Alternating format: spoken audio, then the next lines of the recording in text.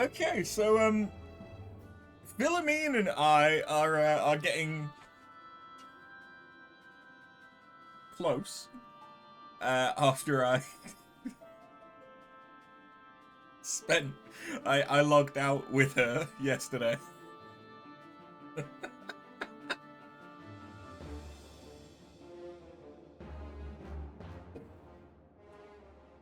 Turns out,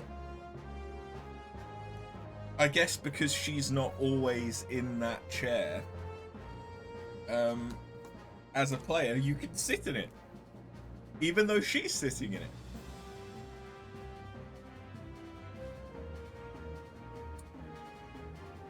So now she's sitting in my lap. Lovely. Okay, well, right. A couple of things that I have done, because there has been a couple of things. It's not much, don't worry. First things first, I've not done any ether currents, although I did find one on the moon, to be fair. Well, actually, I have done one. What I have done is gotten to level 2, rank 2 in Labyrinthos and Mare Lamentorum, and I've bought their mount speed ups. So we should now be a bit faster when we have to go back to Labyrinthos and the moon, given that we are currently in the moon. That makes sense. I haven't done Thavnair. I should do Thavnair, but I just haven't. I literally did this before starting stream today. As well as fixing the green screen so that there's now double thick. I dug out one of my old green screens, so it's now 2-ply, which should mean that the light from the window behind it, especially now that it is going through frosted glass film, shouldn't fuck with the green screen, because it was when I was testing stuff before starting the stream, and now it's not.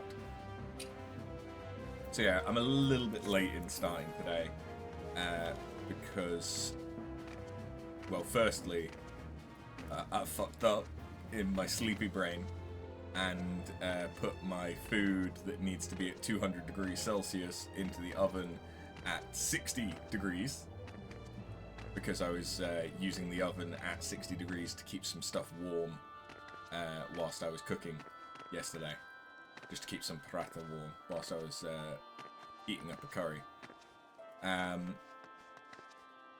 Yeah. So that meant that my like food that's supposed to take 30 minutes ended up taking 50, because I'm an idiot. But then I've also fixed that, done a couple of bits. It's not been a terrible morning. Not been a terrible morning. I do want to do this quest with Philomene, now that I know that it exists. But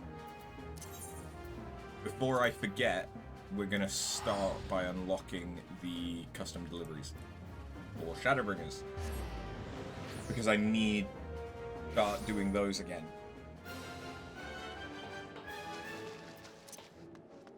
Oh, and now that we're on the moon, I do have a new glam that is different from our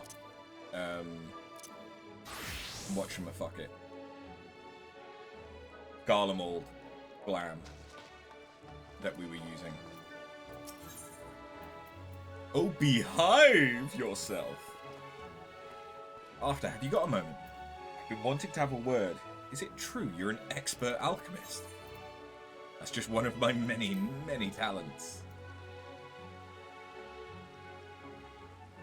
Is there anything you can't do? Alphino says you've been dealing with the Boutique of Splendors and all. Not just anybody can do that. Anyhow, I asked because I was hoping to get your help with something. Bit of a project of mine as it goes. Since I decided to stay here in Yulmore, I've been trying to find ways for people like me to contribute to the future of the city. Thing is, I never learned a trade or nothing like that, so I was struggling to come up with ideas. After a lot of thinking, I put together a pretty decent plan that I could do with your professional opinion and maybe a bit of help, if you're up for it. What do you say? It's for a good cause, I promise. I've asked a couple of old mates to meet us outside the Beehive, so I'll see you there.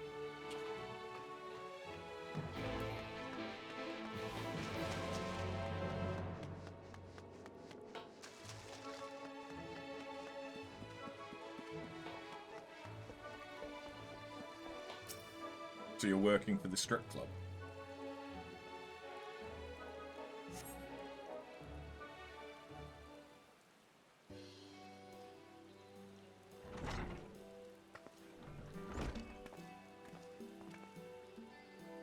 First things first, let me introduce you. This here's Anfrig, who serves his drinks shaken, not stirred. Yes, as the saying goes here in the Beehive, fancy a shake? Reactions vary, as I'm sure you can imagine. It's a pleasure to meet you.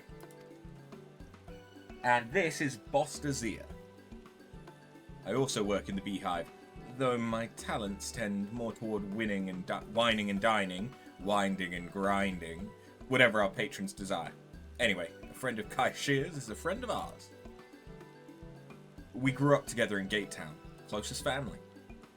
All three of us are orphans, so we had to stick together to survive. We shared everything we had, right down to our last crust of, well, whatever was available. That's why we promised each other that we'd find a way into Yulmore, no matter what it took. But Anfrig and I were chosen, while Kai Shear was left behind. I can't tell you how glad we were to be reunited with him after so long. We've been through a lot, him more than most. We're all here now. Never thought I'd see the day.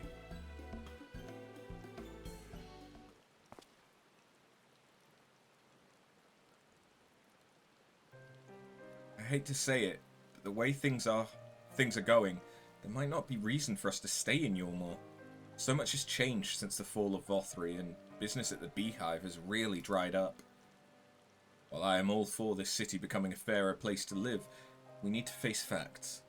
At this rate, places like the Beehive will struggle to stay afloat.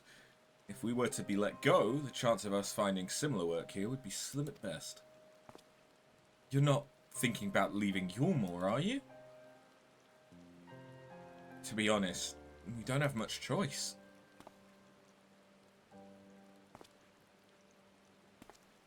Whoa, whoa, whoa! I said I'll sort something out, didn't I? I've got a plan to bring visitors into Yulmore, and I want you two to be part of it. It's also why I brought After here. Her skills as an alchemist are going to solve all our problems, I swear. We're going to start cooking meth. Well, well. How wonderful it is to see my employees engaged in such lively conversation. The Queen Bee! Sorry, sir. I'll get back behind the bar. No, no, as you are. In fact, Mistress Mowena and I were discussing ways in which the Beehive's fortune might be improved. It was then that we overheard you, and my ears pricked up when you mentioned the possibility of attracting new customers to Yulmore. Given the current state of affairs, this would be the most welcome. Would you share your ideas with me, young man?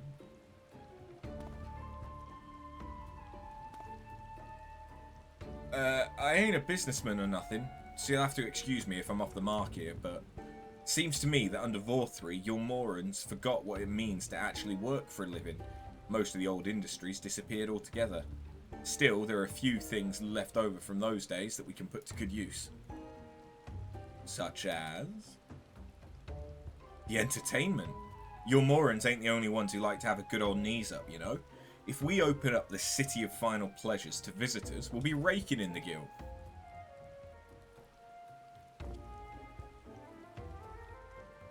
What better way to do it than telling everyone about the Beehive? Of course, word of mouth will only get us so far. But if you put me in charge of promoting your establishment, I'll do whatever it takes to bring in people from every corner of Northrend.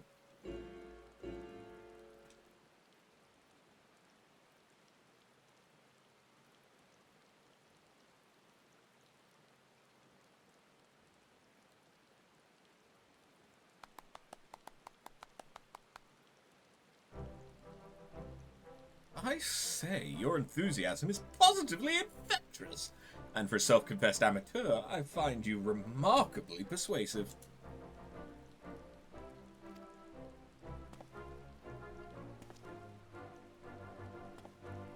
I, for one, think it's a marvelous idea.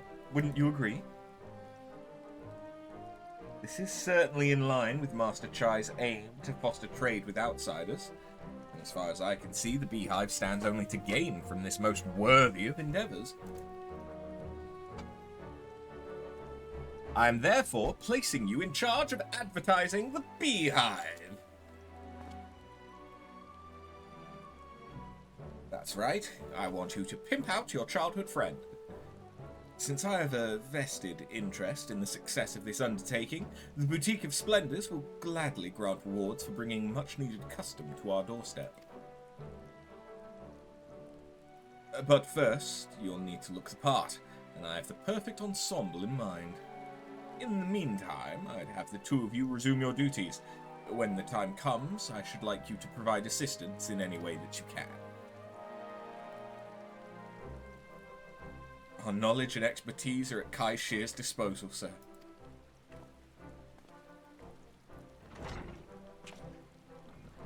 I gather that you are here at the lad's request, yes? I can only guess as to what it may entail, though I dare say all should become clear soon enough. I bid you good day.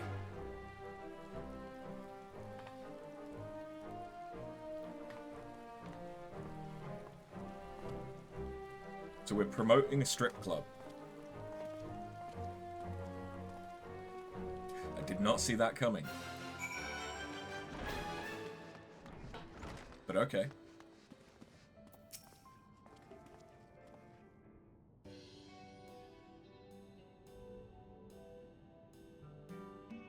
I mean, yeah, you look pretty good. I'm surprised you recognized me in this getup. I have to tell you, I ain't used to wearing anything like this.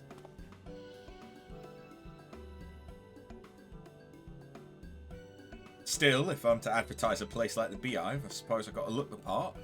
Not it really matters for our task. First task, though. While I was getting measured for my outfit, I was thinking of how we could convince everyone to come and spend their hard-earned coin in the Beehive. Rather than shouting from the rooftops. Oops. I'll need hundreds, and that means I'll need paper, ink, and something to print them on. The last one's the trickiest, but I'll speed things up. It'll speed things up like no one's business. Do you think you could get those? Okay, he wants to make adverts or flyers. Smart. There was one other thing. Right, payment. Of course, I ain't expecting you to do it for free. I'll be getting scripts and whatnot from Moen, so I'll send a few your way. That sound alright to you? Thanks. I owe you one, or I will once everything's been sorted out. All we have to do is bring me the stuff for the flyers, and I'll take it from there.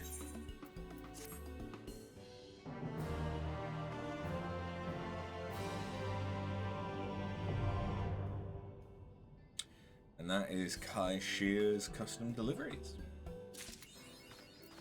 Nice.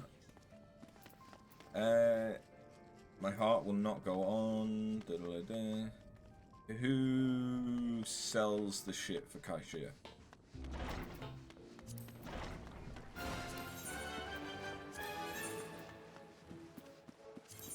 Oh, we get to dress him up.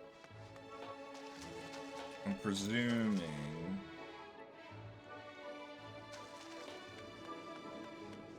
it's one of these people up here. Maybe? No, that doesn't seem right. Maybe just this merchant? Yeah, it's just this one. Okay. What does it take to actually make one of these? Is it? Are we on the 1-to-1? We're on the 1-to-1. Okay, so I need 3, I think. This music is really reminding me of Traverse Town. I don't think it's the first time I've said that.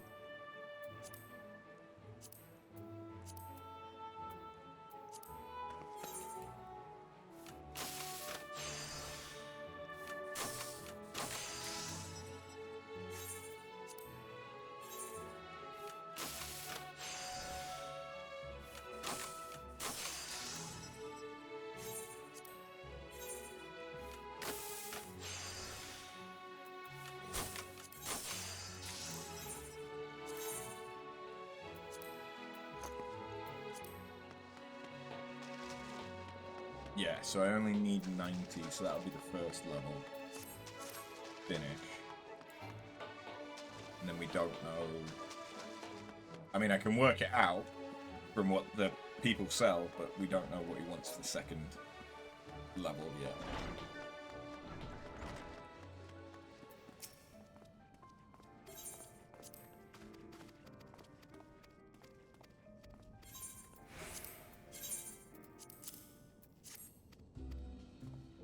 I should actually read that.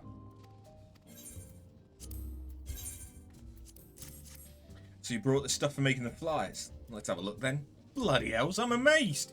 You've really taken it to another level with this.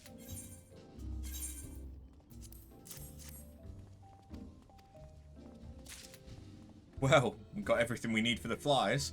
All that's left is to print them.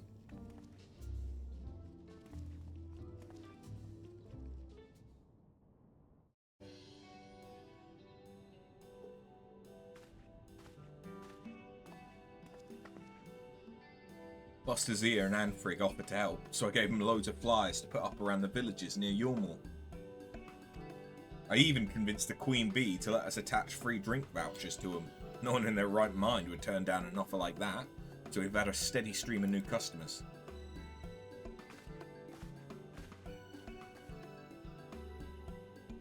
Giving away a bit of booze is one thing, getting them to stay is another. Most of them left after the free one. Well, judging by the way they were necking their drinks and gawping at the dancers, they were definitely having a good time. Wonder what the problem was.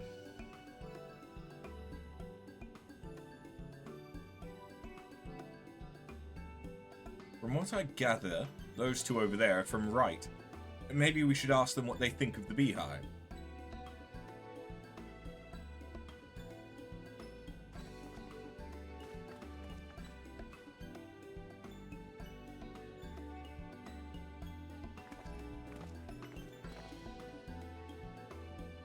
You're not here to kick us out, are you? Why, nothing could be further from my mind. I was hoping that you might share your impressions of our establishment. Eh? Oh, you're asking what we think of the place. Anywhere that gives away booze like this for nothing's alright in my books. And I love the interior. What's the word? Gaudy? No. Vibrant. Yes, that's it. Well then, if you're happy, then so are we. And yet we're not seeing a lot of people coming back after their first visit. Could it be the food and drink aren't to their liking? Perish the thought. This complimentary beverage is one of the finest things I've ever tasted. I shall savour it while it lasts. We'd like to have another, maybe try some of the food, but we simply can't afford it. For the price of a single steak, we could feed ourselves for a week. I'll have a word with the manager and see if there ain't something we can do about it. Thank you for your time. They're used to the rich, so they probably didn't think about the prices. Makes sense.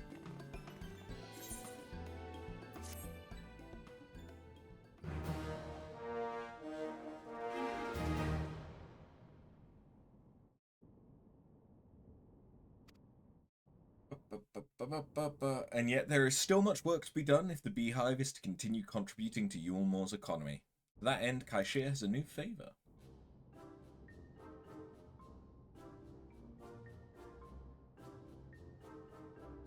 I should have realised this sooner, but the beehive only caters to the rich, and most people in Norvrant just can't afford what we're charging.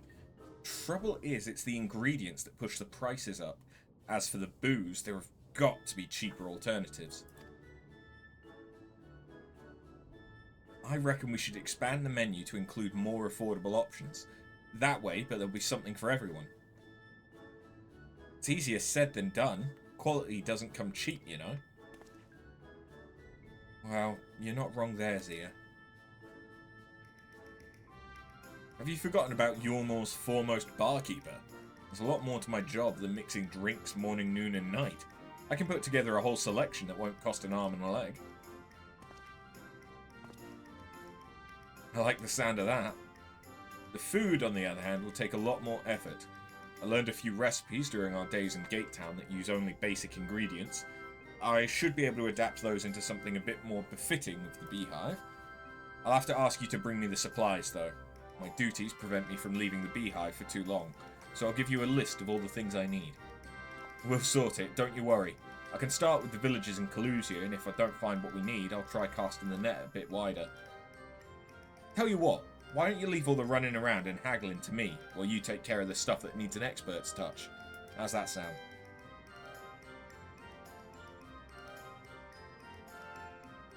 Alright, let's get cracking.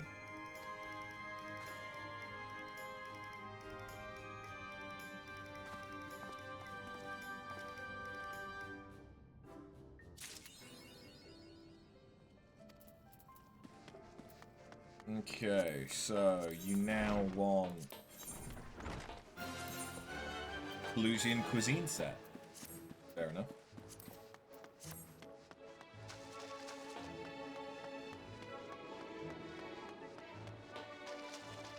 Wait, there's the match. Is this also 1-for-1? Yes, good. I'm hoping that from now on they will all be 1-for-1. It never really made sense that you had to buy multiple of an item, that its only use is being turned into this thing.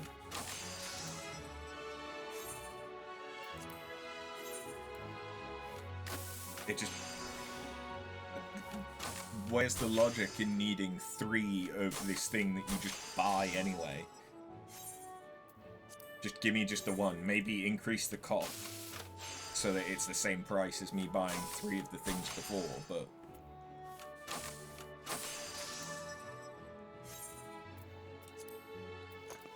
It just means that I'm more likely to buy the wrong number. That's it. Okay, I don't actually know where the next custom delivery guy is. How the cooking supply is coming along. The ingredients used in our new recipes are fairly cheap. But if we don't go the extra mile with the utensils and all that, it'll end up being the same as what we served down in Gate Town. Bloody hells, I'm amazed. You've really taken it to another level with this.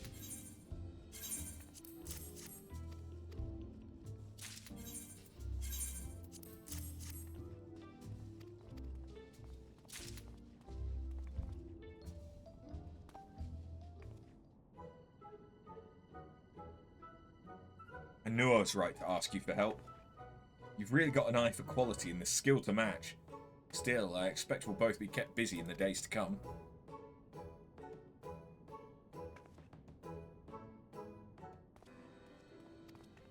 Okay. Shadowbringers custom deliveries. Who's the other one?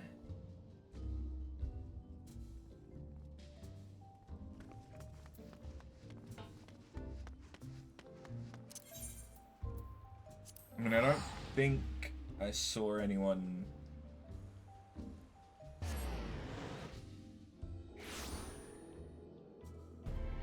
when the fucking website wants to load.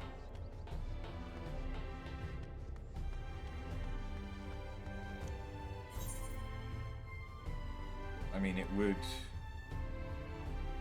Yeah, that's just the leaves and those, so...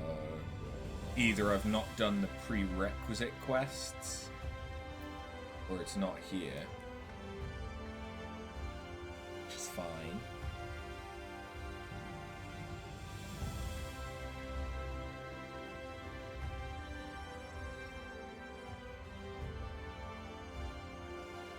So...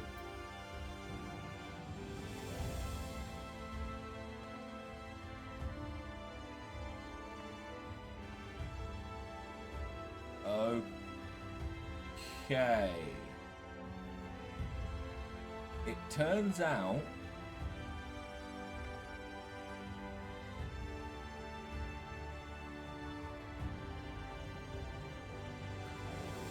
that is it. Okay. Because Adakaraj and L2 were added. Well, no, Adakaraj is Stormblood. L2 and Charlemagne were added in Shadowbringers. There aren't actually any others, but there are 3 in Endwalker, one of whom is in a Shadowbringers region. Okay. But I can't unlock them yet until I've finished Endwalker, because their quest would be here. Okay.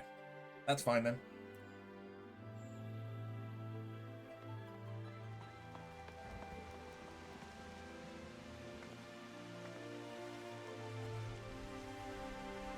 Let's get back to... I could do the MSQ, or I could do that quest for Philomene. Since I was expecting to take a little bit longer to do the custom deliveries, let's go and do Philomene's quest.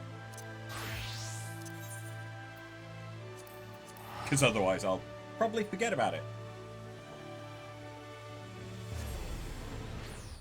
And also, I'm not going to go from doing the MSQ to then sidetracking. It's better to sidetrack and then I can focus on the MSQ.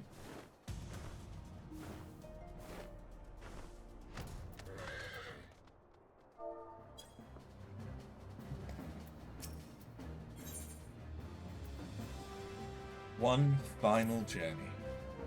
Oh, after. Forgive me, I did not see you there. Ever since you spoke to me of your last moments with Minfilia, I find myself often thinking of the moments I shared with her. And it was during one such moment of remembrance that a missive arrived from an acquaintance in Uldar. Even now, I can scarcely believe the letter's contents, written as if in answer to my heart's lamentations. Such fortuitous timing's nothing short of a miracle, no less than your arrival here this day, I would think. I am about to depart for the Sultanate to meet with my acquaintance, you see, and I cannot think of a better companion for this journey than you. Will you not indulge me with your company? I would not begrudge your absence, but if you're so inclined, it would mean more to me than you know. How could I refuse? You are too kind, my friend. We are to meet on the steps of Thal in front of Estame's Aesthetics. Pray, go ahead and I will be along shortly. That's the Weaver's Guild, right?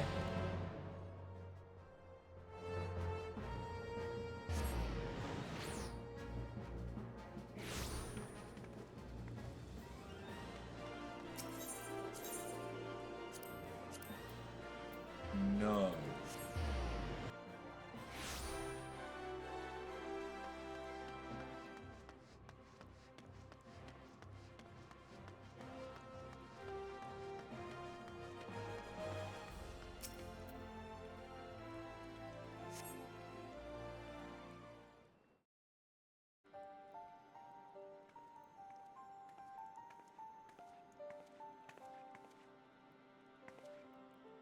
I hope I've not kept you waiting over long.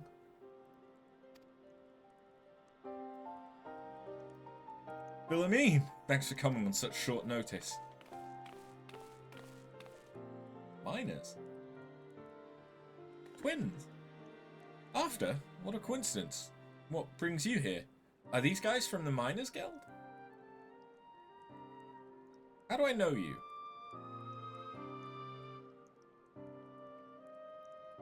Popo Cooley. Ah, you're acquainted. Then I needn't worry about introductions. After was with Minfilia in her final moments, you see. I thought it only right that she be present. So is it true, my friends? Did you find it? Start from the beginning, the concern was contracted to work on the waterways below Uldar. Naturally, this included reconstruction of the Sildee aqueducts. Policeman Feeler and the others fled after the ill-fated banquet. Aye, and while we were clearing out the tunnel, a glint amidst the debris caught our attention. Cat's eye. At first, we wondered how it got to be there, of all places, but then we remembered the stone Minfilia gave you all those years ago.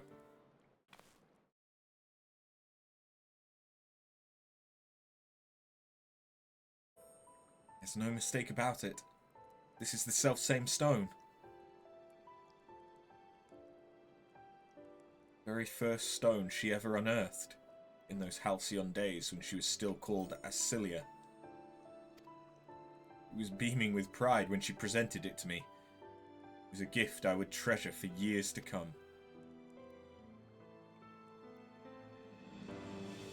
Until the day came when she needed it more than I. She seemed so lost that day in the waking sands. I knew that the cat's eye would remind her of how far she had already come, and instill her with a little more courage to take the next step. To think she wore it all this time. When we searched the waterways shortly after the collapse, we didn't find a trace of the scions. No belongings or anything. Curious it would appear after all this time.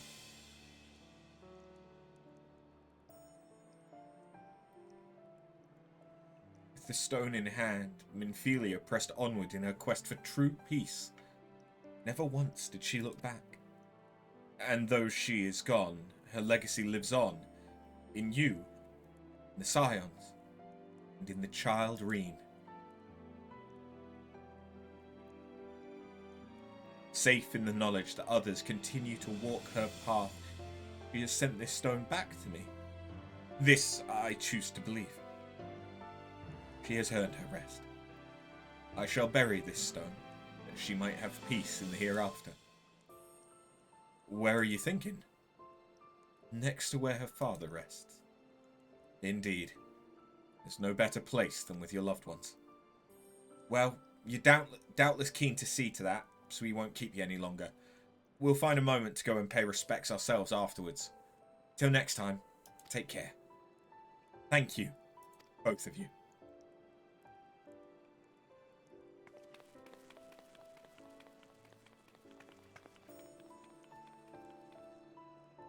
Warburton was interred here in Uldar at Aurelic's burial chamber.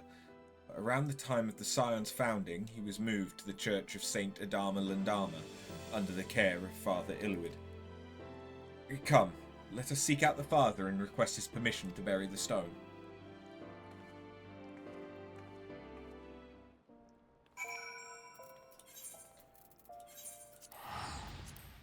That is the church where Sid was taking refuge when he couldn't remember himself.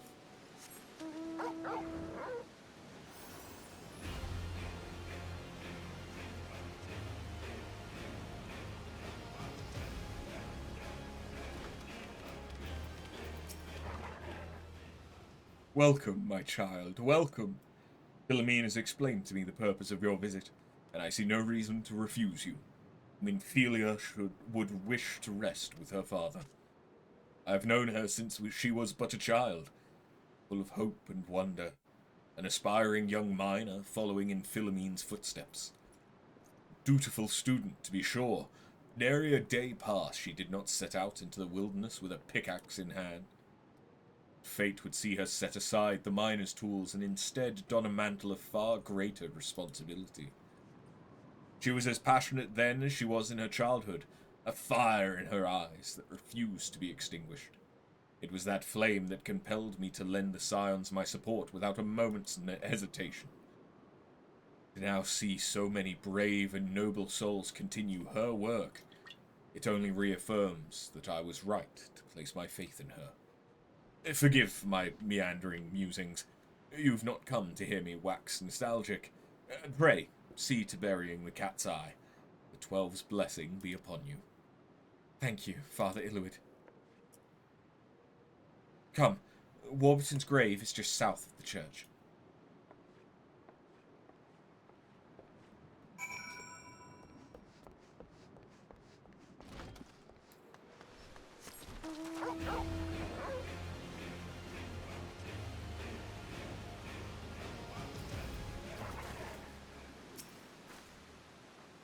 Here it is.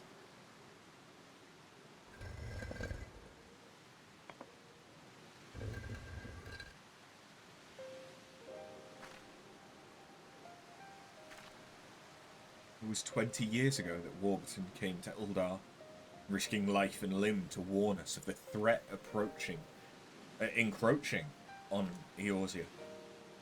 20 years ago my ambition robbed him of his life. A daughter of her whole family. You would have been so proud of her. She was a warm, compassionate, and vibrant woman, always ready to answer the clarion call of duty without a moment's hesitation. Just like her father. In the end, that selflessness rather, would save no one. In the end, that selflessness would save not one, but 2 worlds. Very different meaning. Now her duty has ended. Though you are worlds apart, I pray with this stone, this precious gem from Acilia, part of her remains at your side. Just as she remains forever in my heart. Oh, Acilia, never did I imagine such greatness could be born from a beginning so humble. I am proud to have been there for that first little triumph. Not only did you find a gemstone, you found your own path.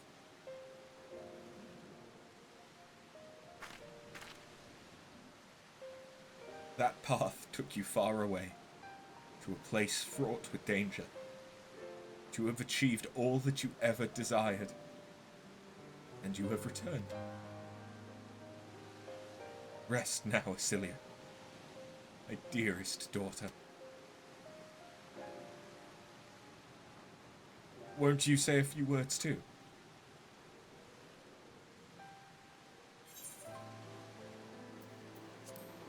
You can rest now, Minfilia.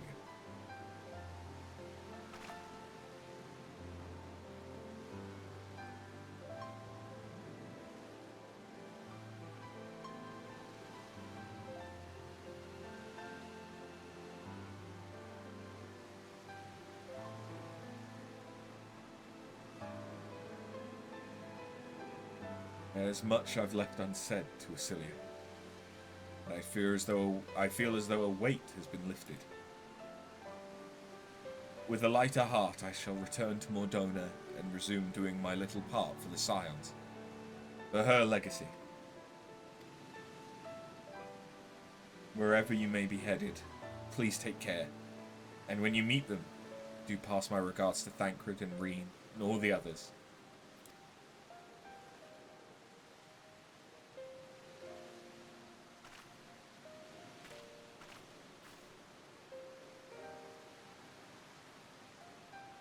Thank you for everything.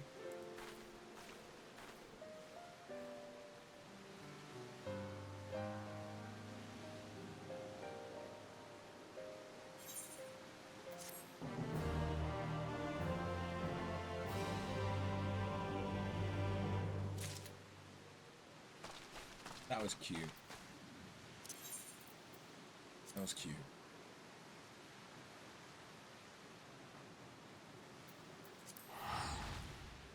Speaking of cute, let's go see Living Way. And since we're on the moon, yeah, it's one of the PvP sets, but it fits a bit more with the technology and stuff. Although, and I can't really play Picto because it's not a high enough level, can I? Yeah, we'll keep going with Viper.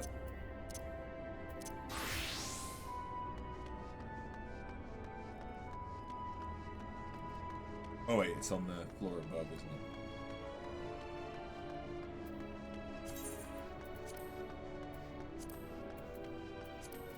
I do not need the crappy, low quality ones.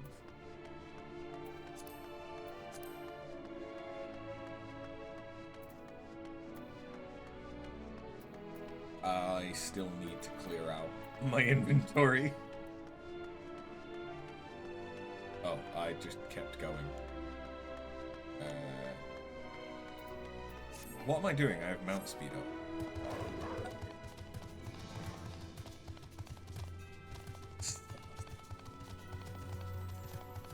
So much better.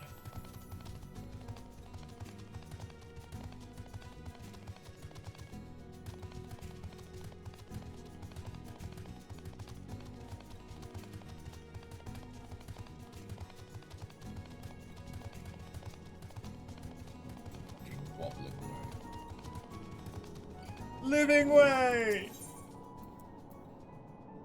Purple carrot juice. Right then. Now that you're here, we need you to teach us all you can about your people. And quickly. It won't be long before the final days are upon us in all their terrible grandeur. So it is imperative that we be prepared to receive our passengers to be. If there is anything at all that may displease them, it must be addressed post-haste. And address it we shall.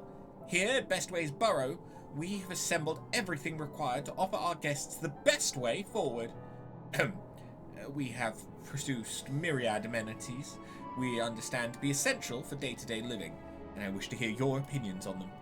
I'm sure you've all worked up an appetite, so why don't we start with foodstuffs? Meet the Caratorium, and we'll see about filling your bellies. Caratorium? It does not want enthusiasm. The notion of Aetheris rotting to its core being a matter of course is rather concerning, though. Nevertheless, let us take this opportunity to learn more of the Leporits in this vessel.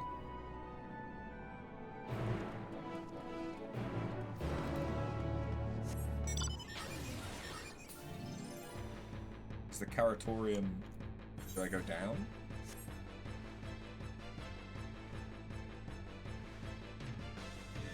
I'm not sure.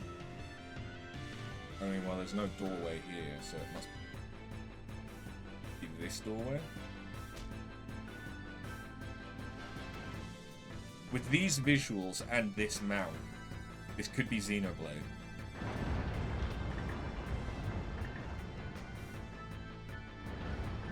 Like, this honestly looks like a region from Xenoblade Chronicles. Hopping way, yawning way.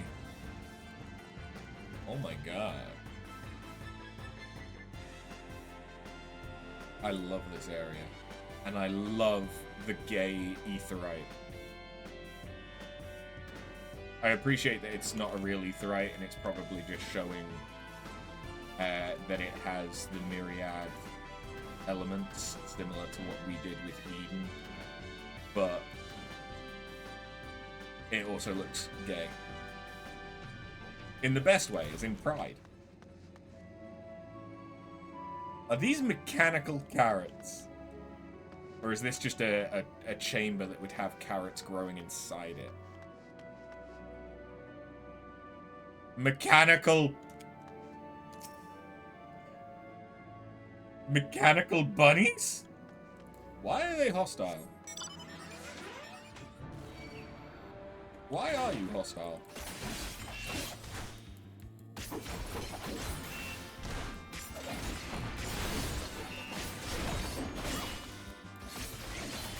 I think this might be one of the first things that we need to talk about with Living Way.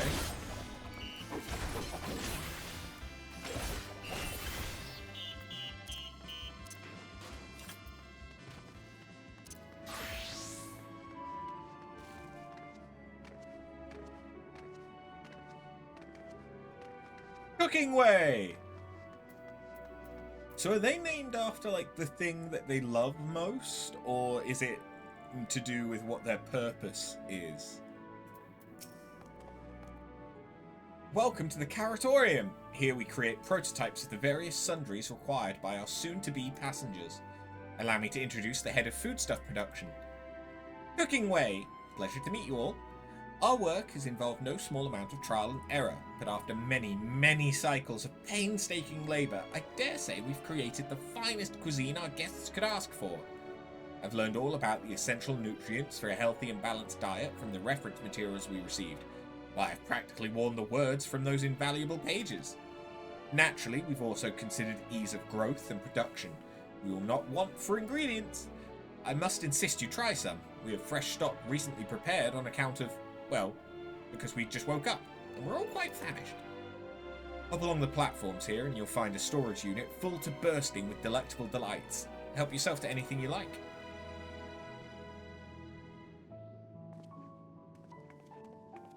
Are they all going to be carrots?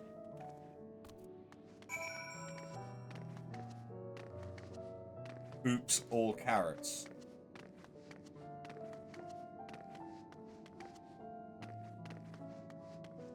blasting way. This doesn't require a debate. We have work to do, so quit dragging your feet and get to it. You open up the storage unit and find a rainbow-coloured assortment of carrots. The unassuming orange, the peculiar-looking blue, the vibrant yellow, the ominous crimson. Ominous crimson. Yum yum. The soft texture and redolent aroma of this crimson creation belie its staggering weight. The excessive length and girth only compound the mystery, leaving you perplexed as to the nature of this carrot. Are you certain you wish to eat this carrot? Num num num num num. On second thought, you elect to simply take an obscenely large carrot for now. Due to its bizarre qualities, it would be prudent to ask Cookingway whether it's safe to eat first. I mean, if this was in food storage, in the food prep production area, I don't see why it wouldn't be food.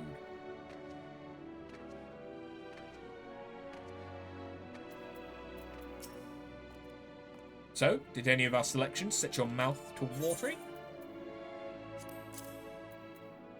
Even Vieira are like to swoon at the sight of so grand a carrot. That or be offended by all those who assume that they would be. Ah, yes, a fine choice. One of my personal favourites, actually. Please, dig in. I'm eager to hear what you think. With great trepidation, you take a bite out of the carrot. The carrot's oddly tender, but as you begin to chew, a rich aroma fills your nostrils. A newfound vigour begins welling within you. The rumbling of your stomach, however, suggests it may simply be indigestion.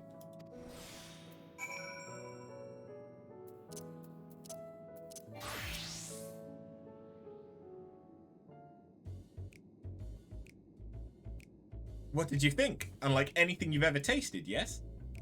The iron carrot can be a bit difficult to digest, but the boost to endurance it promises makes it a perfect meal before a day of heavy lifting. We have plenty of other varieties too. Bleeding carrots to improve blood flow, dream carrots to help with sleep. So you see, we have a carrot for every occasion. But what if I don't like carrots? These carrots are extraordinary, but what if I don't like carrots? You don't like carrots? Oh, you must mean that you don't like them served in this fashion. Worry not, we have pureed versions on hand if you haven't the time to chew. I take it you too had a wide assortment of carrots to choose from and naught else?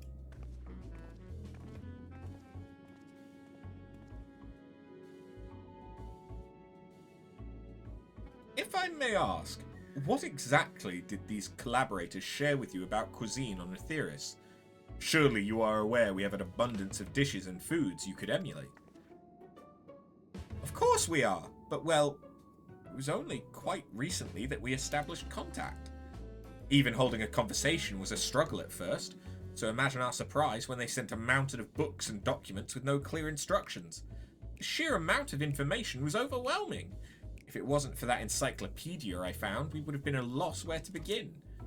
And so we decided, rather than divide our resources to prepare a variety of middling and potentially unsatisfying meals, it would be more efficient to devote our efforts to the production of a single perfect food. That's all well and good, but man cannot live on raw carrots alone. Have you considered cooking them? Do you mean steaming, boiling, roasting and the like? I suppose we could prepare the carrots in other ways. But our primary concern was efficiency, and what's more efficient than sinking your teeth into a carrot fresh from production?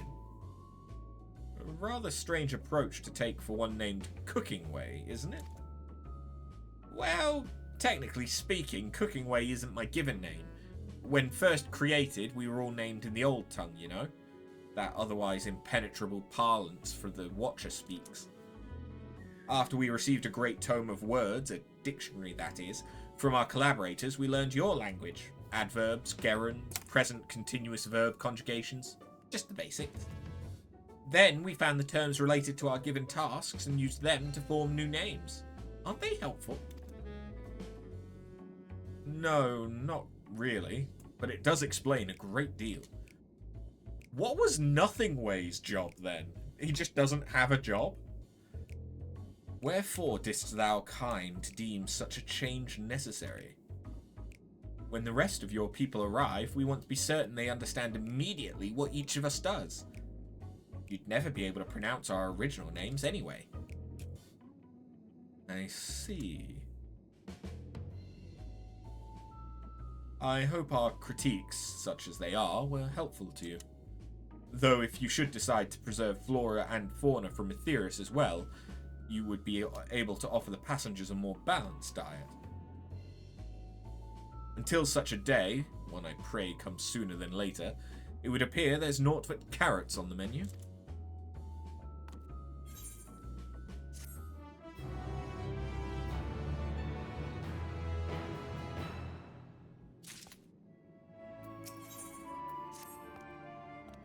I think we've had our fill of carrots for now. Let's move on to other necessities, shall we? Our clothing production's sure to impress. This way.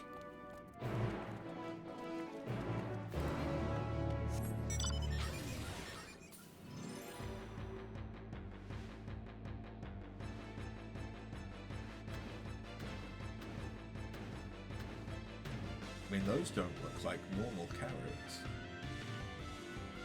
What are these? They look like crystals.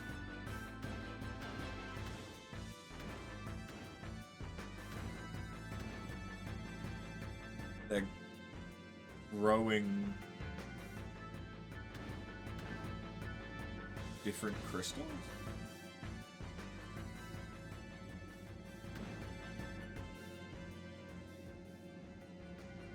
Huh.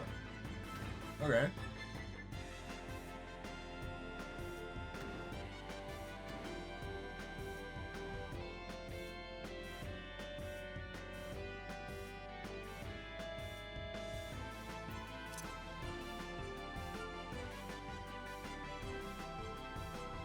Okay, we might get an explanation of what they're growing. Here we are, the apparel production station. Inside the Caratorium? Okay. We've chosen to employ more traditional methods for this task. Creation magics.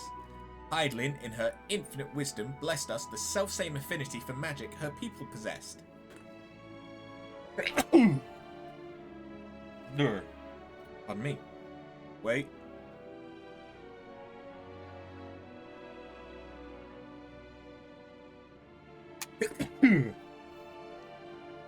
That's a sign I need to close the window.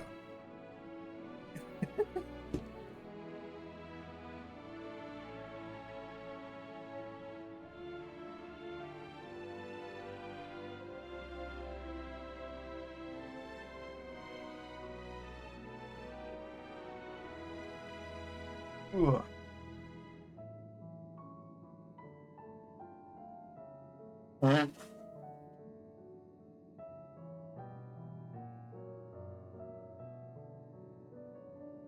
Ugh, pardon me. We have other amazing talents, of course, and I know you're dying to hear about them, but I'll regale you with details another time. That said, we did run into a spot of trouble at first. Our magic alone was not sufficient to see our work done. In the end, we discovered crystallized ether was a wonderful catalyst that could provide us with the extra V's we need. My, how resourceful. The sweet sound of recognition! You will also be impressed to hear we read all about your habit of changing attire to match your chosen profession, for the sake of efficiency, I presume. This has also been taken into account with our designs. But why take my word for it when you can simply try on our clothes? Make yourselves known to the workers and they'll see to the rest. Oh, is everyone going to get new outfits? I suppose Alphino and Alizé got new outfits, but no one else has.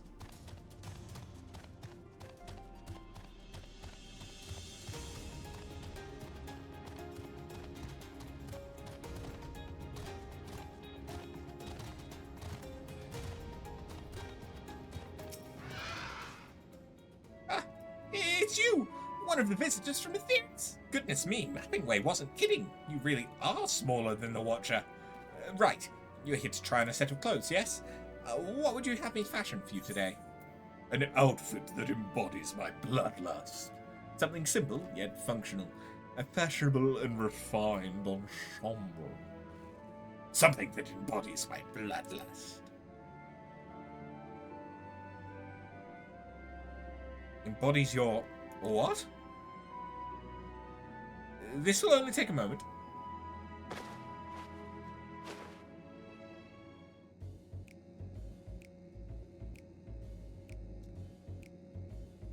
Okay. There we are. All finished. A perfect fit, if I do say so myself. I'd be lying if I said I understood what bloodlust is, but I assume it's something you enjoy. I made certain the clothes are flexible, yet sturdy enough to endure whatever it is you plan to do while wearing them. Would you look at that? Speechless. And there I thought you may not like it. If you've a mind to try something else, why not try speaking with my fellow artisans? I'm sure they'd be happy to oblige. You must continue wearing these garments in order to progress. You will change back to your normal garments if you move too far away.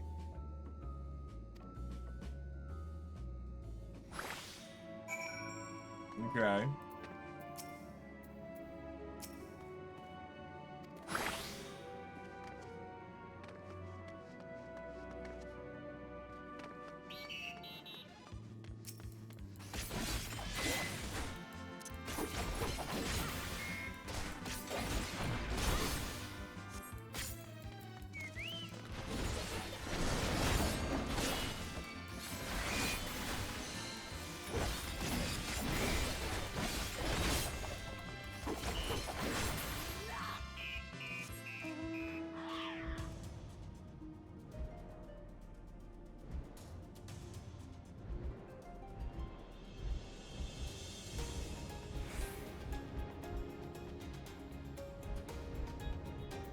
What about you? No one said you'd be coming. How can I help? You wish to try my clothes? Really? Of course. It would be my honor. Did you have something in mind? Got anything with a little more flair? I'm looking for clothes with an altogether different design. Surprise me. I'm looking for clothes with an altogether different design. I think I can handle that. Let's see. This should do.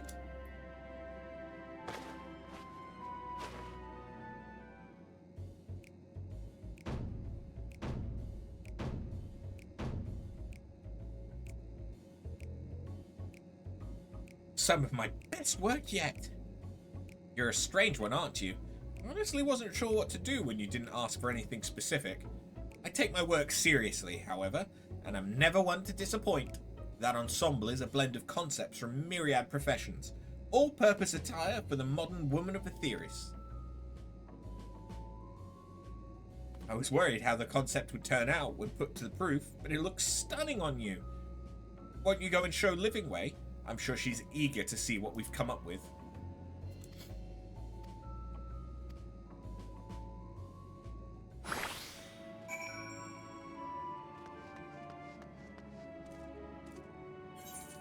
It's kind of interesting that it's seemingly a Realm Reborn gear.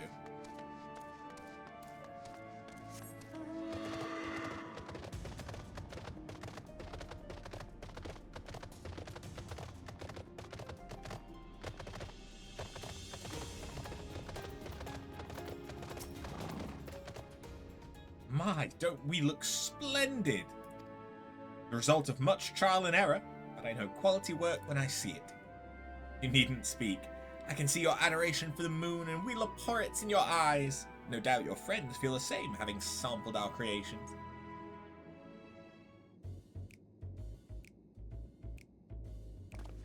Oh God. Oh God.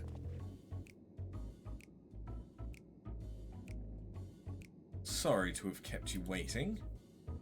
They insisted we sample all of their concepts ere we returned.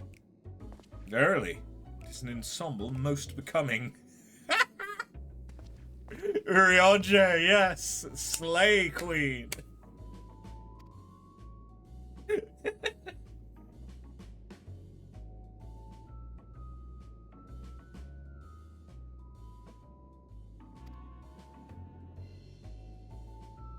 I think it's past time we returned these clothes.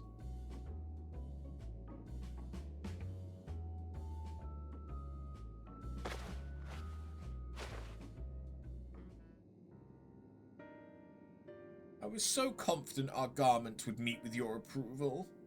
Whatever are we doing wrong? The Watcher taught us that in his time, everyone wore the same robes. To do otherwise was against social etiquette. We thought we could appeal to modern tastes by tailoring the robes to specific professions, but... Please, you mustn't be so hard on yourself. Should we resort to evacuating the people of Aetheris, they will most certainly have need of your attire. It is clear you spared no effort in addressing our needs, but you must understand that we are not quite so homogeneous. Speaking for myself, what I wear now better suits my tastes, even if it is of inferior make. But there are others whose choices may be influenced by traditions or personal experience. Rather than making assumptions for the whole, you must consider the individual and their potential preferences. I fear we've underestimated the complexity and diversity of your people. Even if we'd memorized every tome we received, I doubt we'd have fared much better.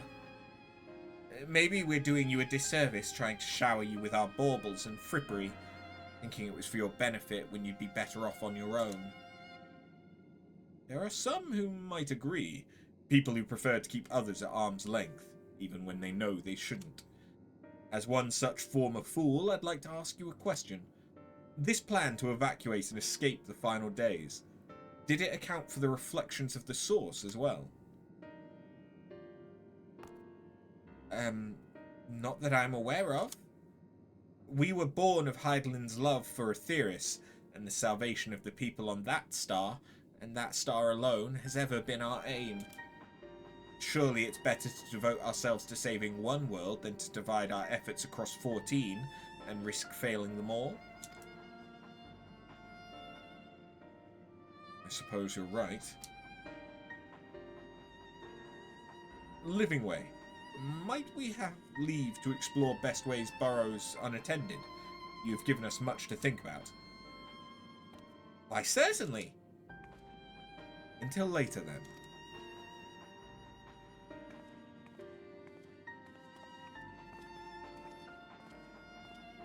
If I may, I should like to accompany thee a while longer. Really? I mean, you're more than welcome to. There was actually something I wish to speak with you about. Let's be off then, shall we?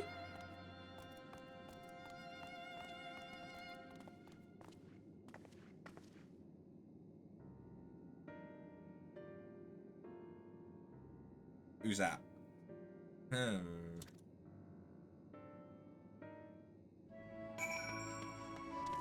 Oh, there's a fate here. My apologies. I wasn't trying to spy or anything. Everyone's been talking about the visitors come from Aetheris, and I wanted to see what all the fuss was about. I was excited at first, but now I'm worried. What if the people of Aetheris refuse to come? What if we can't save them? It's clear we've made a mess of things. But wait, you still haven't visited the domiciles. Once you see them, you'll understand how wonderful the moon truly is. I'm sure of it. I'll be waiting for you by the teleporter near the entrance. Oh, and the name's Growing Way, by the way. See you soon. I swear to fuck if the domiciles end up being massive carrots, I'm gonna both love and hate it.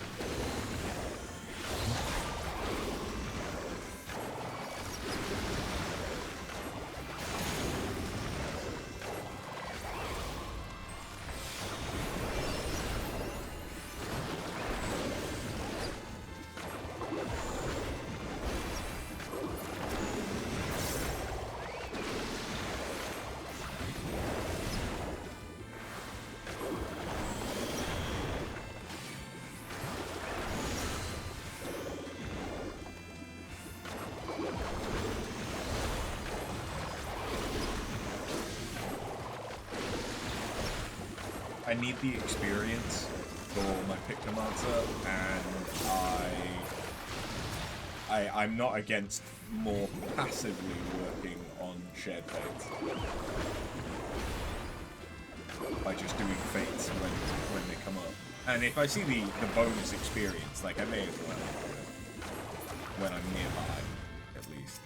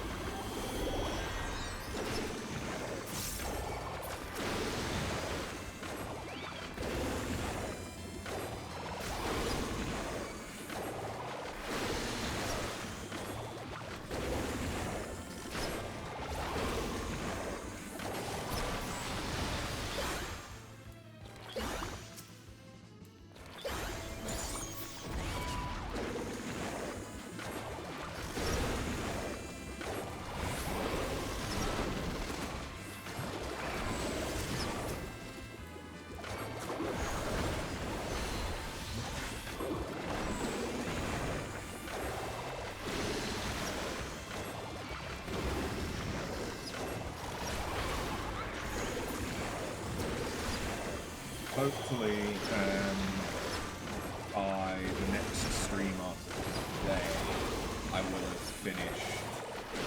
I mean, at the very least, I will have finished Lucia's shared fates. I might have even done Armor Ring, which will finish the Shadowbringers. But I also need to try and get the weapon mounts still.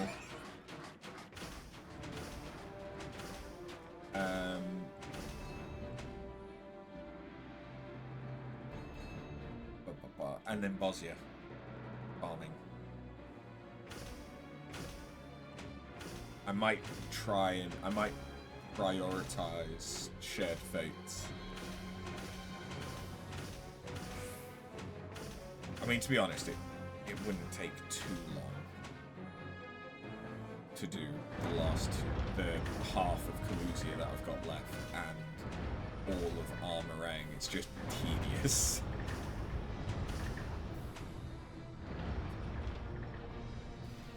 Crushing way. Splitting way.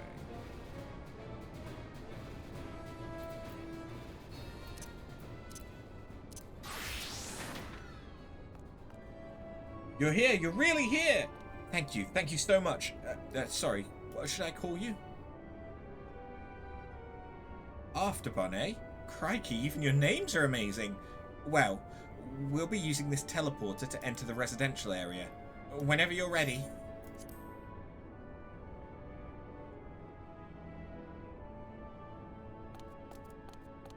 Ready in the teleporter.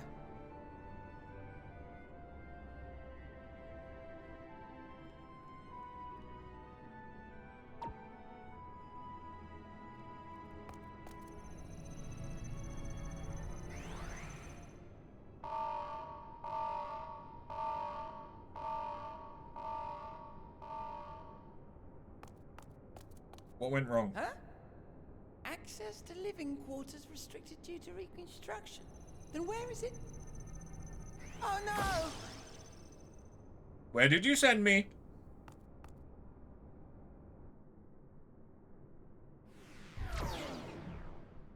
I see Orionje.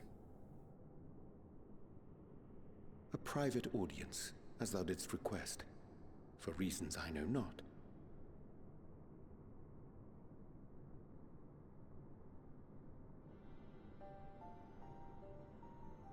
Just a precaution. I'd rather I didn't have to ask the question at all, but I take my responsibilities very, very seriously. Do you and your friends, by any chance, find our accommodation wanting? Be honest, brutally even. 'Twould be ungracious of me to belittle the efforts of thee and thine. Lovely sentiment, really, but the disappointment is writ plain on your comrades' faces. It's all the more frustrating since no one will come out and say what they find wanting.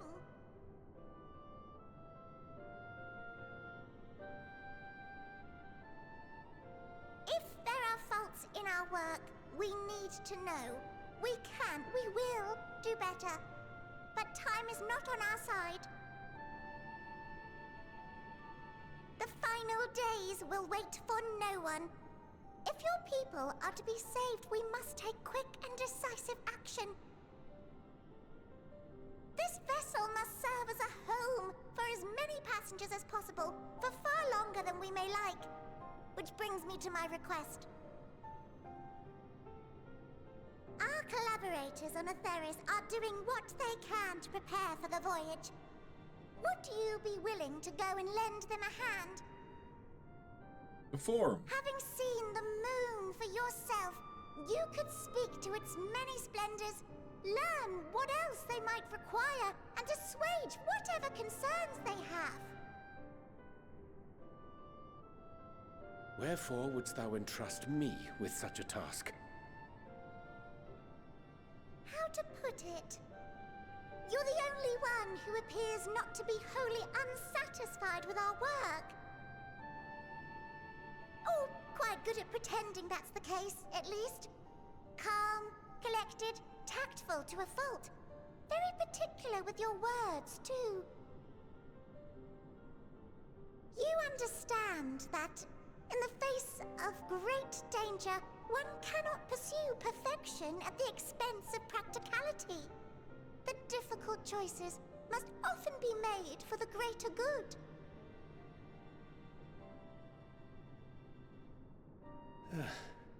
And so fate doth conspire to set my feet upon this path once more.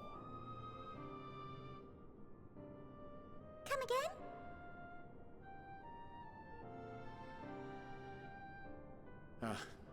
Idle musings. 'Tis no trifle thou dost ask, yet full well do I understand the urgency and necessity.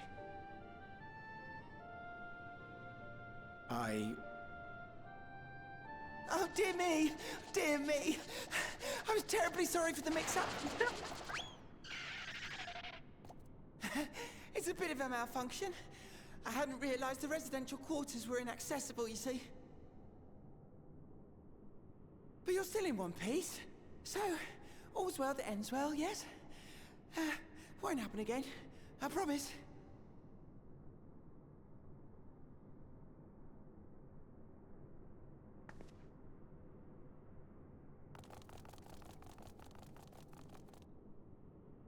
That makes it look like he is the daycare leader. Daycare? What?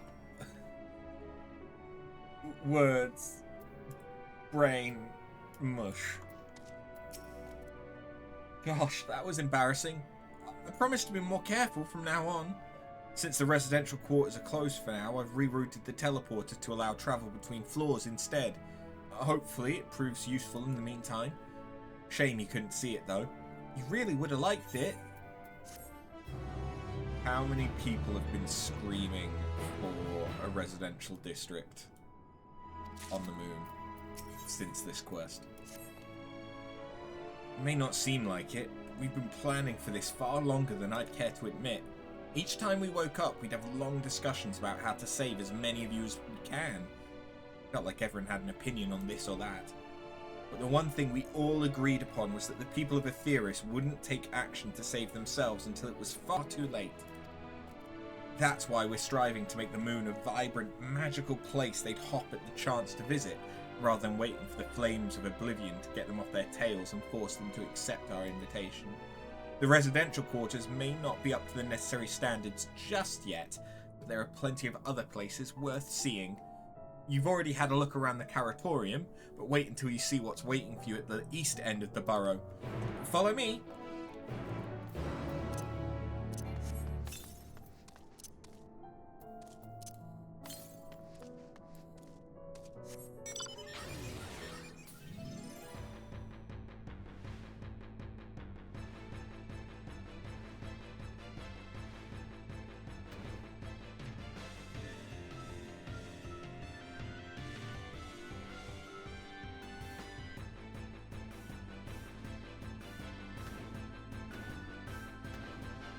Yeah. Squish. Good, you're here. Through this door is Greatest End's Vale. It was named as such because it's the veil to end all veils, the most beautiful forest you'll ever see. We understand the people of Aetheris enjoy taking leisurely walks through natural spaces and the like, so I'm sure you'll enjoy it. How about we start with a nice stroll to the fountain? This way.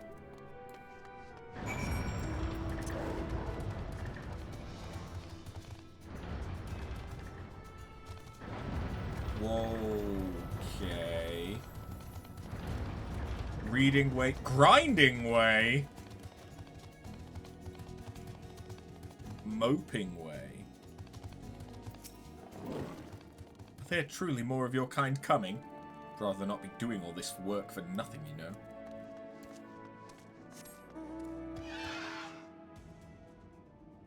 None of it's actual green. It's all mechanical. Oh hey, I need to murder you.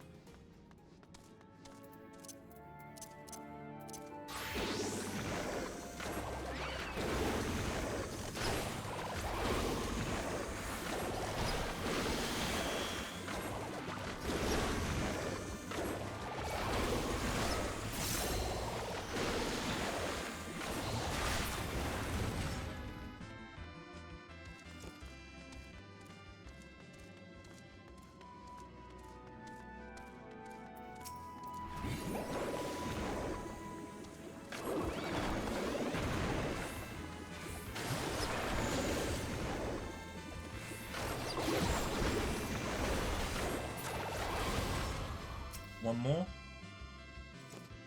One more.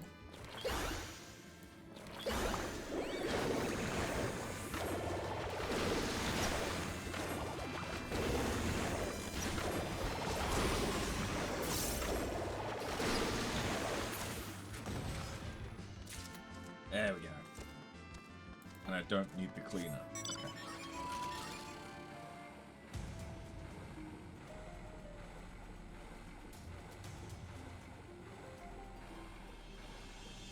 Fate here.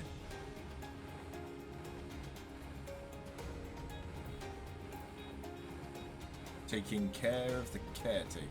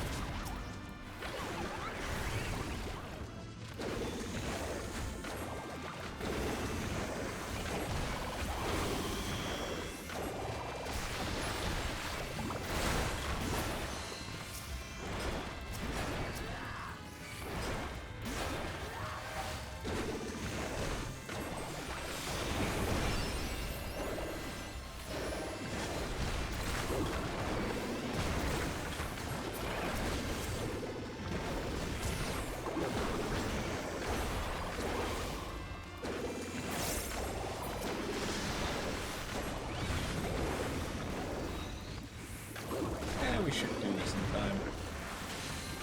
Even though I'm actually low level for this.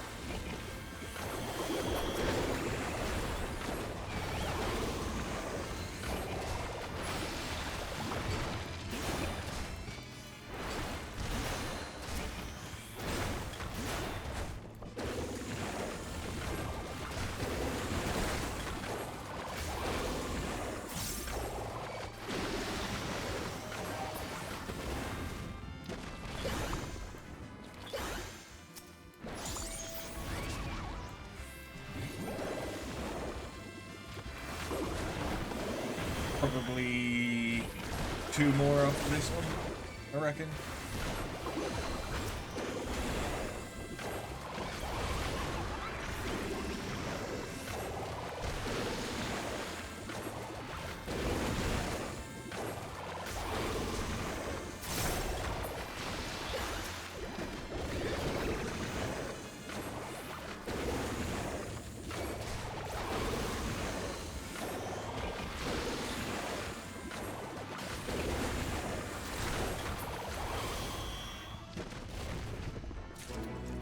Sweet.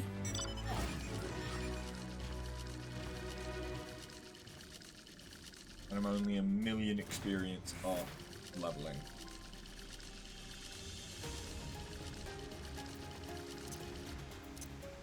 Is this a bar?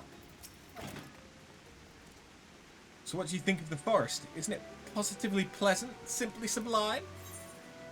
I couldn't see the forest or the trees. I didn't see any... Wait, you don't mean those crystals out there are... It says transcendent as burying your face in Chocobo's plumage and taking a good long whiff. Right you are. Our forest is made of crystals and constructs, dotting the landscape as far as the eye can see. Building this place was a challenge, let me tell you. Since we were born here, we've never seen trees in person before, let alone a forest. The information sent by our collaborators was quite enlightening, but after much deliberation we decided to use crystalline constructs in place of living trees. And thanks to our atmospheric circulation system, this place produces air as clean as they'd find in a forest on Etheirys. The fountain here behind us, powered by the rather large crystal adorning its top, plays a vital role in supplying us with fresh water.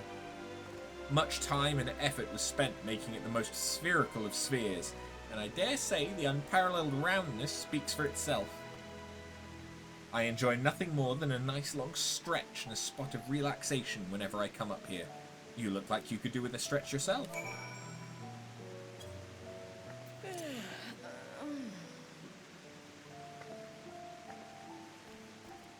That's the spirit. I feel more relaxed simply watching you. A sight worth the many years spent building this place.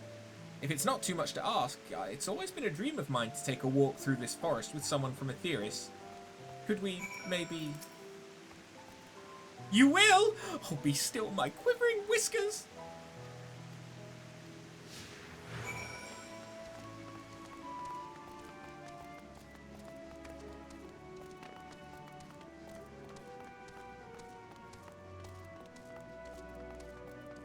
They're very earnest. I'll give them that. I was thinking that I could be more helpful to you by teaching you a little about the moon and what it is we do. When we were first created, the moon's sole purpose was to hold Zodiac. There was absolutely nothing to be found here. Eventually, Hydaelyn gave us our first task. Furnish the moon with propulsion systems capable of facilitating travel to another star. It sounds impressive, and I suppose in some respects it is. But it was only possible thanks to all the knowledge Hydaelyn shared with us. We also had a lot of time to get it done. 6,000 years, give or take. But anyway, let's keep going.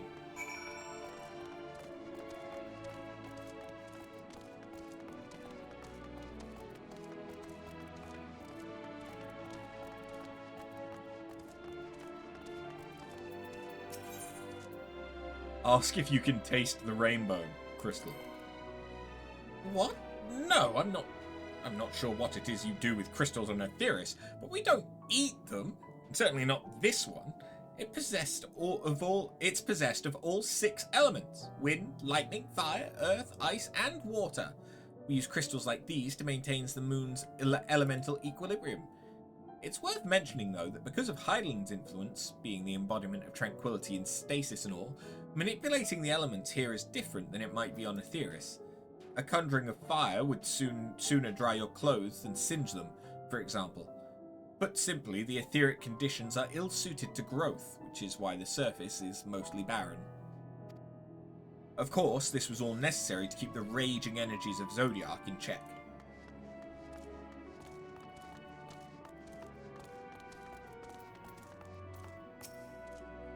This may come as a surprise, but we didn't begin building the habitable areas until after the propulsion systems were ready. Considering how long it took, I wish we'd started sooner. Who would have thought we'd need 4,000 years to make all this? Certainly wasn't work you dare rush either.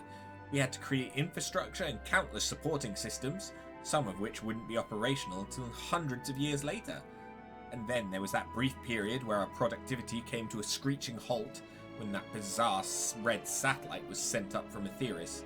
The Allagan's mischief, I think. We thought maybe some new nefarious actor was colluding with Zodiac. All we could do was stand by and brace ourselves for the worst. I can't tell you how relieved we were when Hydaelyn informed us of its destruction. Oh yes, there was much joyous humming that day.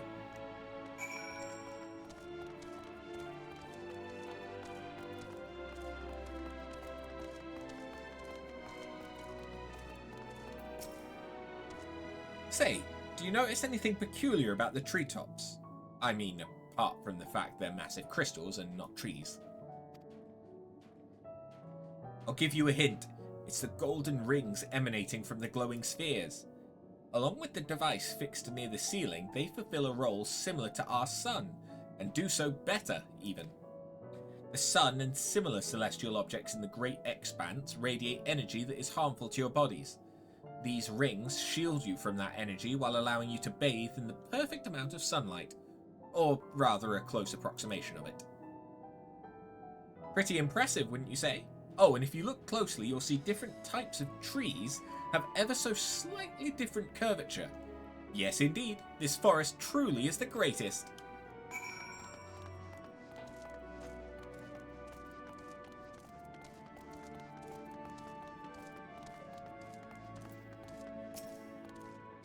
There was something else I wanted to tell you about.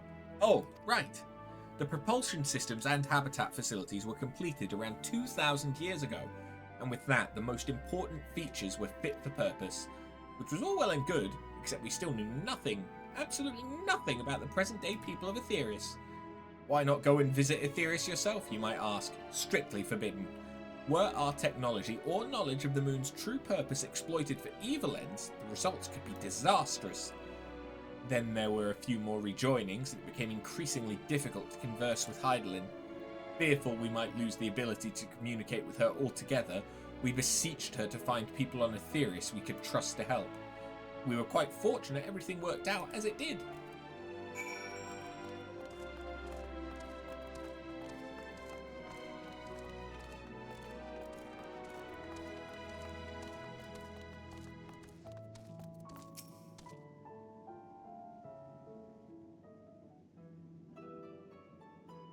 With the exception of routine inspections and maintenance, we remained asleep and waited, hopeful Hydaelyn would find someone who could help us.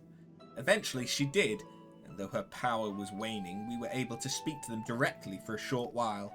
We shared with them everything we could, including our knowledge of the heavens and a means to travel here to the moon.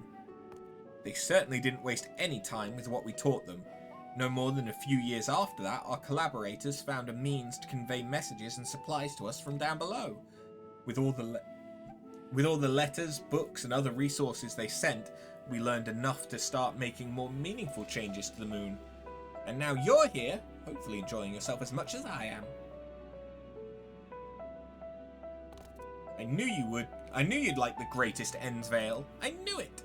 Thank you again for coming here, by the way. I know it was just a walk through the forest, but it meant a lot to me. There you are. I take it you've already received the Grand Tour? A shame we missed it. Growing Way! I've been looking all over for you!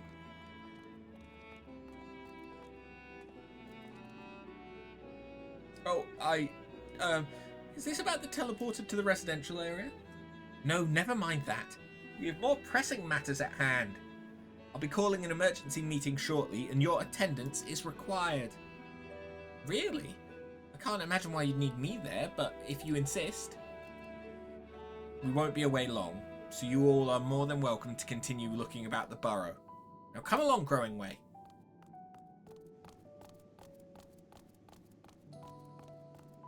Before we arrived, you seemed to be in the midst of a rousing conversation with your guide. Did you learn anything of import?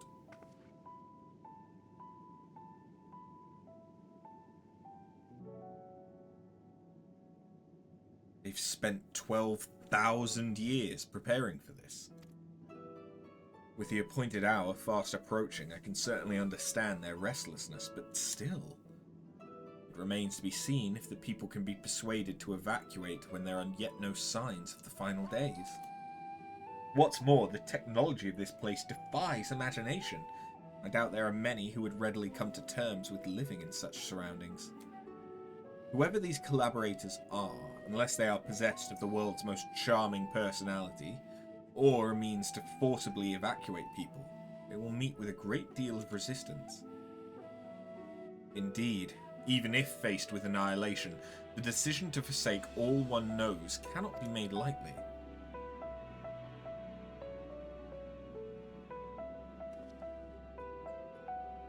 Forgive me, friends, but I must beg your leave. There's another matter which yet begs for mine attention. Of course, we could accompany you if you like. Nay, that will not be necessary. If you'll excuse me.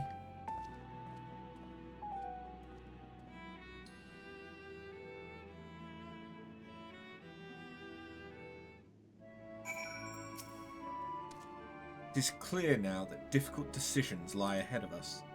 Preparations for the evacuation of Aetheris is indeed crucial. I am not yet willing to forsake our world and its reflections, and I trust I am not alone in my reticence.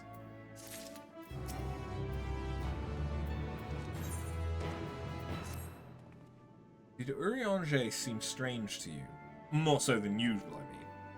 I know he has a penchant for keeping his own counsel, but I'd be lying if I said I wasn't worried. Would you go and see if he's alright? Yoshida and I'll remain here and see what else we can learn about the final days. If you hurry, perhaps you can catch up to him.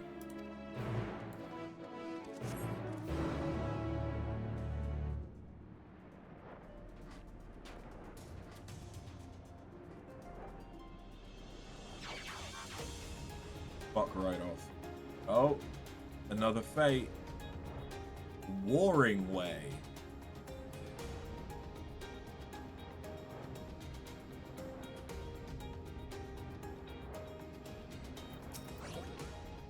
Oh dear, a swarm of dynamite has drifted inside the burrow. You must help us get rid of them before they blow this place to smithereens.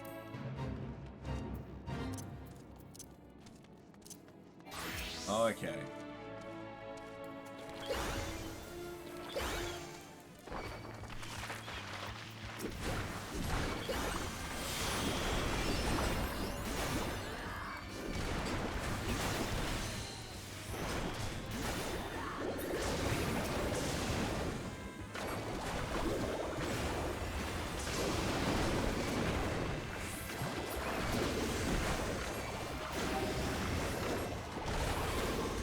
Warring Way appears to be a scholar? Or an artist. Carrot and Ruin.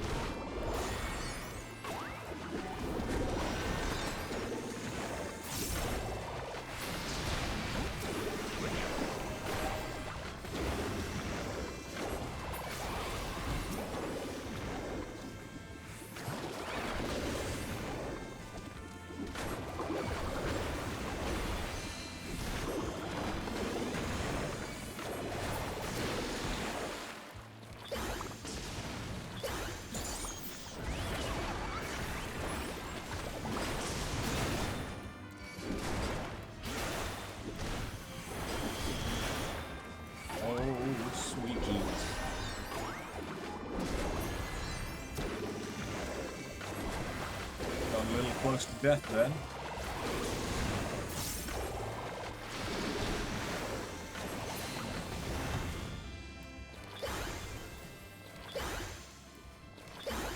Let's just hang fire for a moment.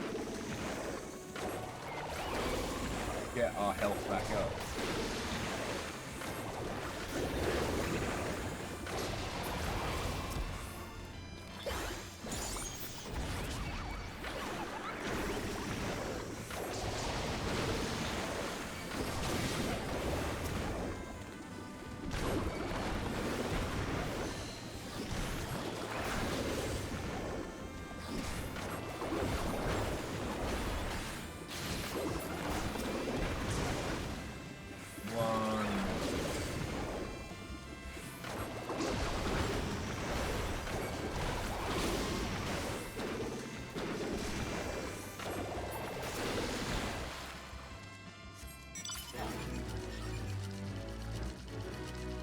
Nice.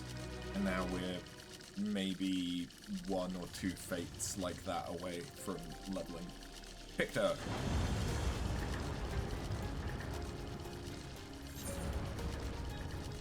Oh, and we have blue quests. Oh wait, that's a point actually. Northeast. There is no more northeast, so it must be in here.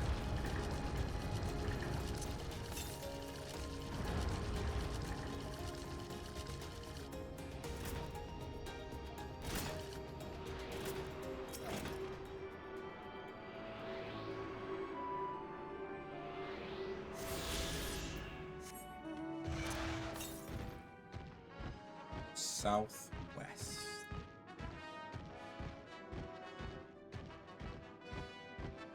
How do the Leporites feel about me running through here on a Rathalos? I feel like this would be quite spooky.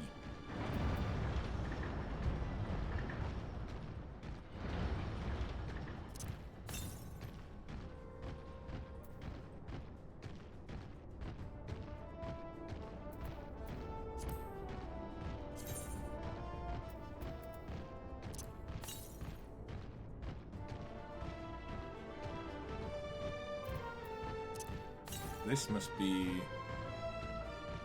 just out the south entrance, right?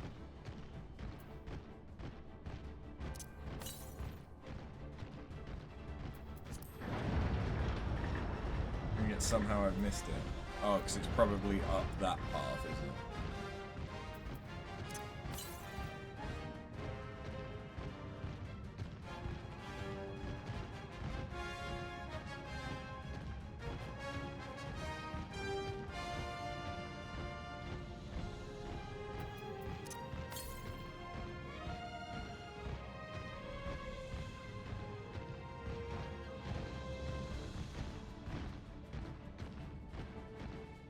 There it is.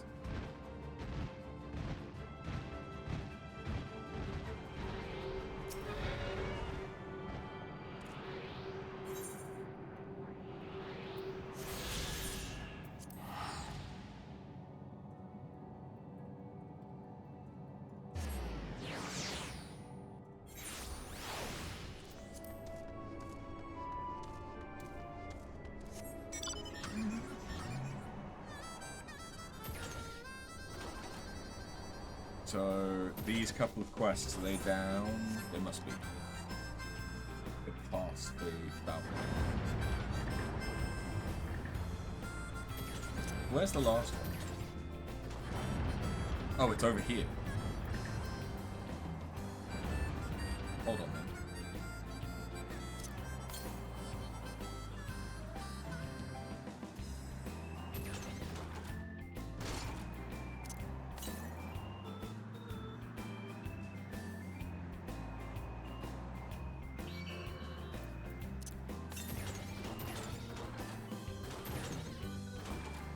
Oh, it's there.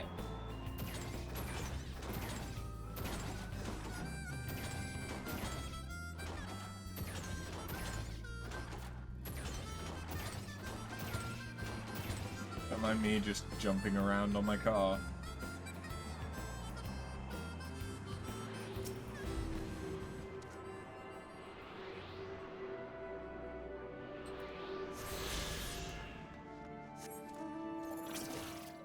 Okay, we've discovered all of the exploration-based ether currents. Falling Way.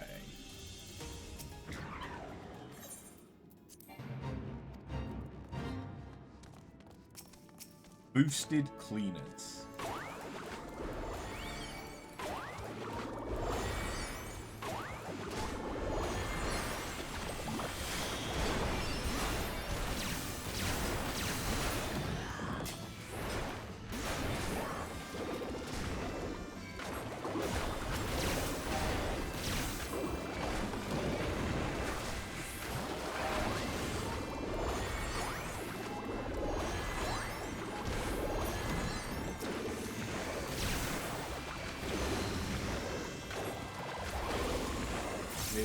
No, it's not boosted. This might be enough.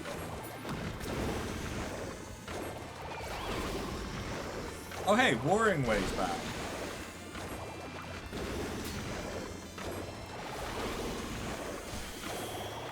Is this a quest chain? Involving Warring Way?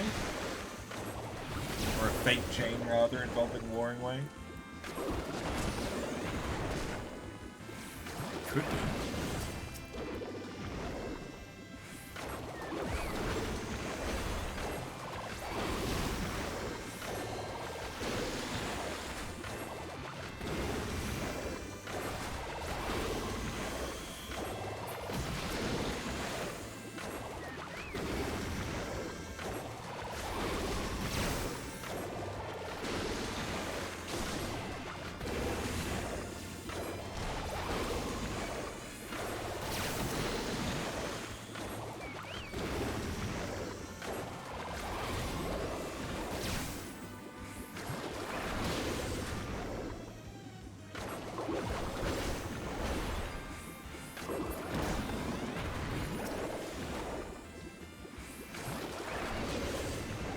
Again, probably like 3 more I need to kill.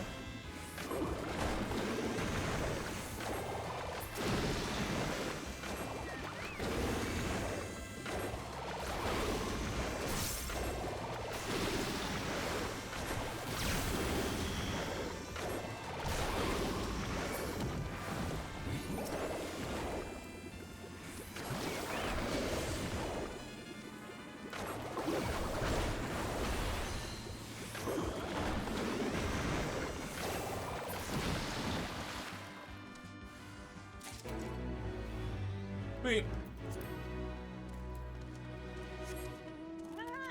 Blue quest time. Yawning Way.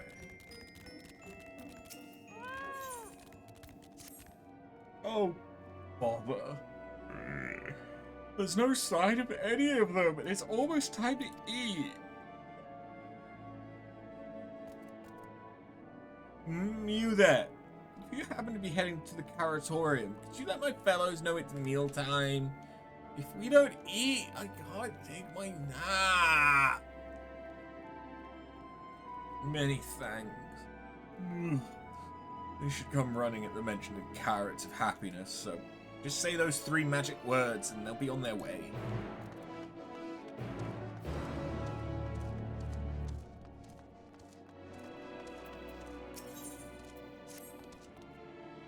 Excuse me, miss.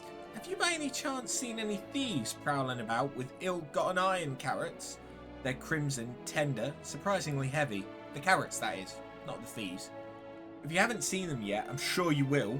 We've been told you adventurers are quite good at solving crimes that no one else can be bothered with. Wonderful. I'm relying on you to solve our carrot caper. Honestly, what manner of fiend would deny a leporit their dinner? Anyway, our culprit, or culprits, took 4 carrots in all. These are not easy to carry, so I dare say they kind of got them far.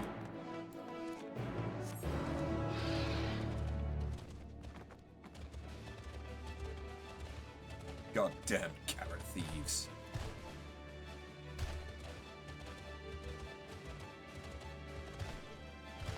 I mean, given that this one's hungry, it's probably not stolen 4 carrots.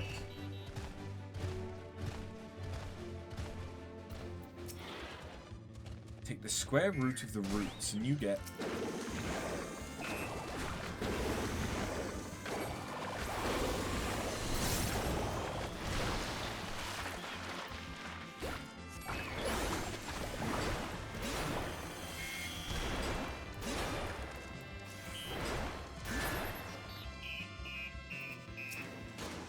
the square root of the roots, and you get Carrot of Happiness.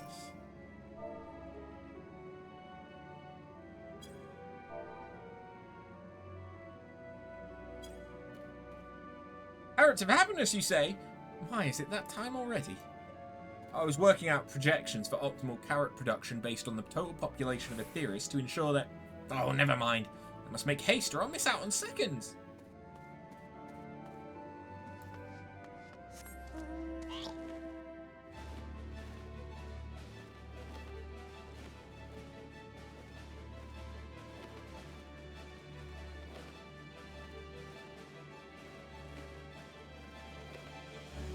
So this is for helping Yawning Way. Oh, my whiskers have visited from Aetheris. What do I do? What do I do? What do I say? And you brought any snacks? Could that mean... Yes, it must be time to eat at last. Now, how I have waited for this moment. There's nothing like a carrot of happiness to fill the void in one's belly and soul.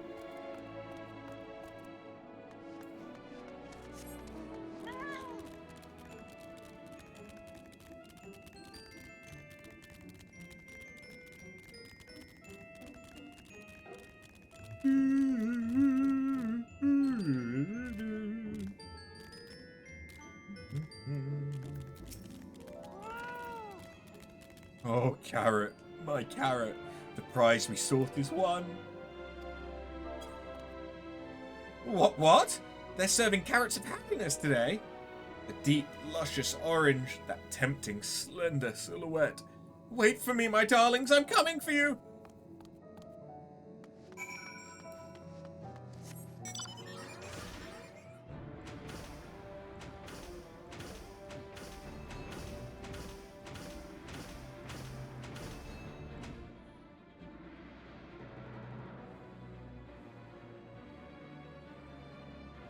Oh.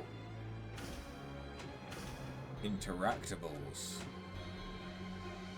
Nibbled carrot. This scrumptious looking iron carrot has been tragically abandoned in its prime. Philosopher's carrot. Based on the primer you but recently received, you can say with relatively certainty that iron carrots are not blue.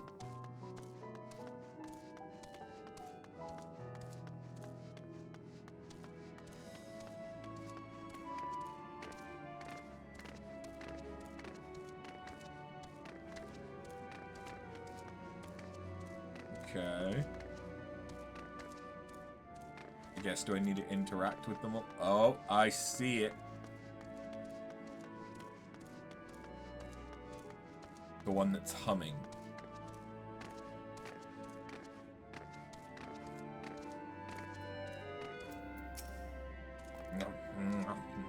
These philosopher's carrots really hit the spot. Just a few more. What? What? No, of course I'm not stealing. These are mine. Is it so wrong to enjoy an early dinner? The muttering Leporit stomps off in search of a place to eat in peace. You suspect this is not your carrot culprit.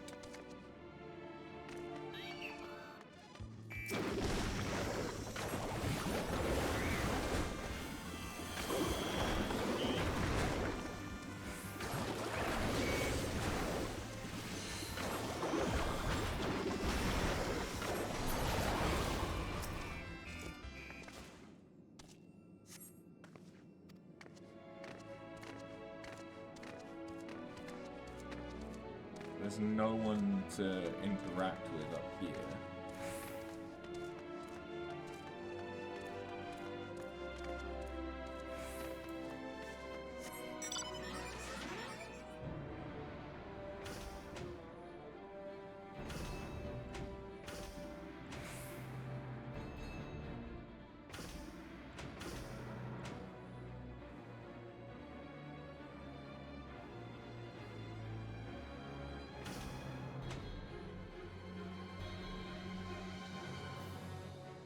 What if I follow them in reverse?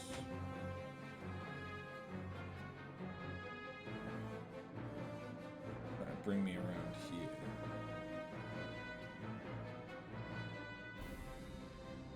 Carrot supporter. Insufficient stock of iron carrots. Iron carrot detected. Initiating iron carrot procurement.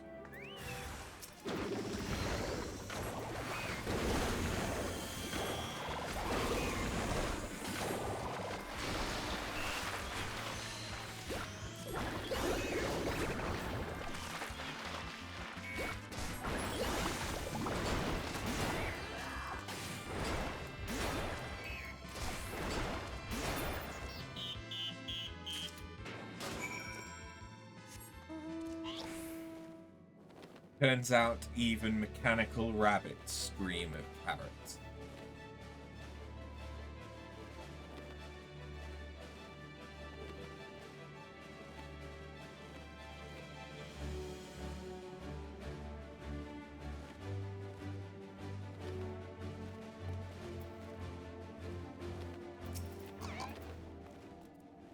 You're back. Please tell me you found the carrots.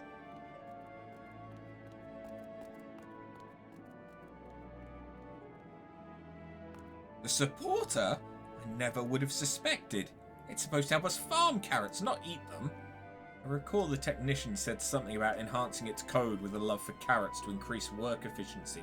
But to go so far as to steal carrots for itself, fear it may now love them a little too much. Alas, those poor carrots. But at least we know what became of them and how to prevent this happening again. Thank you for your assistance.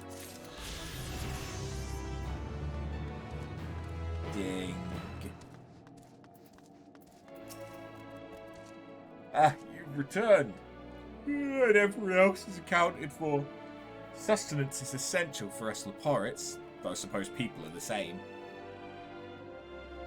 In any case, we expend a lot of effort in raising a whole variety of carrots. Carrots of Happiness are a new cultivar that are particularly comforting, though. It seems always silly to have our warrior workers consume so many carrots just so they can produce more carrots. That's a problem that can be solved with even more carrots. No need to worry about the details. It'll work out I'll work out the figures just as soon as... What were we talking about?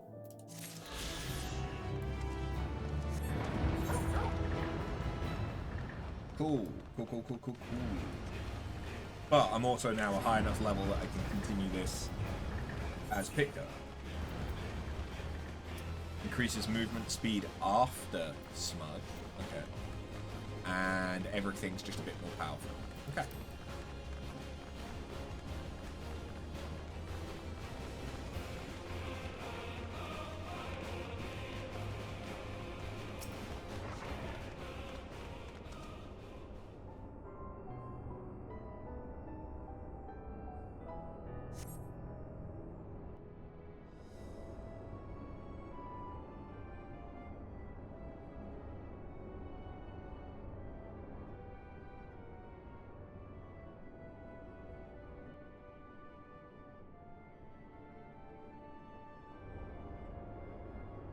Urianger appears to be headed toward the entrance to Bestway's Burrow.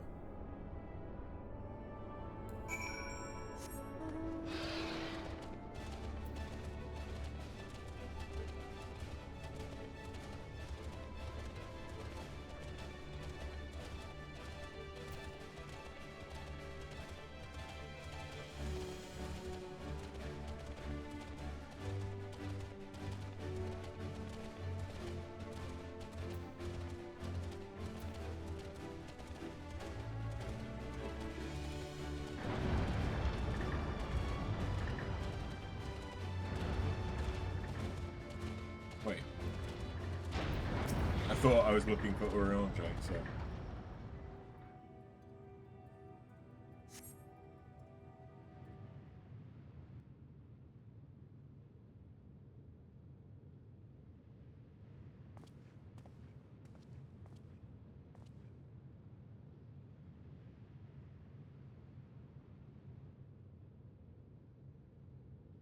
Urianger ventures off into Mare Lamentorum for reasons unknown. You must tread carefully, else he might sense your presence.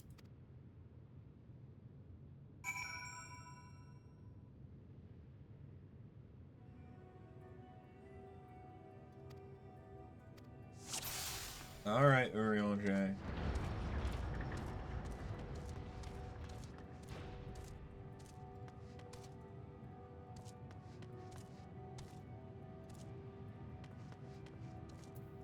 I guess I'm gonna have to hide behind this rock.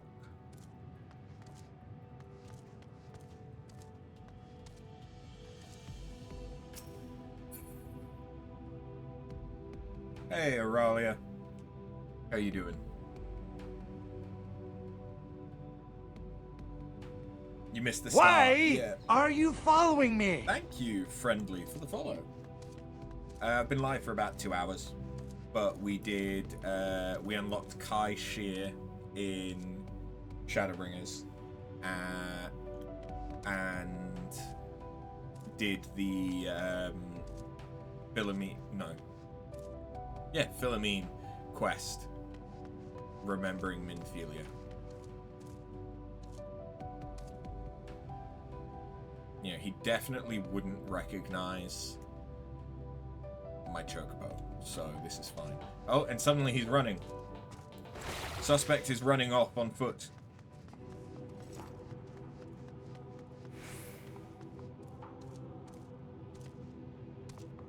I don't trust it.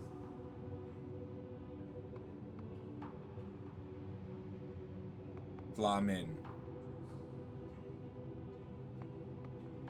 Is that how to pronounce it?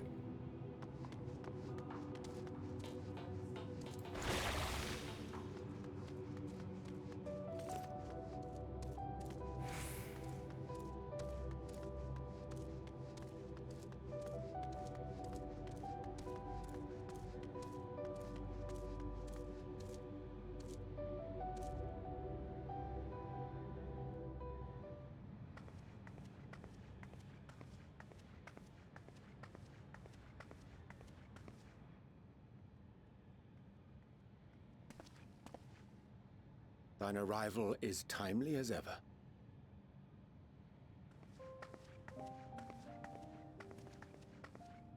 Thou didst chance to overhear my conversation with Livingway, I presume? No. 'Twas not mine intent to move in shadow. Nevertheless, I have been asked to do that and more yet again. Is it so plain that these strangers could intuit it at a glance?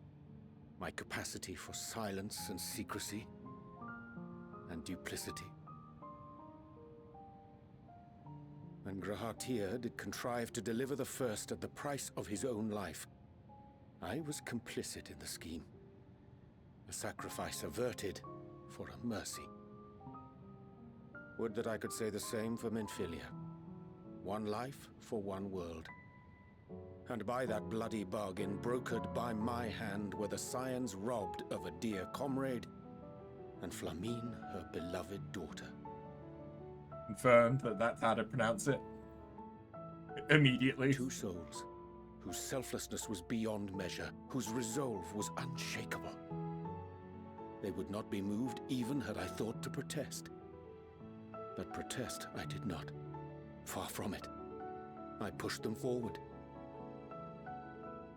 No effort did I make to seek out alternatives, ones that would not demand such terrible costs. That resignation weigheth heavy on my mind, as does the memory of another lost to mine inaction. Dearest Moonbritter, who did face death unflinching, that we might secure a means to bring low the Ascians.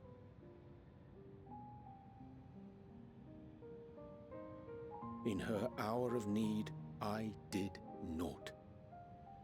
Dutiful disciple of Louisoix, ever looking to the greater good. Had I shut mine eyes and bid her live instead, mayhap she would be with us today.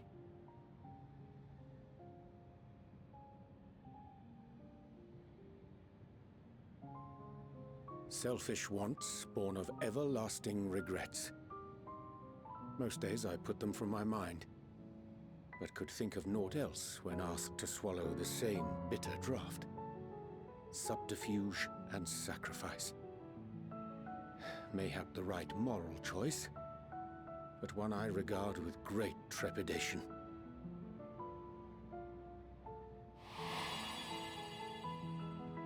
The calamity of Amarot was a tragedy beyond reckoning.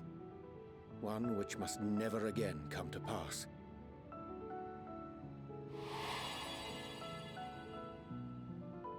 Thus must we struggle, haunted by ghosts of those we have lost, clinging to those we pray we can yet save.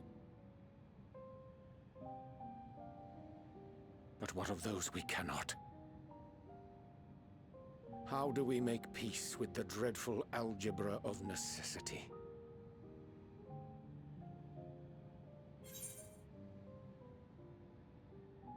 What did I think of the quests for Flamine? I thought it was alright. It was a nice little bit of closure for Minfilia. It was nice to see Flamine actually have something going on. I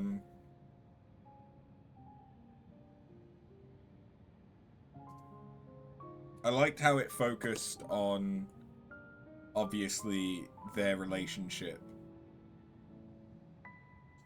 Those twin Lalafell are from 1.0. Ah! That's why I wouldn't have recognized them, I guess.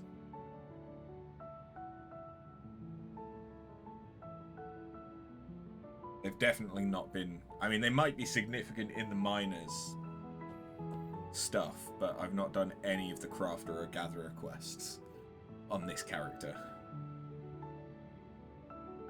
Even though they're all at level 100. I've not done a single quest.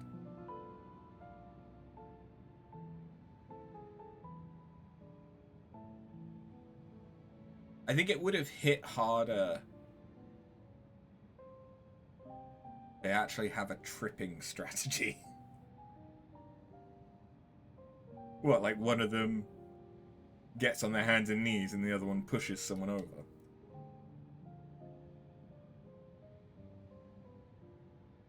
Yeah. I kind of wish that there was a way to still play 1.0.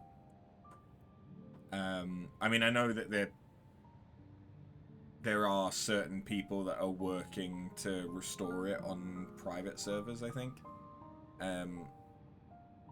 But like, I kind of wish that there was a way to still experience the story of 1.0. It feels kind of odd that they haven't done that as its like own standalone thing.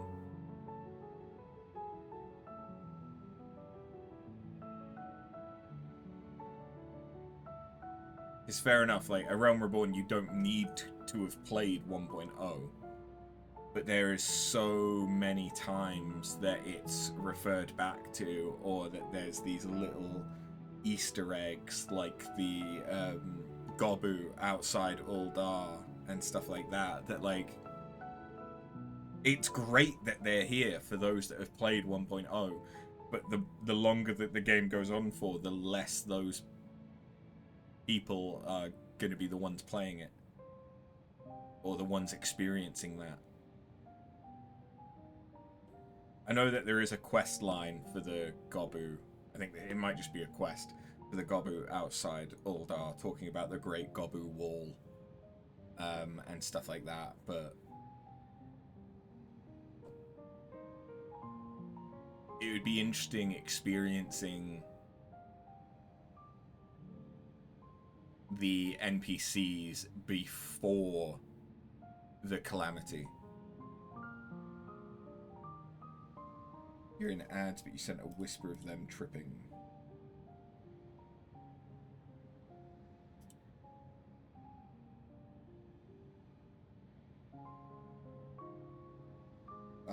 Final Fantasy XIV archived, yeah.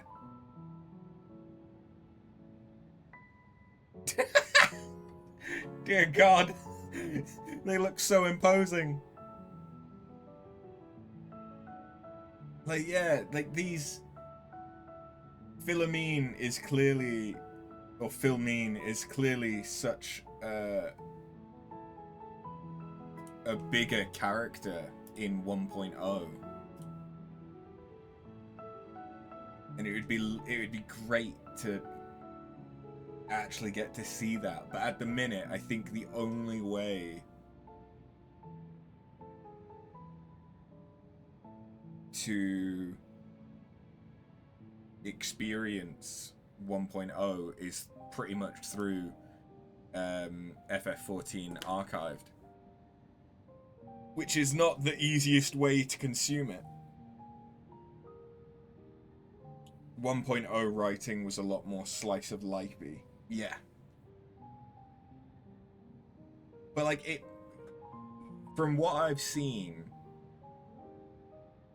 1.0 still had some of that soul behind it that some of the writing in A Realm Reborn really shows. Like when it doesn't take it too seriously and you get those like legitimately funny moments that aren't just slapstick, that aren't just the Namazu from Stormblood. Like there's some proper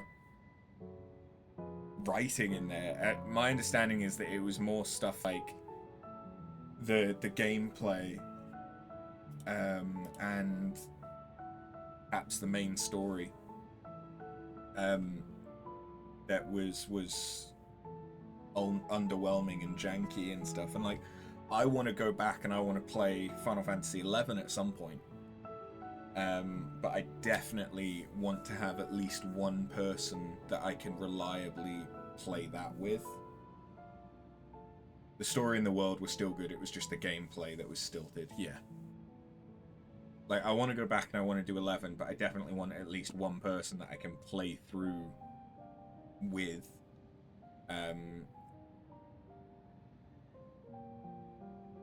Because I want to experience the world and the writing and everything else. I wish I could do that for 1.0. Because it just... It seems legitimately interesting. And knowing what I know from A Realm Reborn now, I feel like I could go back into it and go, oh, this is that person. This is why this person's significant. I came across that person in this quest line, and now I understand why they were there. And especially stuff like Flamene, Minfilia. I don't know how many of the other Scions are significant NPCs in 1.0, but I imagine that most, if not all of them are. And so getting to see them before they become the characters that they are in A Realm Reborn would be interesting. Understanding more about Louis Soir. I know that there is the quest that, similar to what we just did with Flamene, is doing that for Louis Soir. But it's still like, I want it. Give me it. But I don't necessarily want to go through like the whole MMO experience, but just give me like a 6-hour standalone thing that is just going through the story and stuff, and instead of it being MMO gameplay, just make it a hack and slash where there's, there isn't leveling, you just get abilities with the milestones of like how you're progressing. Make it more streamlined and everything, but just to go through the story. I think that there could be a market for that, but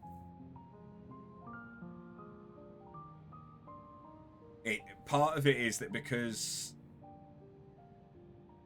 FF14 archived, there's no dialogue But it's you reading stuff, but it's not going at the pace that you read. It's going at the pace of whoever's archiving it or at the auto thingy, and so it just there's a disconnect there that makes it difficult. You think to make 1.0 playable, a trust series with the characters in dungeons scale to what level you are would be a good time museum thing. True. Trusts could work.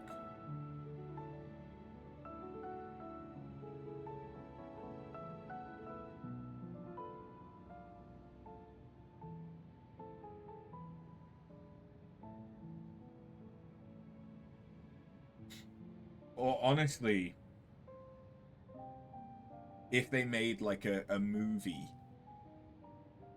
out of it, like the Kingdom Hearts movies, the ones that weren't meant to be movies, that were games that then they converted into movies. To make it worthwhile, unlock exclusive 1.0 glams. Yes, that would...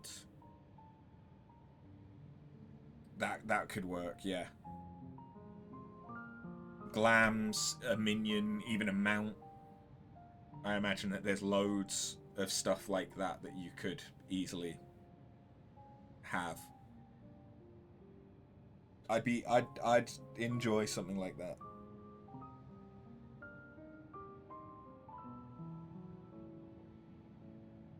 Or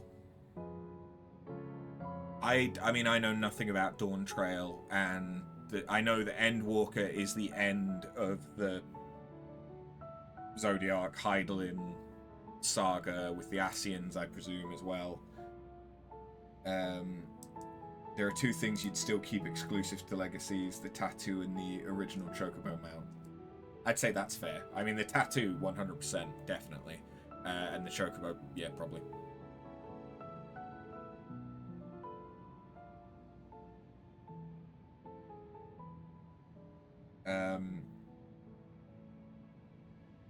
But yeah, I don't know what Dawn Trail's like saga that it's setting up is, but having an expansion that actually goes back and provides you another perspective of 1.0 could be interesting.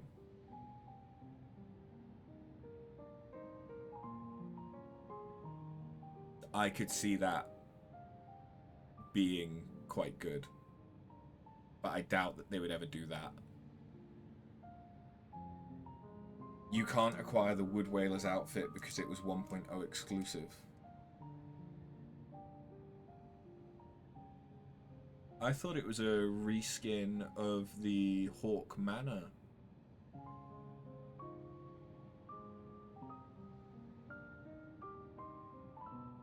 Armor set. But saying that, I've not looked at the Hawk Manor armor set in a long time. Or paid a lot of attention at Wood Whalers in a long time.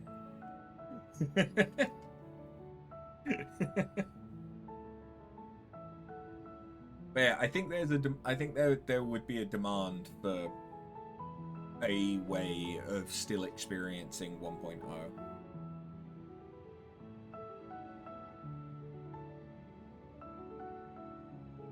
Even having like a set of memory quest lines where it's instanced, but you sort of go up to an NPC and then you can sort of, using the echo, see it fits canonically, you can like go back and experience their story through 1.0, and you can do it that way, like, so it's bite size and similar to how they did the role quests. You could then have it be like, oh, okay, well, you've gone through these core NPCs storylines, so now you get the capstone of the ending where they all get involved together, because I presume that's what happened in 1.0, because that's writing. Something like that could work as well. Will it ever happen? Probably not, but it would be nice. But yeah, I wanna play 11 at some point as well. Once we're done with 14, I might take a break. But then I'll probably look at starting 11, which I know nothing about because I've never played it. But I would want at least one person to drag along through that, because otherwise I imagine it's going to be quite lonely. And I'm imagining it's slower paced than 14. Because it's older. And I know that the combat is more similar to FF12, I think. Without the gambit system. Have faith in yourself and your decisions. Take heart and protect well those you can. Would that we had time to weigh the costs. Sometimes there's no right answer. Have faith in yourself and your decisions. Take heart and protect well those you can. That seems more like what Urianger would need to hear. Sage counsel indeed.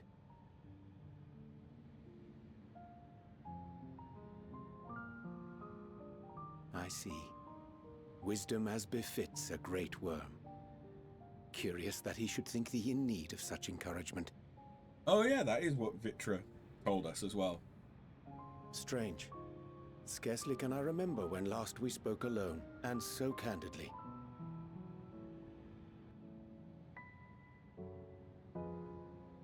I thank thee.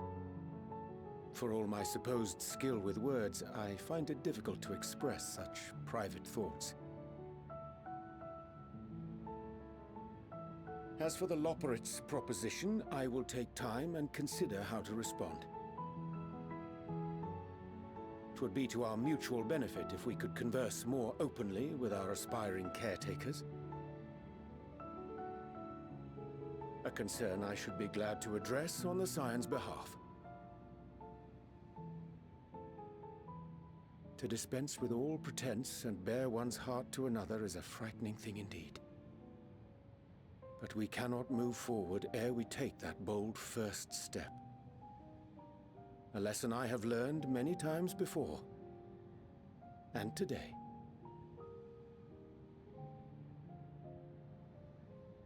And this is one of the reasons why Urianger has grown on me. What are they saying? Curse these ears and that barrel! I love you, Living Way! No matter. We've got our plans.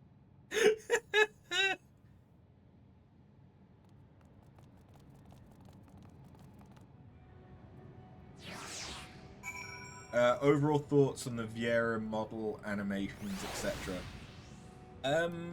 The model I really like. Some of the ears I'm not a massive fan of. I like the ones that stick up like these, like Fran's. I don't like the ones that are bent over. They just look really weird. If instead you had... I think it's because they're so stiff bent over. Whereas if they were floppier, it would make more sense. Because it's more about like the rigidity of the ears. Like when you see the different breeds of dog that have different... Like, some of them, their ears poke up, some of them, they're floppy. And then as they go from, like, a puppy to an adult, their ears become less floppy. Like, that would... In an MBTI, Urianger is the inf type. Yes, definitely. I am inf J, I believe, when I last did it.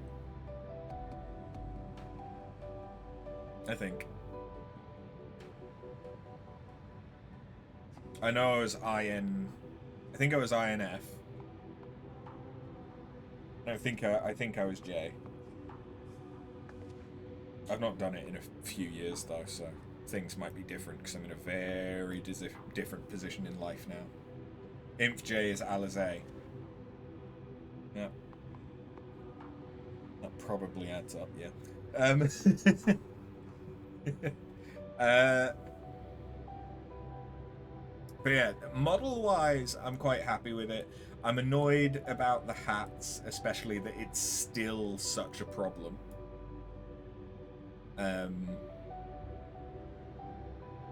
Because it I understand why they've said they can't do it. I can't understand how that is still an issue. I understand why old headpieces might not work, but I don't understand why they're still not... since they added Viera, they haven't thought about it more when adding new items. Because even if you didn't retrofit old stuff, you could make sure that the new headpieces all could work. The animations...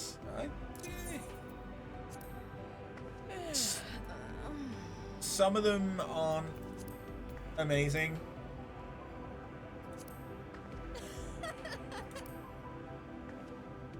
Like, that's shit.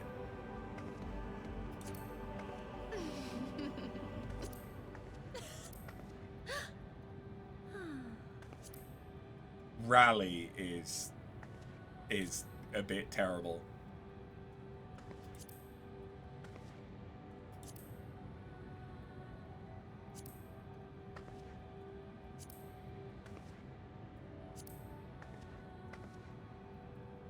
Psych is very Tifa.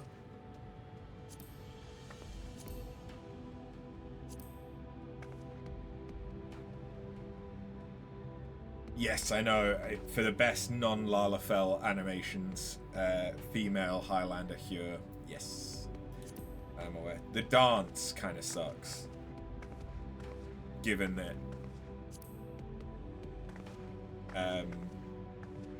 dancer. Fair enough, not the dancer quests, job quests, but the preeminent dancer that you come across in the MSQ is Viera. But the dance sucks. I forget what it looks like for male Viera.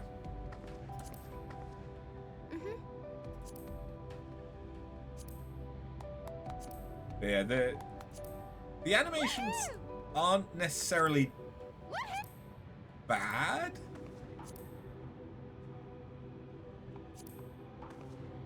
But they are quite muted, I would say.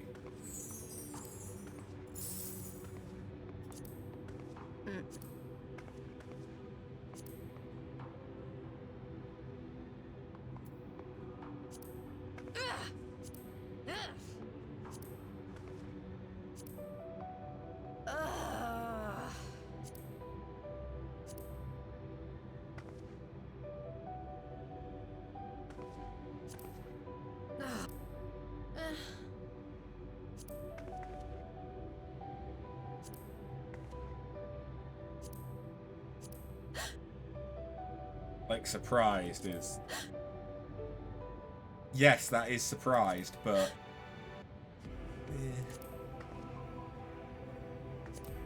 They seem standoffish. I can see what you mean.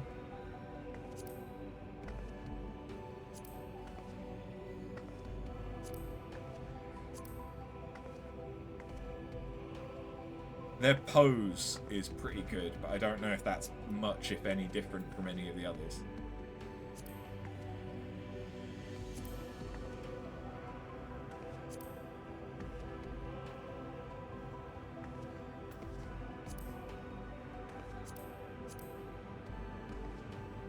Yeah.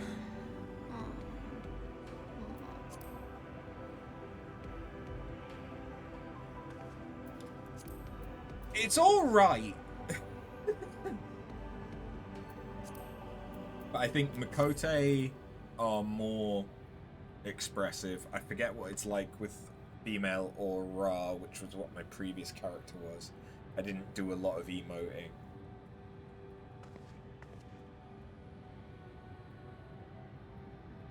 But Makote utilizes their tail. It would be interesting if they I part of me wishes that Viera didn't get to choose their type of ears, but instead their ears were rigged to be more expressive. I would have preferred that. Give us less customizability, but more expression. I would have preferred that. Have the ears, you know, flop for sad and dismayed, go down for like scared or whatever. It would. I think that they could have made Viera much more expressive, doing stuff like that, and it would have looked a lot better in cutscenes and things like that. Because like Graha in some of the cutscenes, like his ears are really expressive, and it's awesome. And I've not played him.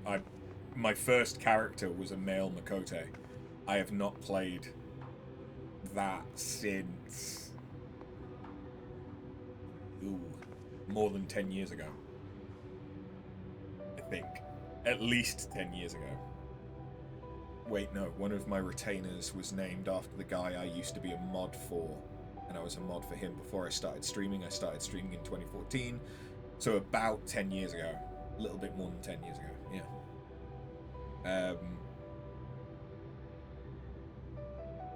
But yeah. Viera's not bad. I've really grown attached to this character. I really like her. I fucking love this hairstyle, but I loved this hairstyle even on my female aura.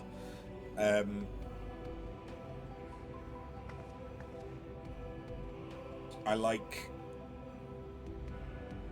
the way that certain glams look. Like, I think that Viera is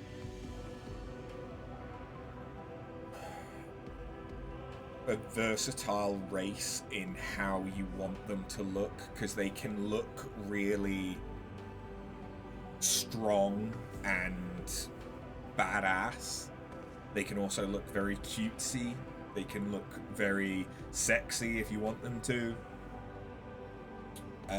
They can kind of go through the whole gambit, whereas the issue that I have with Lalafels is that no matter what you do, Lalafell always is going to just look cute. You can't make a Lalafell look sexy. You can't really make them look cool, because usually in making them look cool, you also make them look cute, and the cute outweighs the cool. You can't make them look particularly badass, because just by their proportions, they instead look cute. Don't get me wrong, I don't necessarily want the Lalafell that looks like a toddler to be able to look sexy. But as a player character, when you've got so many glam options, some of which are deliberately trying to be sexy, you lose those. Even if you try and use them on a Lalafell, they don't have the desired effect of that specific glamour. So, you know,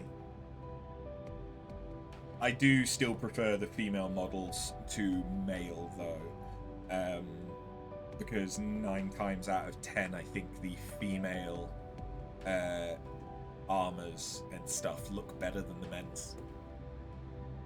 I think they just do.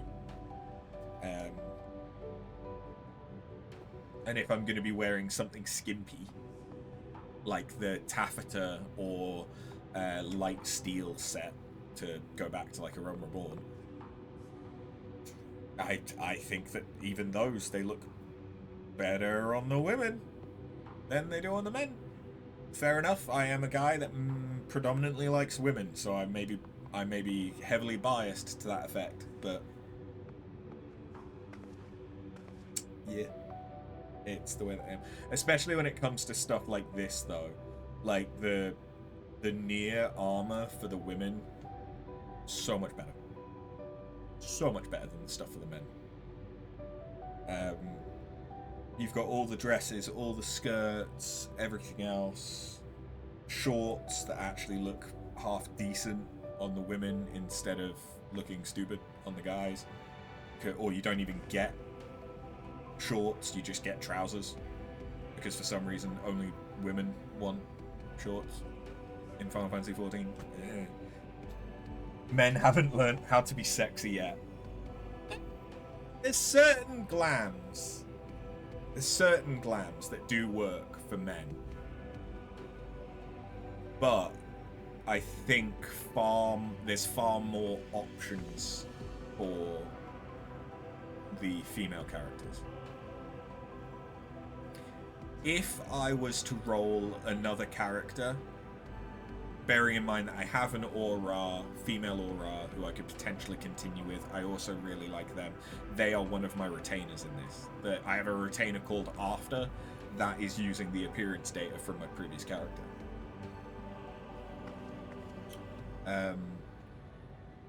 I would probably, like, as much as playing a Lalafell, I think I could have fun, I would lose out a lot on what I enjoy out of the glam. So I don't think I could do a Lala, but I think I could potentially do either a female Rogadin or femme Hrothgar and go down the more sort of dommy-mommy route of trying to have a more powerful looking femme character. I did play a male Aura. I did play a male Makote. Male Aura felt really weird because it felt like no matter what you did, you were trying to look edgy, and that wears thin after a while.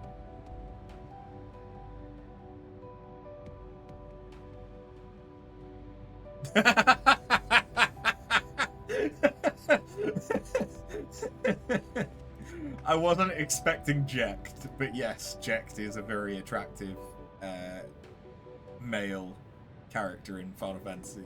Correct. Objectively correct. He's also a fucking dick, but he is eye candy.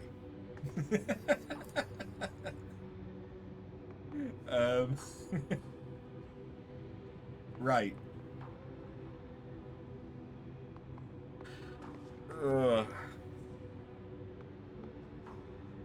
Back to it. He's so attractive he made the mother of his child distracted. In truth, my reason for travelling hither was to effect a plan of mine own. Plan which may pave a way forward for us all. May, I say, for there's no guarantee of success. 'Tis the reason I set out alone. That failure, should it come, would be mine to bear alone. Yet thou standest before me with proffered hand and open heart. 'Twould be remiss of me to refuse thy amity, and so I ask, wouldst thou join in mine endeavour? I thank thee for accompanying me.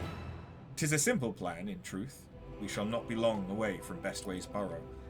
Difficult decisions must need be made in coming days, but I nevertheless believe we are all of one mind in our desire to save the people of Arathis. To make clear our resolve to the Leporits, I would offer them a gift, but its making doth require a most singular ingredient.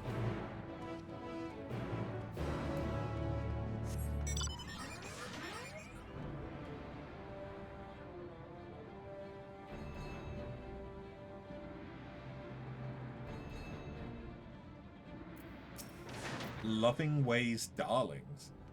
Ah, an abundance of Spungoi. Excellent. Bunjoy. I chanced to spy this aggregation when crossing Zodiac's erstwhile prison. Using a spell taught to me by the New Mu, I believe these shall suffice for the gift I would fashion. The magic requireth considerable concentration, however. Might I prevail upon thee to stand watch while I perform the incantation?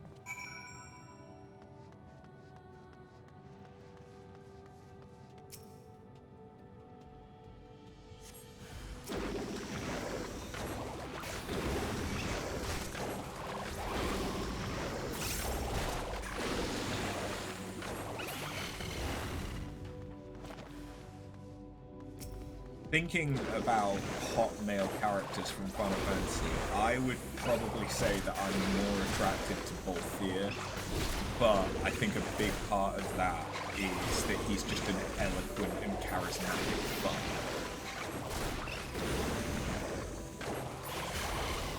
Van can suck a fucking dick. He's an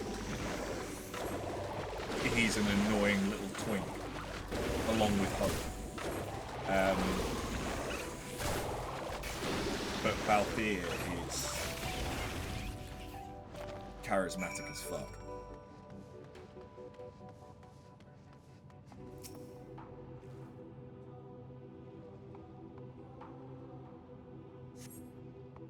Surveying the nearby area, you see no sign of potential threats. This would be a good opportunity to see how Urianger is faring. Did the Daphnia just kill the Oscillator? Because if so, are these guys one of the...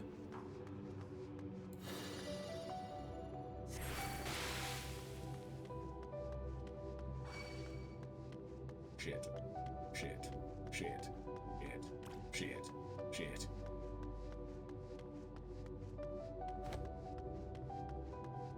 I was going to say, are these one of the ones that you can, like, guide into each other to kill each other?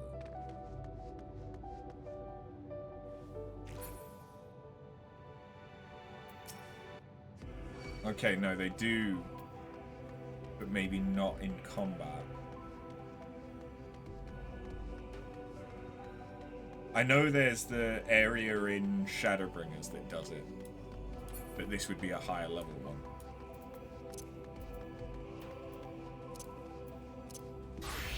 Because I still need to level my plumage.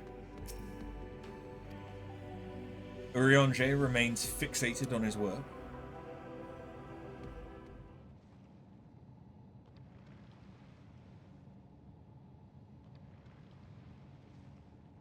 Your ranking: number 1 Jekt, 2 Rufus Shinra. I can see that. In the remakes, he is very attractive. 3 Snow Villiers. Yes, he's attractive. He's a fucking idiot. Snow...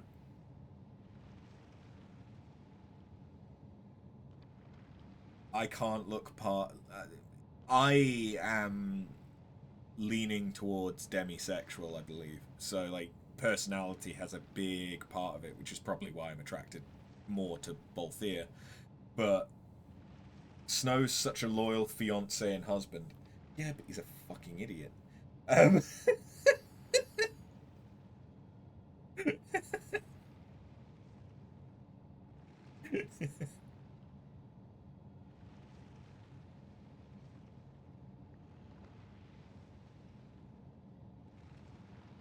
He is himbo. He is. And I can see why people would be attracted to him. But the bits that I could see other people finding him attractive for are icks for me, I suppose. Gaius, if he takes his shirt off instant number 2 slot. Again, I can understand being attracted to Gaius, but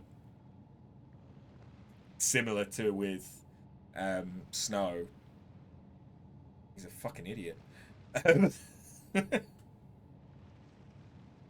he's edgy as fuck. Like, nah.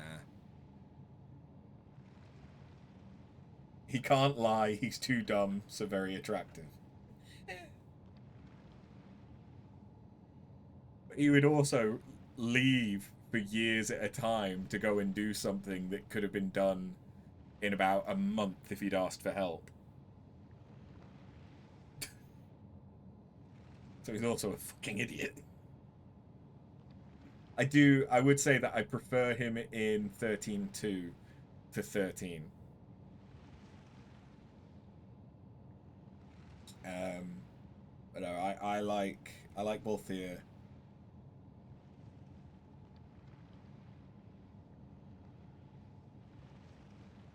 Thinking about muscle-bound Final Fantasy characters, I prefer Gladiolus. think, to any of the ones you've listed. Because he's not an idiot.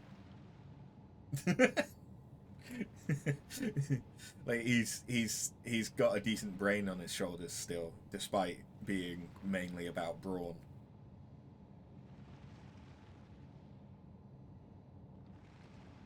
Noctis is an idiot though.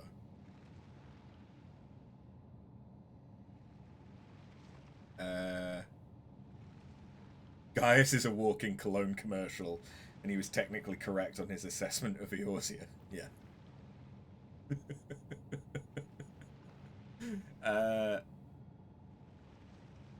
I'm drawing a bit of a blank. I'm trying to think about female characters, and the main ones that are coming to my head are like Fran and Penelo. But I think that's because I'm thinking about Althea. I do like Fran, but let's face it, that's got very little to do with who she is, and a lot to do with the fact that, damn,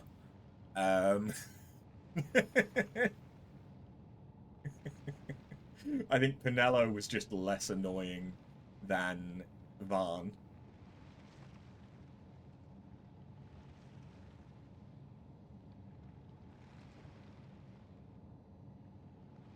I kind of like Riku from 10.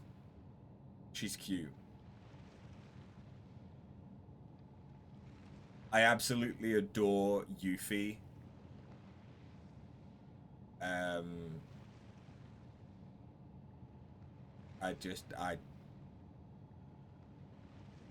I love Yuffie.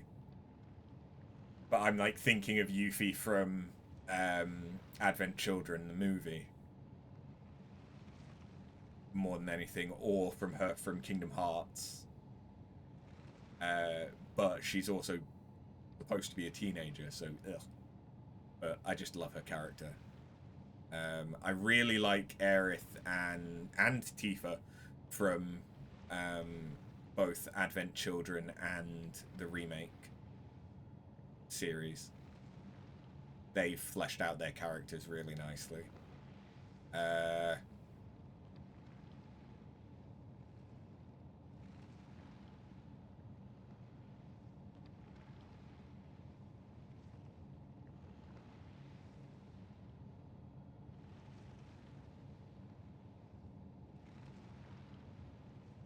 Don't think I like any of the women from 13 or the 13 series. Because they're either airhead, broken to the point of distancing themselves from everything, or just muscle mommy. Your top 4 women ascending. Refia. Which one's Refia?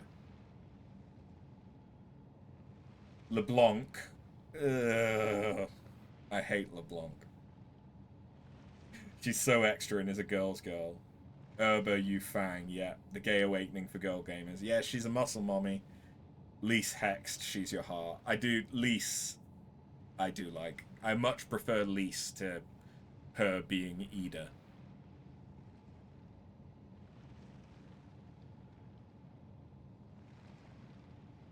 And I do think Lise is my favorite of the female scions. Although I have a soft spot in my heart for Tataru, because I just think she's fucking adorable, and I wish there was more Tataru.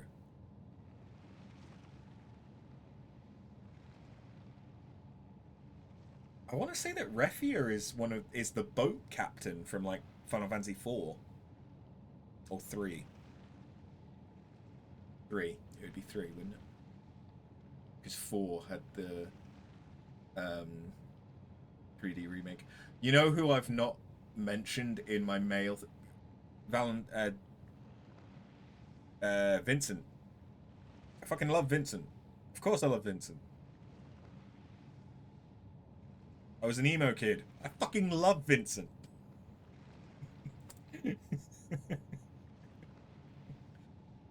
And knowing his backstory and stuff, like, yeah, I really like Vincent.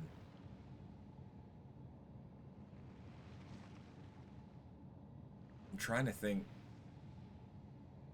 Like, I don't think there's anyone from 16.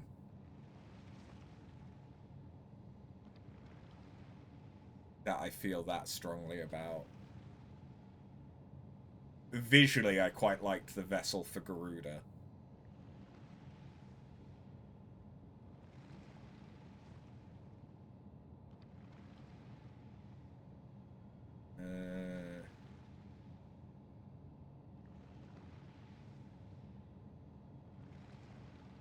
Yeah. What about 8? Would anyone from 8? God, no.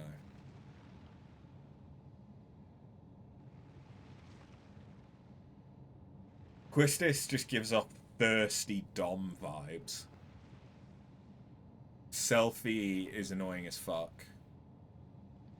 Renoa is alright, but eh. But also, same could be said for the men. Squall is just like, ugh, you wouldn't understand. Aveen is cringy. Zell's an idiot. Cypher's a cunt. 8 are all teens, so it's a no-go for you. Yeah.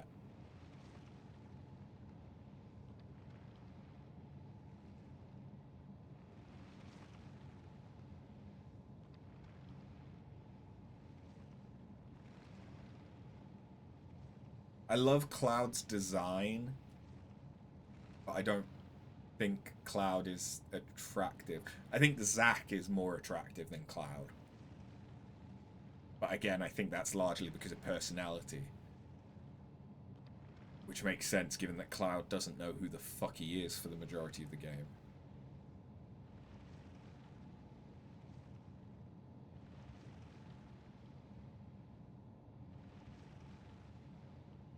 Out of the 3 soldiers above Zack, Angeal is probably the hottest, but he definitely has, like, older man, dad vibes. Not just daddy, but, like, dad vibes.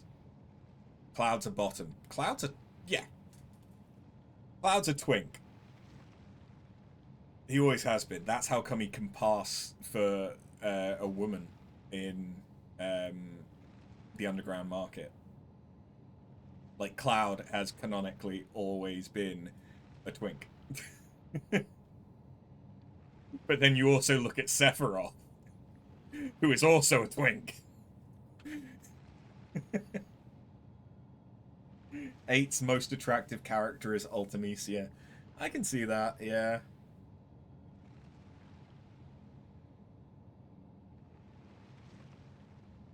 I feel like I'm drawing blanks on people.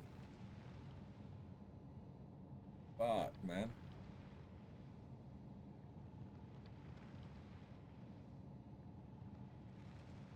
I'm proper racking my brain, but... oh, yeah, Lulu. Lulu, yeah. I forgot about Lulu. I like Lulu, and I like Riku when she's not dressed as an Albed. I probably prefer her design in 10-2. I also like Pain, but I don't know very much about her. I don't know how much her lore is expanded in 10-2, because 10-2 is just always painful to play. But I like her design, because I like goth girls. Sorry.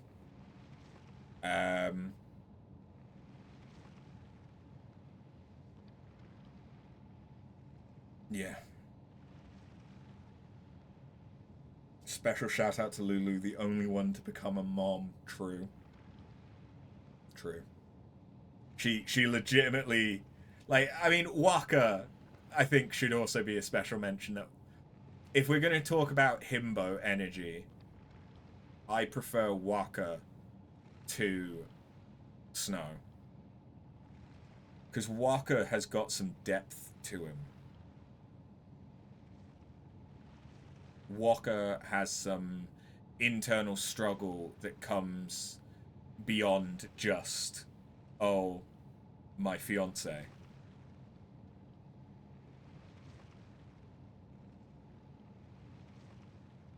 And everything doesn't just kind of work out for Walker, whereas things just kind of work out for Snow in a lot of ways. But if I was going for a dad, Saz. Saz is... I love Saz's character. Not attracted to him, necessarily, but also I'm not necessarily that way about guys. But, like, Saz as a dad, I love him. I love him. Also, he comes with the Chocobo chick, so it's a package deal. Duh. Thinking about it, actually, Nora was pretty hot. Nora was quite attractive as mum, as a Hope's mum, but fuck, I'd have to kill off Hope. Also, thinking about it, Hope's dad had a little bit of like the Reed Richards thing going on, so he'd be quite attractive to some people. Yeah. Anyway, that was a tangent and a half. How you doing, Quizzled? We've just been talking about who are the hottest Final Fantasy characters. I think Thancred I found quite attractive, but that was with his previous voice actor. I think the voice did a big part of it. I don't hate him now, but I feel like he's not quite... He doesn't have quite the same gravitas. You're 33 as of this year, and you're getting to the point that Oren's now only 2 years older than you, and you're now JRPG old. Yeah, I turned 30 3 months ago. The fact that I legitimately have grey hairs in my beard and in my sides.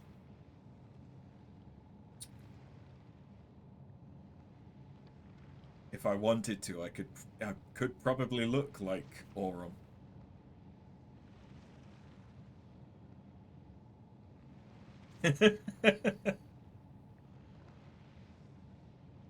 Alazin half gave him Robin Hood energy. The British VA turned him into an emo British man.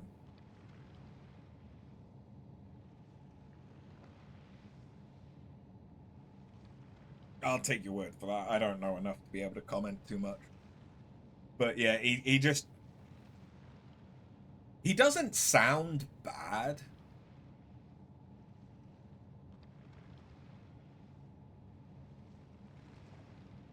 But even when he's talking about important things, it feels like he's lacking the same depth. And like, A Realm Reborn, Thancred was cheeky. He was mischievous. Like, he was he gave off roguish energy. He doesn't really give off roguish energy anymore. He gives off confidence in himself. And that could be the false confidence that he's projecting because of his failures and everything. But it's just... I miss him being roguish. But then again, that's also part of what attracted me to Balthier, is his roguishness. So, Urionje, yeah, improved. Alphino improved. I would say that most of the voice actors are now better. But it is just that Thancred is no longer the lovable rogue who played himself as the ladies' man, and I enjoyed that. Like, that was a character that was missing from the rest of the ensemble, and so he fulfilled that role. And like, it makes sense that with all the stuff with Reen, he'd become more fatherly, that he would change because of his failure to protect Minfilia and stuff like that as well. But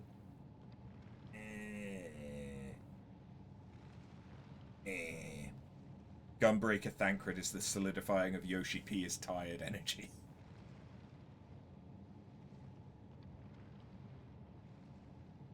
It makes sense for him to... Gunbreaker Thancred felt so subdued. And him becoming fatherly, but not necessarily in the way that I would have expected from him. It just... Thancred doesn't hit as hard as he used to. Urianger, when he stopped being someone that just sort of obfuscates? No. Obfuscates things for the sake of it. And you start to see that he has some jokes as well, and you sort of see him interacting with the other Scions as friends and not just this infallible scholarly type. I actually quite like his character. Kryle I love because of the big sister, like, auntie energy that she gives to Alphino and teasing him. I love it. Y'shtola feels like, since being Master Matoya, has lost a lot of her... She lost a lot of character.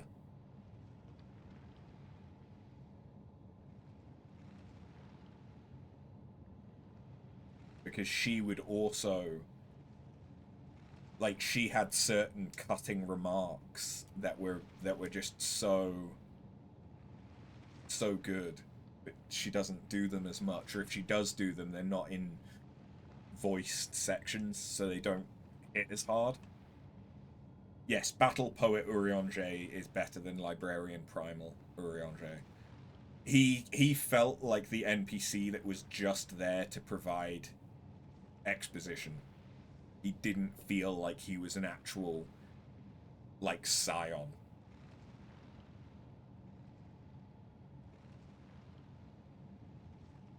Yeah. Anyway, I should actually play the game. I like talking to people. I'm sorry. There. 'Tis done. A magicked ink. Every on's as efficacious as the crafted by the new moon. Rare's the occasion I would conjure mine own, but is nevertheless a most useful skill. The resulting product is, admittedly, possessed of no preternatural properties, but its hue is one of mine own choosing, which I pray the Leporits will appreciate. After! Urianger! Oh, thank goodness, I thought you'd been eaten, or had perhaps fallen into a crater.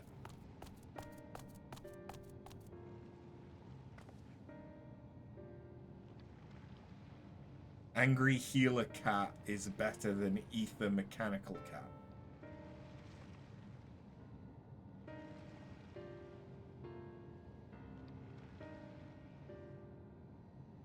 Is that Y'shtola?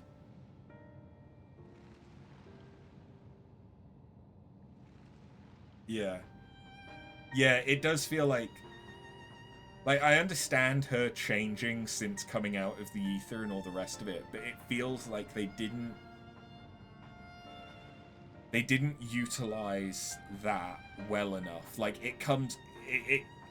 they very much so pick and choose their moments where her being able to see and interact with ether the way that she can is significant. Whereas if they built on that more, and they had her give more cutting remarks about that, like, it would more fit her character when she was the healer. So, yeah. It makes sense that the characters change, but just there's certain things that, I feel like the writing would hit better with other stuff.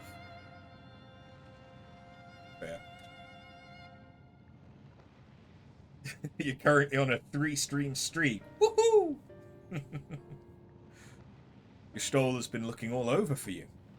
She says she needs to speak with you about something most urgent. Dire, even. She was also quite clear she wishes to speak with After alone. which means I'm afraid you must stay behind, Urianger. But worry not, just so happens we need your help with an errand, delivering a package from the Watcher's Palace to Bestway's Burrow. It's quite large and heavy, perhaps even too heavy for we poor Laporits, and we should be ever so grateful if you could lend us a hand. I suppose I should be going then. How about an extra pair of hands before I go and meet with Y'shtola? That's convenient. Suspiciously convenient. In a meta sense, MMO healers are very angry at other people for standing in the fire, so she fit that archetype well.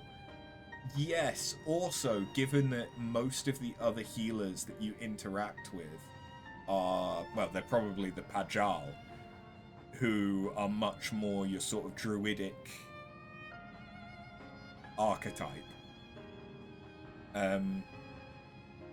Having someone that breaks that archetype and is more cynical and all the rest of it she was a refreshing and different character to all the other healers, and now she's more of a black mage, but she doesn't really embody any of the principles that the black mages or thaumaturges do from when you do their job quests and stuff.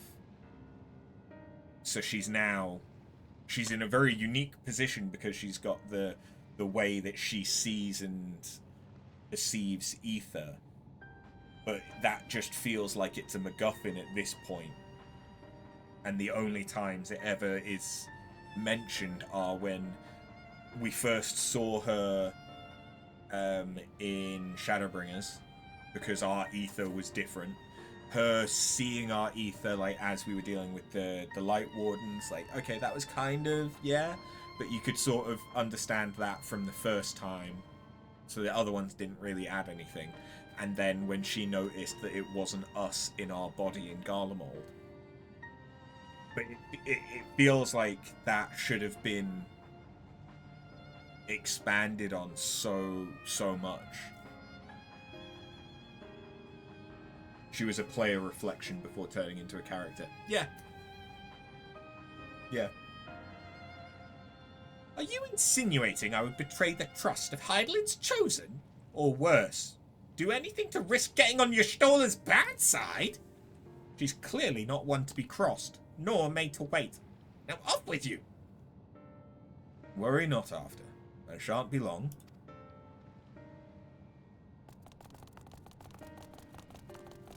But by that same token, I think Thancred was also a player reflection.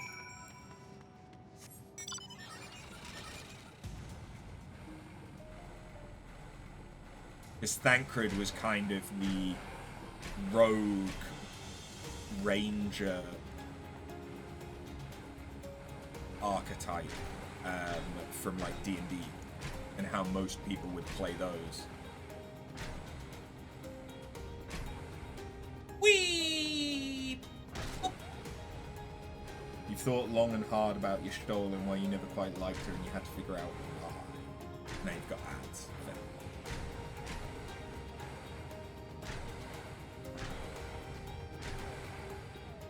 Thinking about it, the only archetype that doesn't feel like it's fulfilled is that of the tank.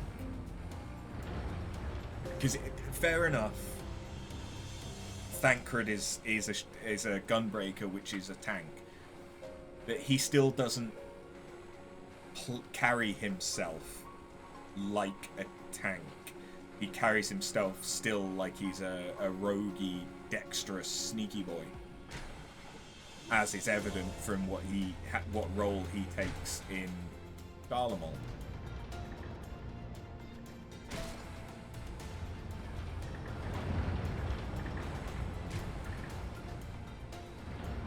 So yeah, I'd say that Thancred fulfills the rogue, bard-esque D&D paradigm, at least initially. But there isn't a tank. There isn't a paladin or a warrior in the Scions.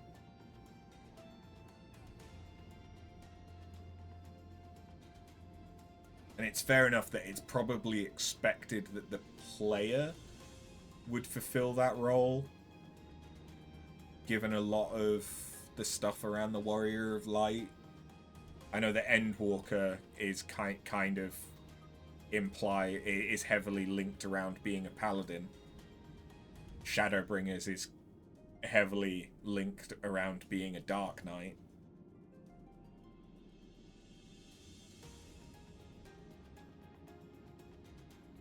From 2.0, 3.0, 4.0, you don't get a tank until Gosetsu. Yeah. And even then, that's a samurai playing a tank.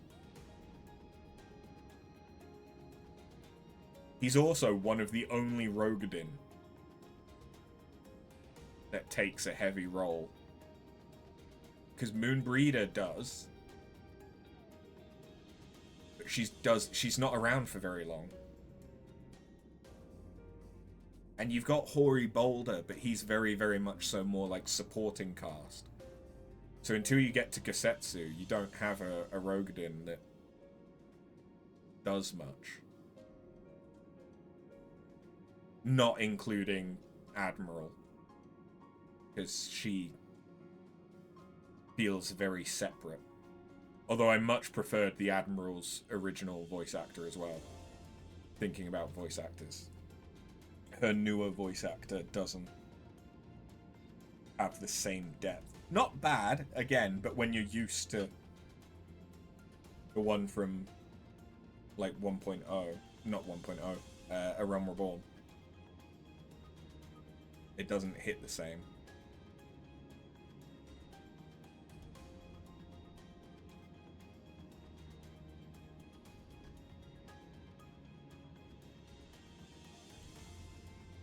But yeah, I think it's implied that the Warrior of Light fulfills the tank role, but then you also are mainly going off as solo. Gosetsu's the first named tank in duty support. Yeah. But like, what I mean is he fulfills the tank role 100%. But at the end of the day, he's a samurai. He's still supposedly a DPS, but he's a DPS that plays a tank. There isn't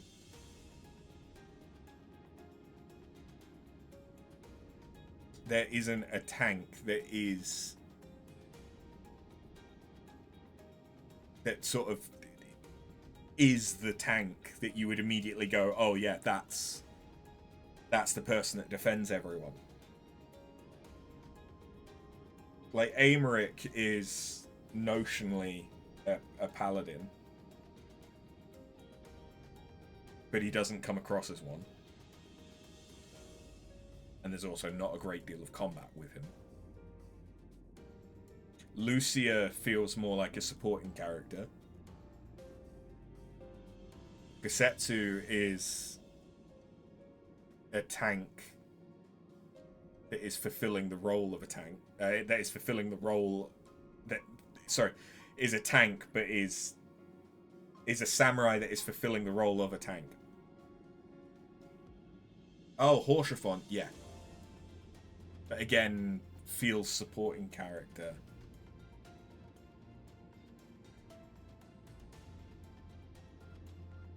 He and Lise, they're all DPS. Crystal Exarch is a bit of an odd one because he's an all-rounder, but because of that, he also doesn't feel like he fulfills any one role. He just kind of feels... He feels a little bit like Superman or Captain Marvel, that it's just, oh, he's the character that has the MacGuffin that gets you through the thing.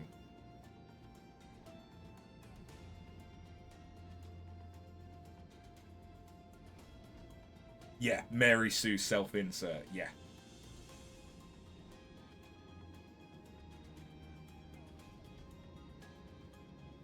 And then I can't imagine there's going to be anyone that's going to feel tanky that gets introduced in this, because we probably would have already met them if anything, we've come across more like magic healing people. I know, is it Wook Lamart, who's the Bem Hrothgar from the story of Dawntrail? I think she's a warrior, but I don't know if she's DPS coded or tank coded, because obviously I've not interacted with her yet. But I know of her because people were complaining about her. So yeah, even Thancred is the only one that has a tank job, but he doesn't come across as a tank. You're okay with raw gameplay spoiler, nothing story. Go for it.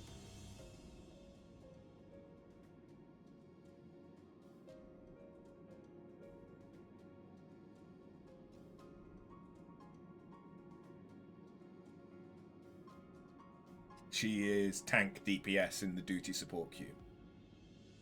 I mean, that makes sense. I think she uses an axe. I think I've seen art of her with an axe. And then, you know, warrior. Despite warrior having so much sustain, that I really like it as a tank, and I think it's one of the best solo tanks. But like doing your Eureka, Bosnia, stuff like that. It is very much so you're sort of like, as it's written and themed, it is your DPS tank, even though Gunbreaker actually fulfills more of that role. You're a dark main by this point for your tanks. I got into dark when I leveled it up to 80, but I've not played it much since. I know that my least favorite of the tanks is Paladin. I know that Paladin has the most utility in parties, though. Like the mitigations and the covering and the stuff that it can do for other people is better, but as a primarily solo player, I like Paladin least because it feels like it has the least sustain. Because until you get Clemency, you don't really have much sustain, and even once you have Clemency, that's a hard cast, as opposed to all of the other ones having it as part of their main DPS combo.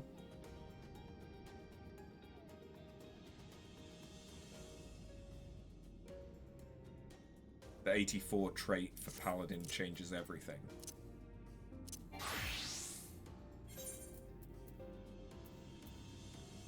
Adds a healing effect. Okay, yeah, that would do it.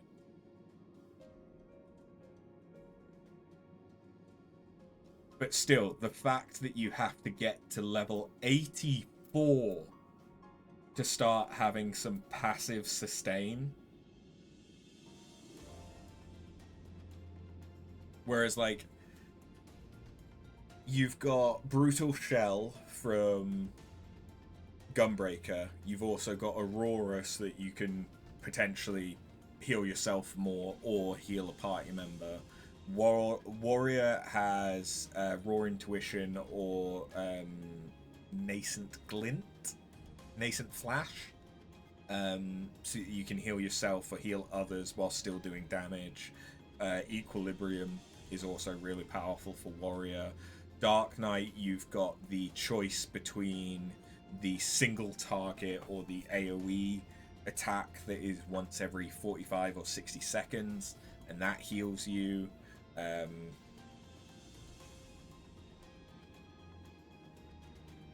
But Holy Sheltron plus Bulwark plus natural shield block percentage for Paladin, it is the toughest tank. Yeah, like in a party, I think I think Paladin is one of the best tanks.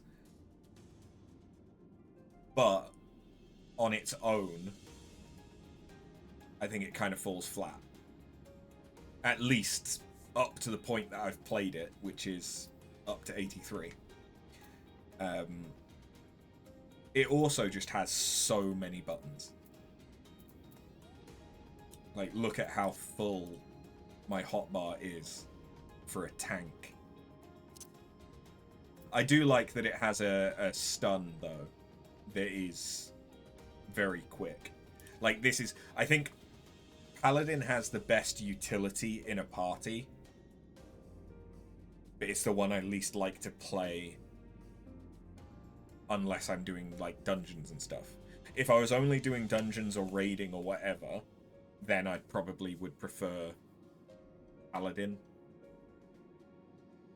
But for just doing content or PvE, I would much prefer any of the other tanks.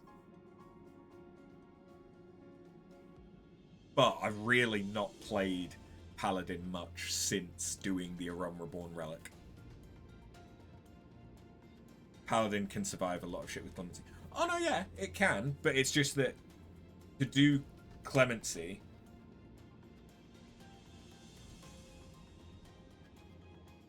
you have to hard cast it.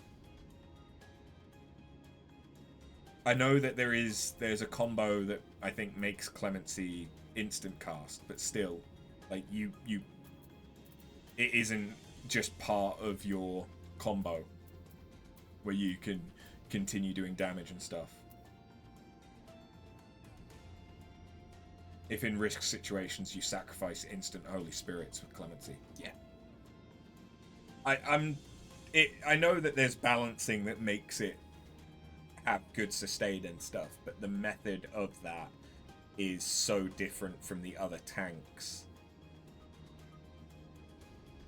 that I don't enjoy it as much. Like, Paladin has the most mitigation, but I think has the least satisfying sustain. I think Warrior has the most satisfying sustain.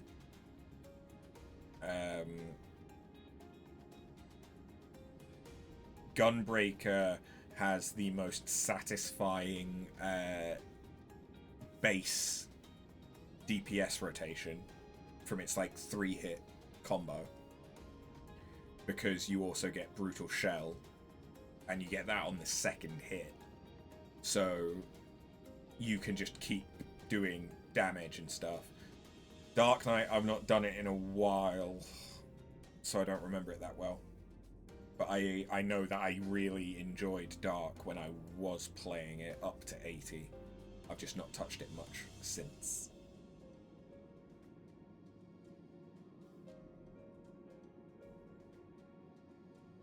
Yeah. So I can't really comment too much on Dark at the minute. But then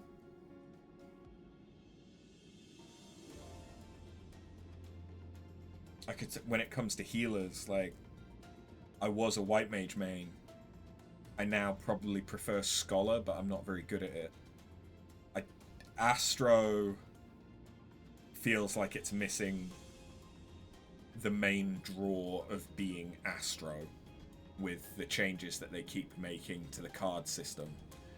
But the amount of regen that it has is quite fun in certain situations.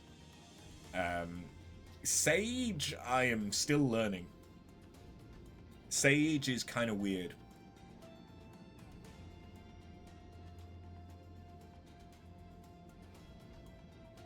White Mage feels like the simplest of healers. Scholar feels a bit more involved, but like you can also do more because you can do more consistent DPS. Like, White Mage can do some decent DPS with Afflict's Misery, but Scholar feels more consistent. Astro, the regens just feel insane, but I kind of forget that the cards exist sometimes. Sage, it's supposed to be more DPS heavy, but I spend so much of my time trying to remember what all the different fucking buttons do.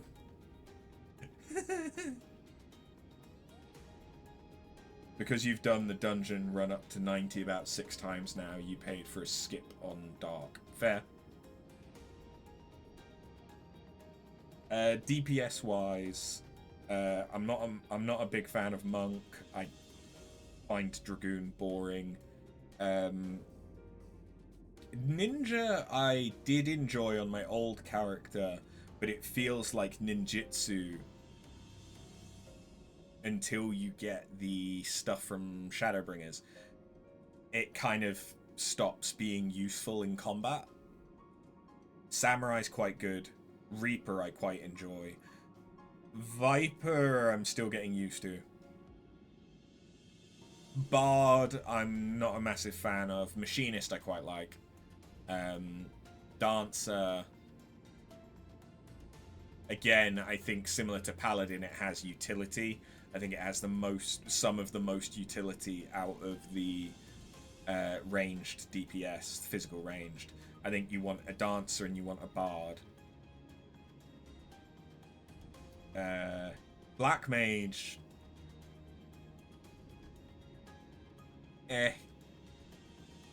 its MP management being entirely different from any other caster is nice, but because a lot of the time you're stuck in casts, it feels slower paced. Summoner, ridiculous burst. Red Mage really grew on me from playing it a shit ton in Eureka. I quite like Red Mage now. Picto feels surprisingly simple, bearing in mind that I'm only at 84, but Picto feels surprisingly simple. The 7.2 change to Black Mage fixes it. I've not touched Black Mage since I got it to 98, which was ages ago. So yeah, I probably will prefer it now. Black Mage is one of my favorite classes to play in PvP, in Frontlines. I will say that, like, Black Mage is my favorite in Frontlines. But in PvE, historically, I've not liked it that much. Yeah, that's sort of my thoughts on all the different playable classes. Go and find a dummy. I am a dummy. I've not played it in that long that I don't even remember what half the buttons do.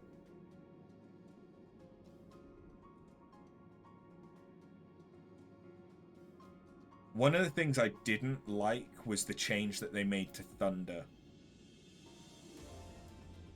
Because they got rid of the... they changed the Thunder instant cast, which I didn't like so much. But yeah. Anyway. I have chatted a lot. We need to keep going, or I'll never finish Endwalker. Oh, after. We thought you'd be away far longer. A dire emergency? I said no such thing. But as you're here, I could ask your assistance with one small matter. Running Way, a companion of Growing Ways, apparently has much to tell us of the final days.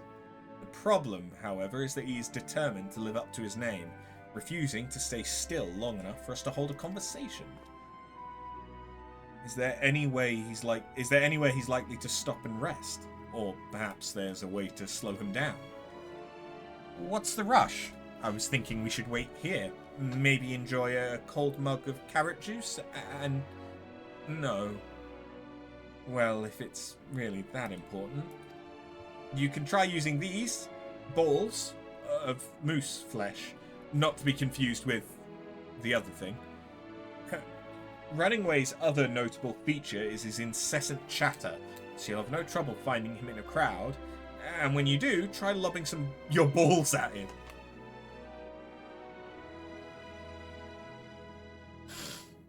Try lobbing your balls at him.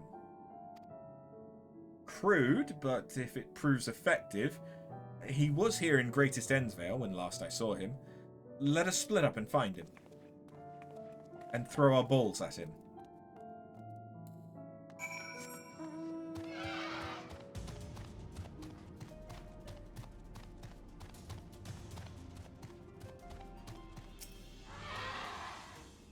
Search your surroundings. Oh, okay. We're doing this one.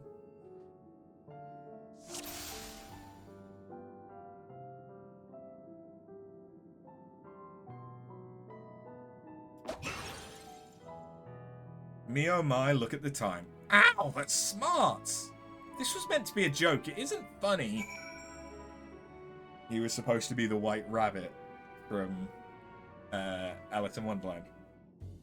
Or Through the Looking Glass, sorry. How hard did we throw that moose? Huh? Yeah, I'm running away. Do you mind explaining why you hit me in the face with your balls of moose flesh?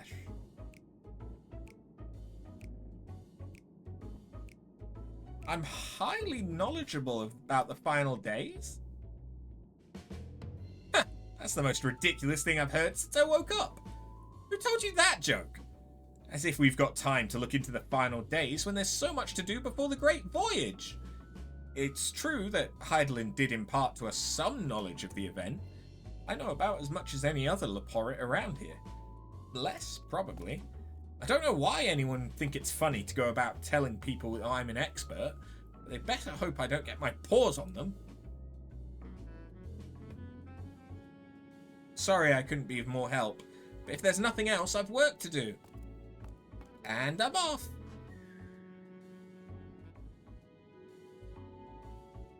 So Living Way is trying to keep us busy so they can plan and do stuff with Urianger.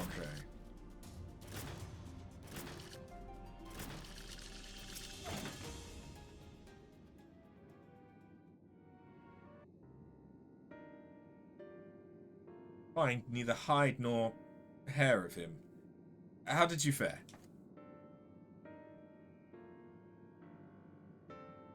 So he knows no more than the others. Care to explain yourself, Growing Way? Well, you see, I misremembered. Yes, that's it. I misremembered. Terribly sorry about that. Afraid I'm drawing a blank, though. Try as I might, I can't remember who I was thinking of. On an unrelated note, what of Urianger? I assume you spoke with him earlier, but did he say that when he'll be returning?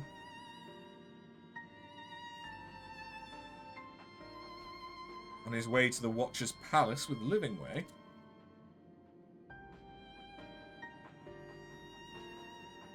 Between Growing Way's sudden lapse of memory and our lack of other leads, maybe our time would be better spent lending Urianger a hand. What? Now, hold on a minute. It's all coming back to me. Yes, I remember. The information you're looking for is in the archives. Yes, that's where you'll find all sorts of useful knowledge, including that pertaining to the final days.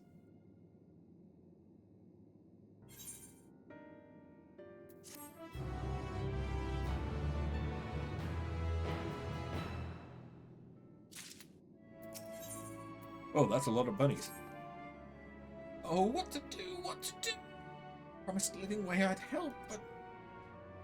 No, I promised I'd help, so that's what I'll do. The archives are on the second floor of the main plaza, Eastern Wing. Follow me! I suspect the Leporits are up to something, but if there's aught to be learned of the final days, I think it best we play along. For now, at least.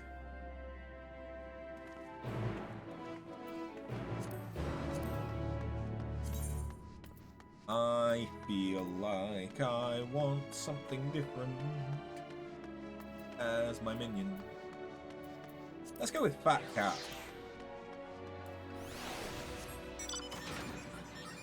I want to make these Leporits fear for their lives.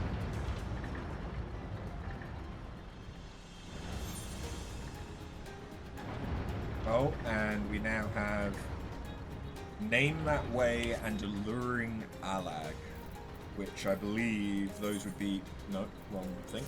Those would be the last ether currents I need, given that I currently have the MSQ ether current quest. Yeah. Okay. I hear you have a penchant for excitement and adventure, is that correct? Then I assume in your travels you've doubtless heard tales of the Allegans. The Allegans? Don't get me started. Yes, and nearly everything wrong with the world seems to be their fault. thought as much. I ask because I have plans to survey an elegant relic not far from here. The weapons guarding it, however, make it too dangerous for me to go alone. I trust you see where this is going. So, are you interested in a little adventure? Much obliged. Now let's be off. No time to waste.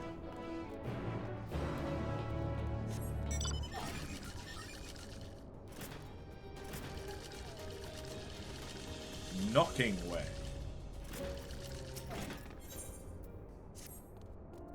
Hail, person! Yes, you. Do you have a moment? You see, ever since we awoke for inspection, a friend of mine's been acting a little funny. Funnier than usual, even. I can hear him sighing from all the way over there. I would go and call on him, as I do, but he always insists that nothing's wrong. I think he'd be unable to help himself from opening up to you, though. He's always been ever so fond of people. Would you mind lending him an ear or two? Is it Nothing Way? Many thanks to you. My friend's name is Dreaming Way, and he should be somewhere nearby. Just follow the lamentatious snuffling.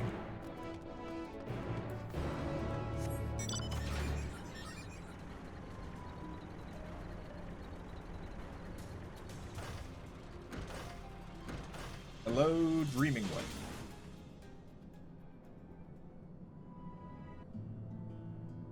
Stay focused, Dreaming Way.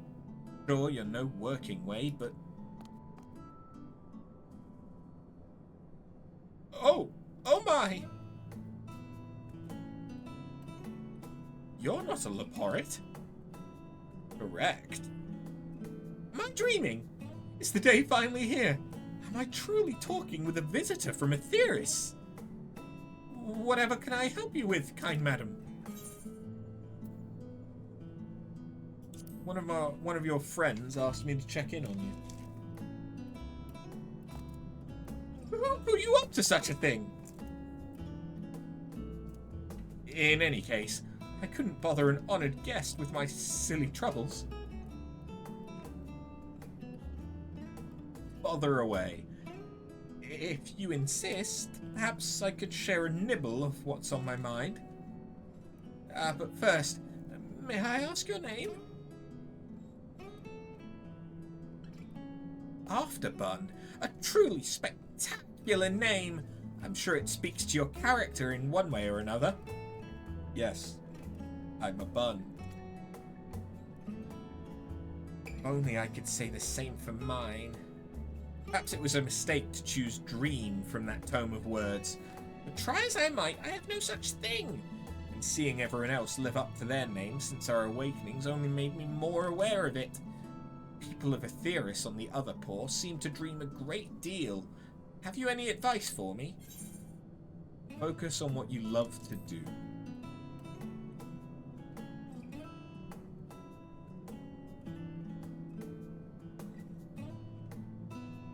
That's the problem. I haven't the foggiest idea of what that would be. Though my fellow Leporits might. I've known them since we were created. So perhaps they see something in me I cannot. With their help, you must be able to find an objectively appropriate dream for me to pursue. You know best what would be of service to mankind, after all. I'm all ears, so you need only tell me once you've come up with something. Anything at all.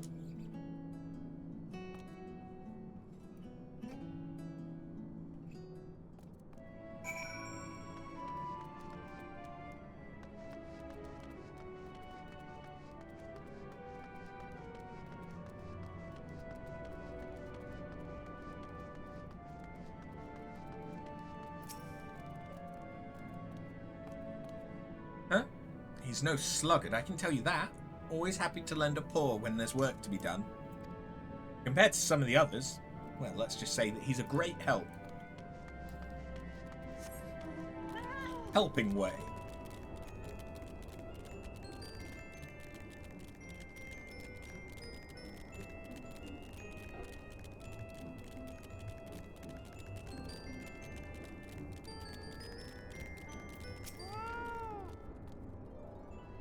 You want to know about Dreaming Way?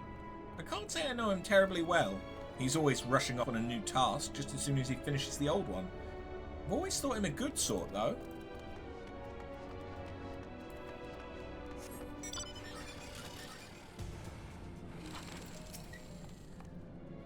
Dreaming Way? He can do anything he sets his mind to. He doesn't complain about getting his paws dirty either. That said, I'm not sure I can think of anything he's particularly gifted at.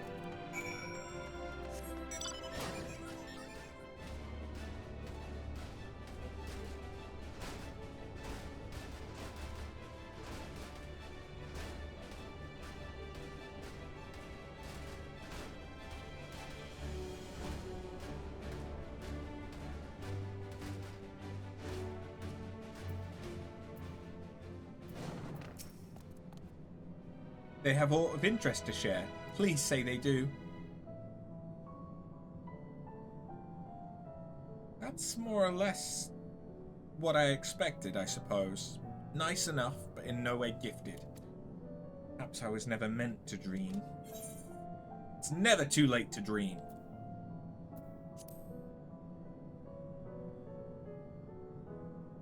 You really think so?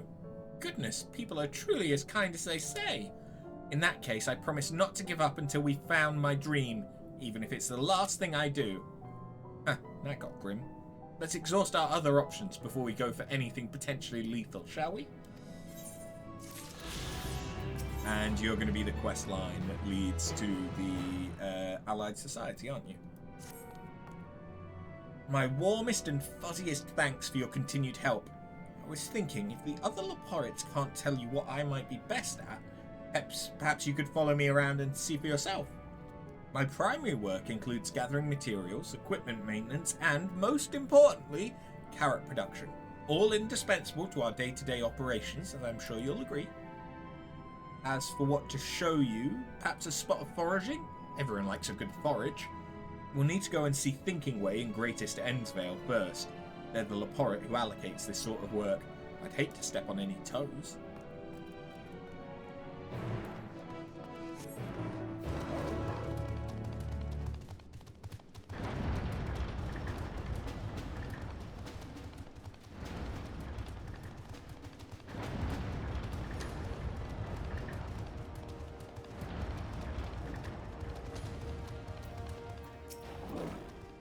I see you have a rather special companion today, Dreaming Way.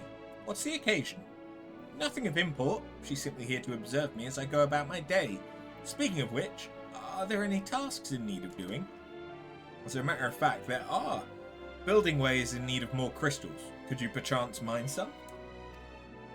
But of course, I suppose I'll want the usual assortment. Right then, it's off to Vallis Vulneris. I'll go on ahead and look for a suitable deposit of crystals.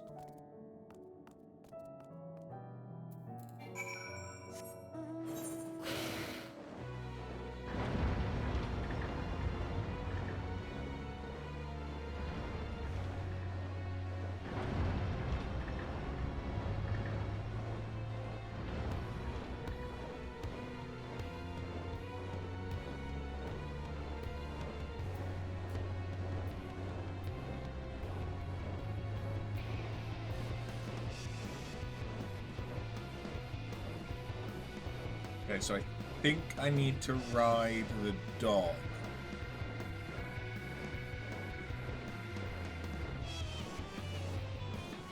I think I need to ride Argos in order to get to the Alluring Alag quest.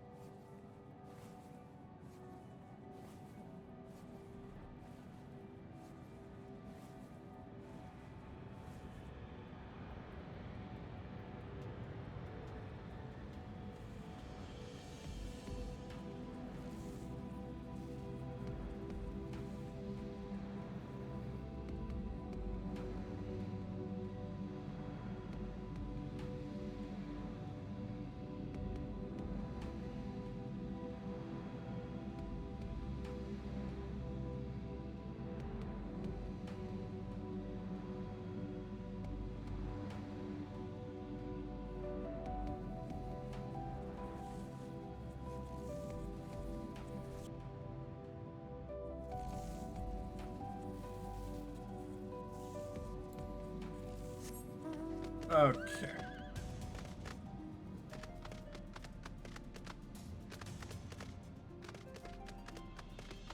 It's nice that they gave me a dog I can ride, but I kind of wish they had instead given a etherite.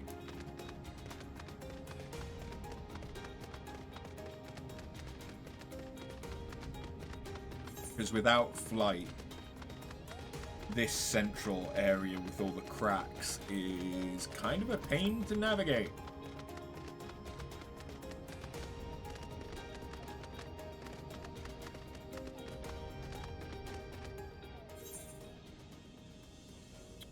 Ah. Oh. Case in point. I don't think there's a way for me to actually get up there. I think I need to go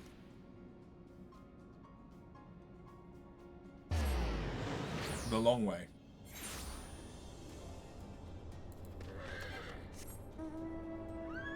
If I can stop dropping mango all over the place.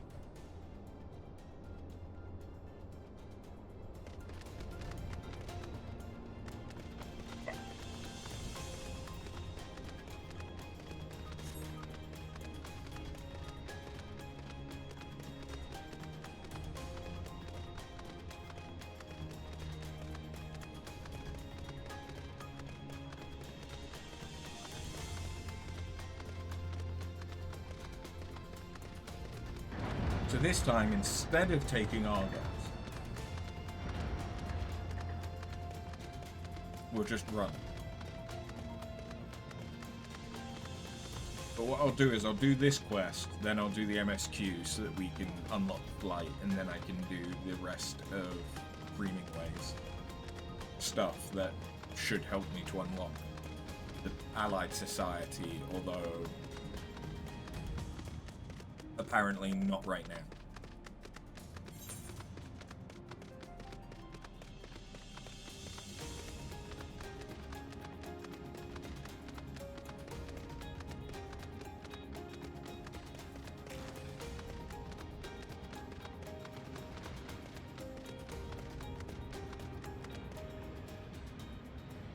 For a second, I couldn't tell that that was a player.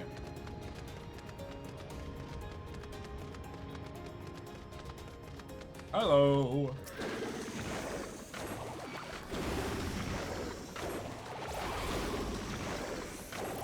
Makes sense, we're getting close to an Allegan satellite, I presume? So we've got some Allegan stuff to kill.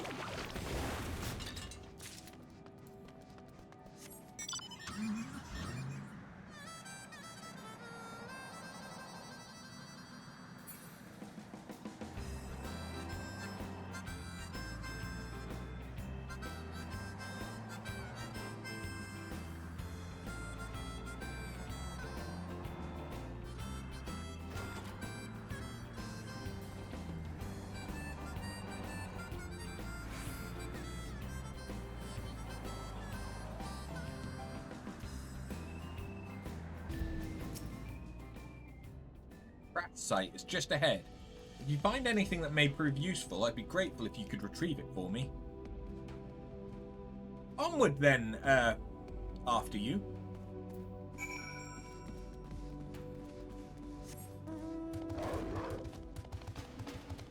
Fine doll.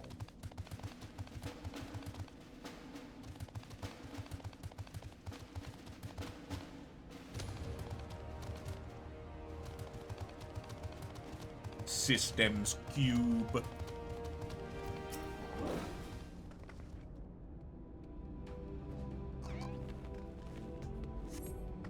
This apparatus is offline, but appears to be transportable. You place it in your ambiguously sized bag. Wait, what? Kryl? Quizzled?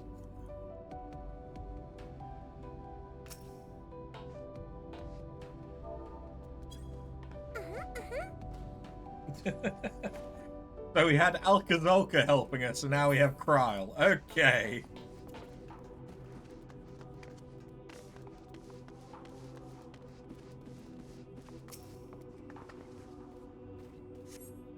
This bit of Allegan technology is certainly fascinating. A shame it's too bulky to carry back.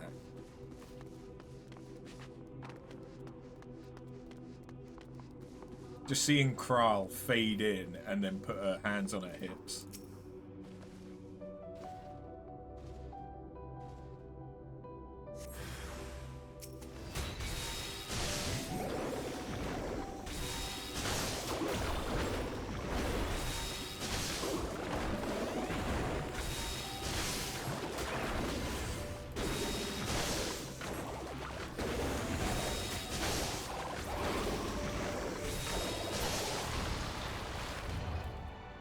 I see this character has flight here.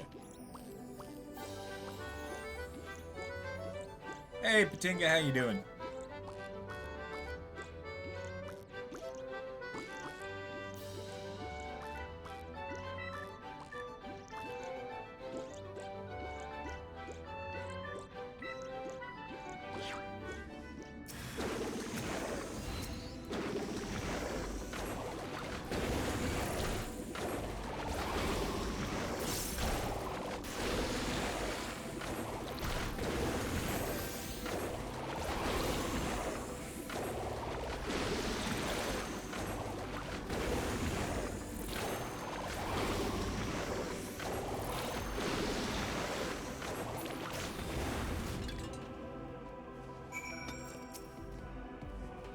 Phew. A moment longer and that drone would have alerted more. Now, did you find anything of interest? Ooh, let me have a look. You're right. I must wait until we get back.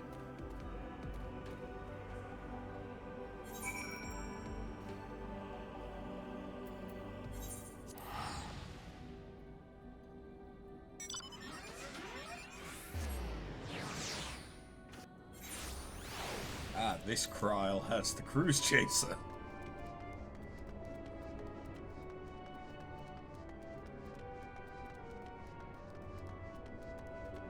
You're doing okay, you just got home. Was D&D good?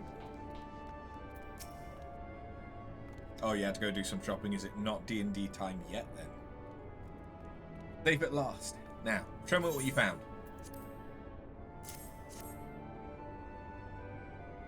This is an Allegan decryption unit. With it, we could read Allegan tombstones about history, science, poetry, if we had any, which we do not. An adventure for another day, I suppose. Nevertheless, I'm deeply excited by the prospect, as I'm sure you can tell. You have my heartfelt gratitude.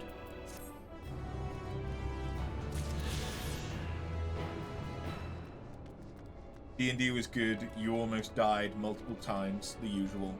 There was the rare level up though, and you definitely have to go and revise your cleric spells.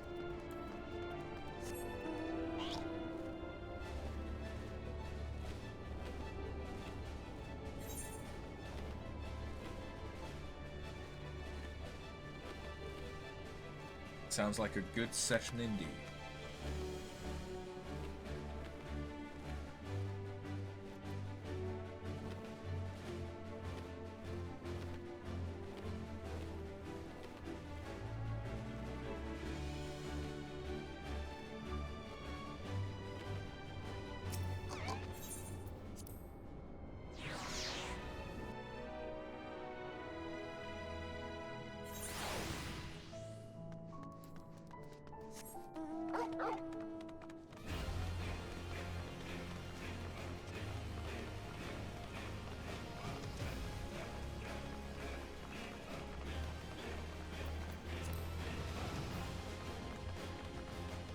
Give me flight, growing way.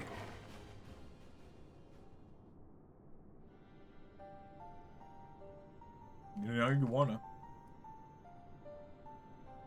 The archives are right through this door, but it seems to be locked. I guess we'll just have to go and find whoever has the key. Growing way. Enough. If you have naught else to tell us of the final days, you need only say so. We can ill afford to be wasting time here, as you well know. Did you yourselves not tell us we must act quickly? Yes, we did, but the moon was to be made a perfect paradise for the people of Aetheris, and we're running out of time to make everything ready for their arrival. We hoped you'd see the wonders we have to offer, but you've found nothing but faults and flaws in our work. Only one of you saw our potential, so you others must be kept here. Ah, so that's Living Way's game. Run us about in circles, and failing that, lock us away so we can't put the plan at risk. Everyone except Urianger. He understands what's at stake, what must be done. I fear you've misjudged us, Growing Way. Never have we decried the notion of using the moon as a means of escape. That said, my heart breaks at the thought of abandoning Aetheris and her reflections to their doom. If there is a way to avert the final days, I wish to find it. We all do. We may fail, but our efforts would never be at the expense of your plans. But why would you take that risk? There's no room for ifs and maybes now. The people of Aetheris will escape here to the moon. They'll be safe, and we'll finally get to see all their happy, smiling faces. I'm sorry, but we can't let you leave. We just can't.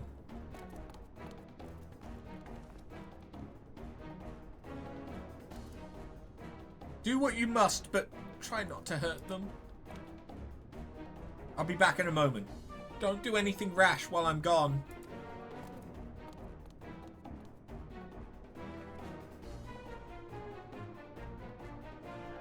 If we dally, they'll overwhelm us with sheer numbers. I say we knock these ones out, split up, and make our way to the exit. Agreed. Let us reconvene where Argos awaits outside.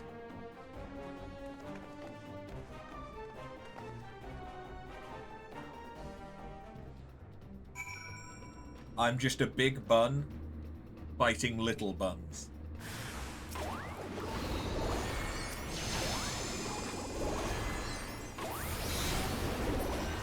I'm sorry, little buns. Oh.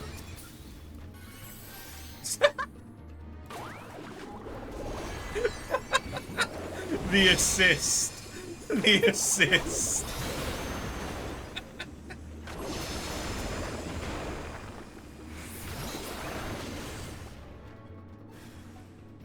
Growing Way.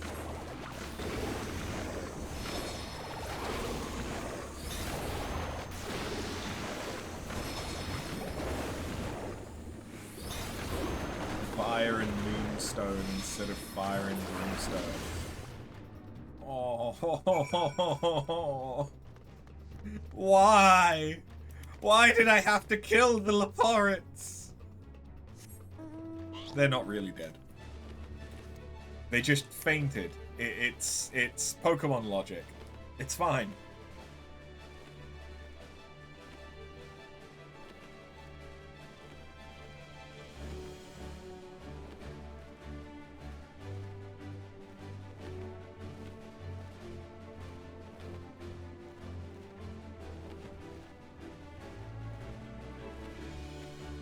I think it was a PvP tier reward. But I know that there is a mount that is one of the mechanical rabbits.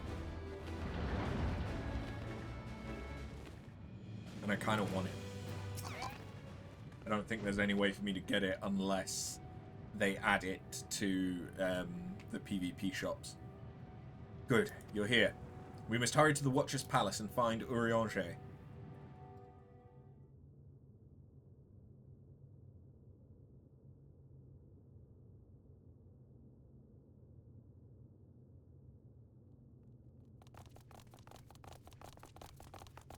And what, pray tell, do we seek at the Watcher's Palace? Oh, come off it, friend. You know full well why we're here. The time has come for you to return to Aetheris and help your brethren prepare for their journey here and beyond. Forgive me, Living Way, but I cannot in good conscience proceed with this plan. Huh? But what about the final final days. The death and the doom. Oh, we have to hurry before it's too late.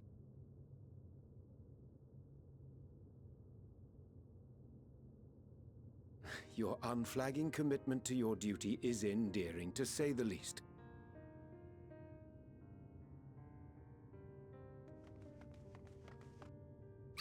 Oh, bugger!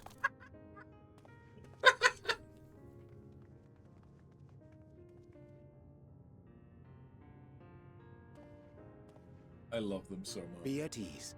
They bear you no grudge, nor do I. How could we, having come to understand your purpose? For millennia, you and yours worked tirelessly towards the singular purpose of this heavenly vessel's construction. An arduous feat by any measure. It is clear you have spared no effort. Why, your very names are a testament to your dedication.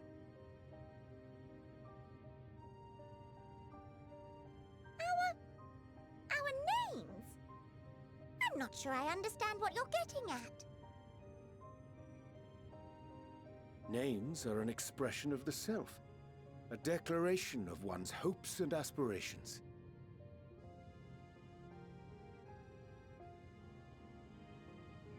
Your use of contemporary, uncomplicated nomenclature doth ensure clarity of purpose.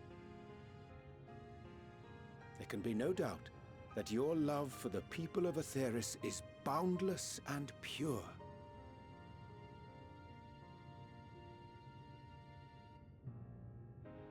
Yes! Yes! A most mellifluous phrasing! We Loperids were born of Heideland's love for Aetheris. That shining, shimmering blue jewel, brightest star in the sky, brimming with life and possibilities. For as long as I can remember, I've toiled in anticipation of the day when this vessel might be needed. All I've ever wanted was to meet those she cherished so dearly, to serve and serve well. That goes for all of us, don't you see? So help us help them. Lead them here where we can keep them safe. If there's anything wrong with what we've built, we'll fix it. We'll make it right.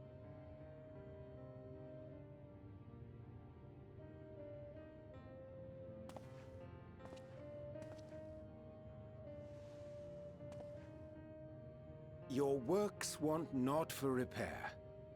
Yet there remaineth much for you to learn of men, and your own kin besides. Singing Way, thy name bespeaketh more than the simple marriage of rhythm and rhyme. The songs of Aetheris are beyond counting, and span the length and breadth of emotion. Maps are monuments to man's pioneering spirit and his devotion to charting the furthest reaches of our star.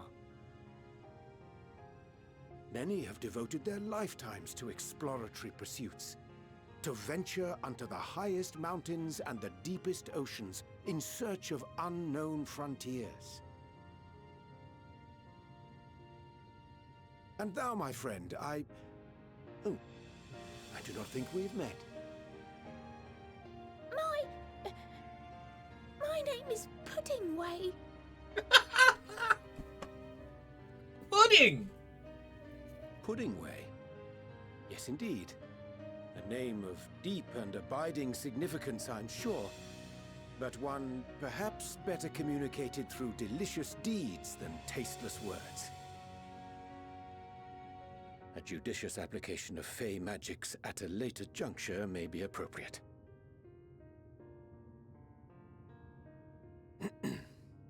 And Living Way. 'Tis no easy feat to convey the significance of thy moniker. When I was a bookish boy, a dear friend of mine was fond of peppering me with questions as I read, to my occasional annoyance. One day, I posed to her a question of mine own. What does it mean to live? After much contemplation, she proffered this answer. The anticipation of a half-read story's conclusion. The hope today's mistake may serve as tomorrow's lesson. The wish that a new acquaintance may one day call thee friend. She believed it to be all these moments and more. Is that Moonbreeder? I want to understand, but I, too, still labor to find mine own answer.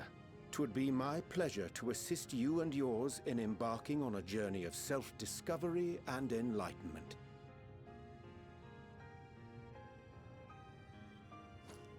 For thee. Huh? Oh, is it the ink? Ink as blue as the waters of Aetheris. Made in haste, though I assure thee, the quality has not suffered for it. The people need not be persuaded by honeyed words. Nay, I have faith they shall do what is right in due course. Until they do, I beg your patience, friends. And with that ink, let us fill the empty pages of Living Way's compendium. An open exchange of ideas will surely afford you all a better understanding of modern man, and with it, ideas for improvements and renovations. But more importantly, it shall empower us to together find a way forward.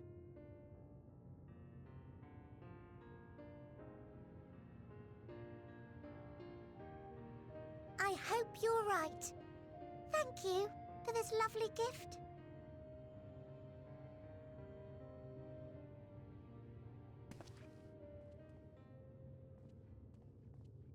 There you have it. I shall remain with the Loporrits to ensure that all is in order. Though we must needs prepare for every eventuality, you would all agree that the evacuation of our star is a last resort. Fucking hope so. To accept failure is to accept the demise not only of our star, but that of Reen's, of all reflections, and the souls that call them home.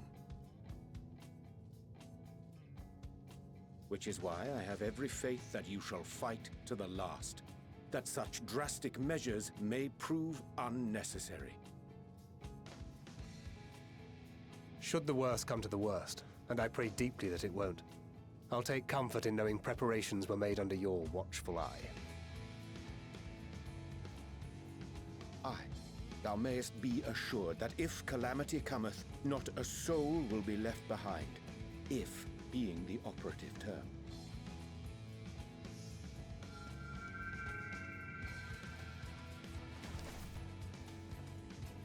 Ah.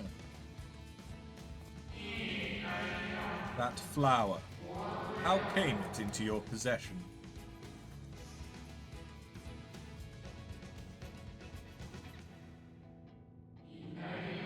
How very like her.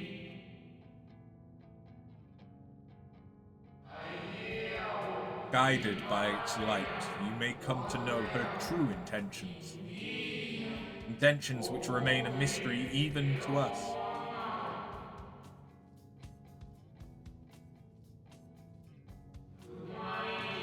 In our time, we called it Elpis. You would do well to remember the name.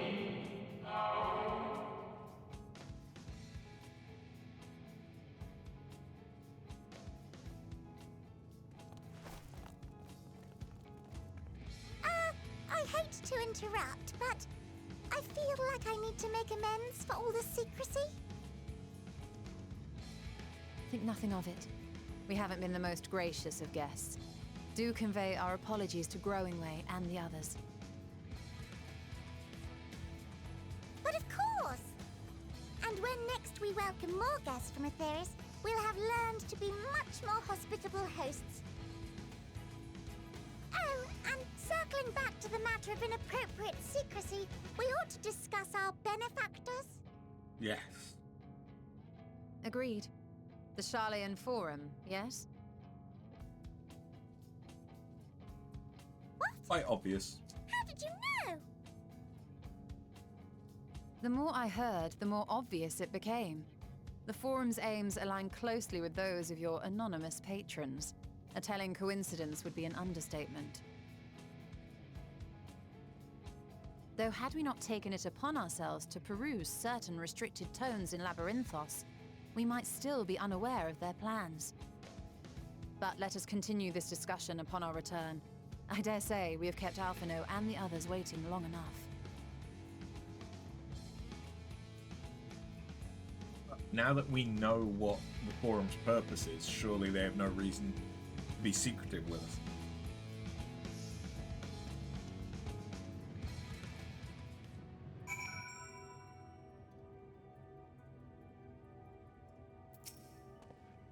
"'Twas a relief to see Livingway was pleased with my gift of ink. To serve and serve well, though their knowledge may be lacking, their boundless love is a blessing without peer. It will be no easy task to prepare them for what must needs be done, but gladly do I embrace this duty, even if it doth necessitate that we part ways for a time. Forgive me my absence, but I have the utmost faith in you, in all our fellow scions. When next I return to Aetheris, I pray I find you all in good health and good spirits."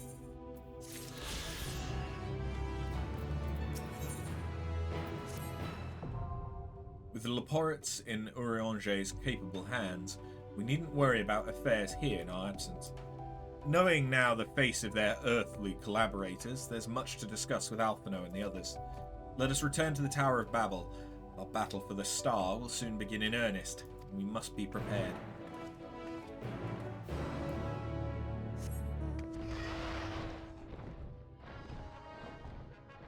But Dreaming Way.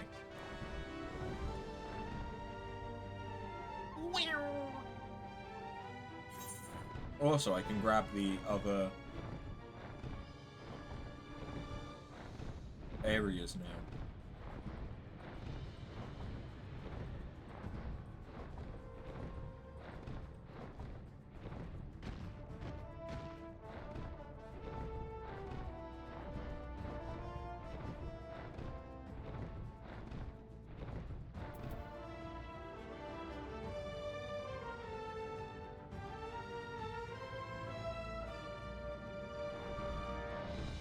It also means that I could come to this area for X ranks and stuff too.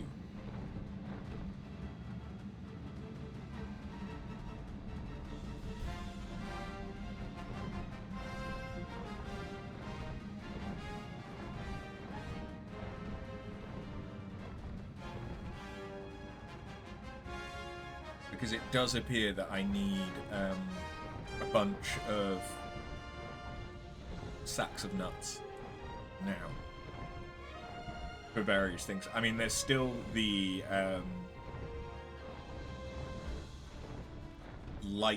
the Sin Eater lion mount from Shadowbringers, sacks of nuts that I never got.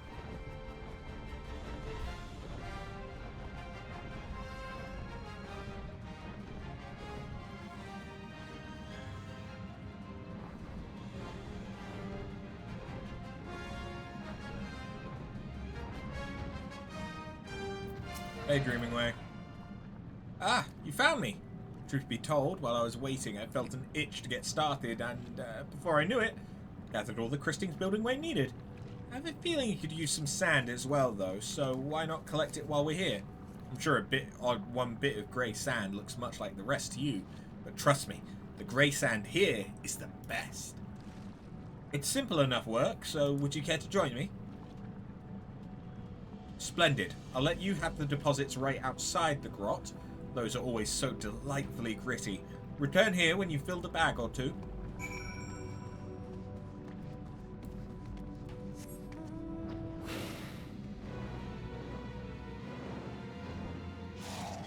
I spy a tank coming for me. Oh god. Kryle's got a tank.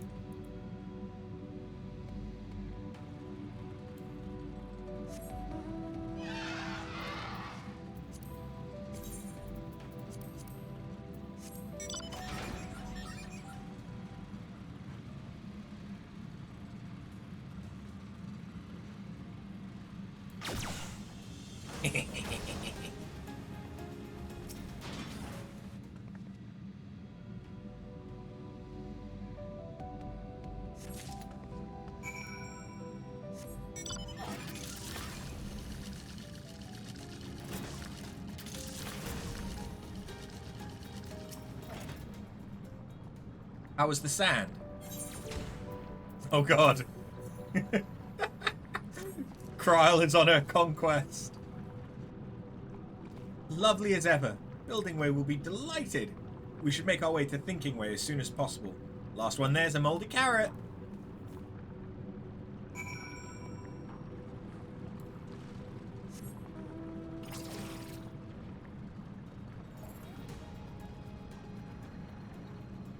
The orb consumes all.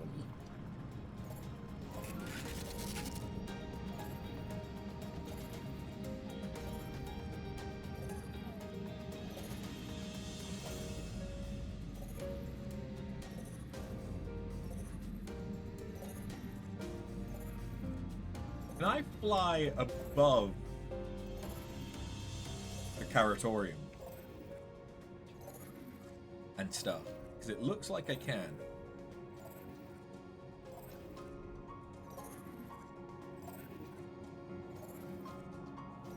I can. I don't know if I could land here.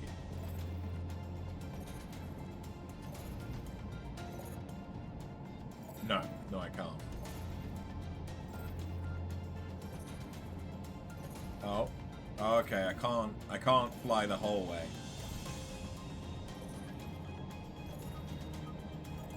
Fair enough.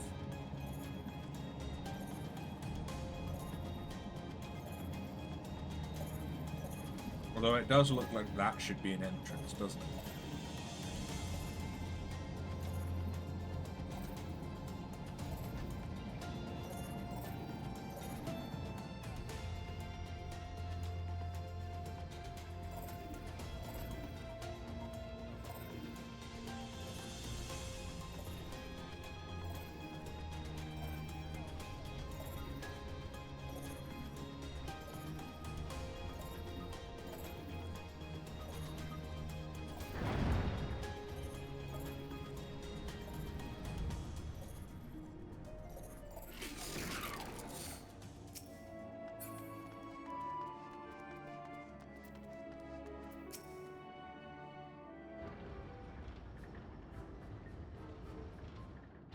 Ah, that was efficient.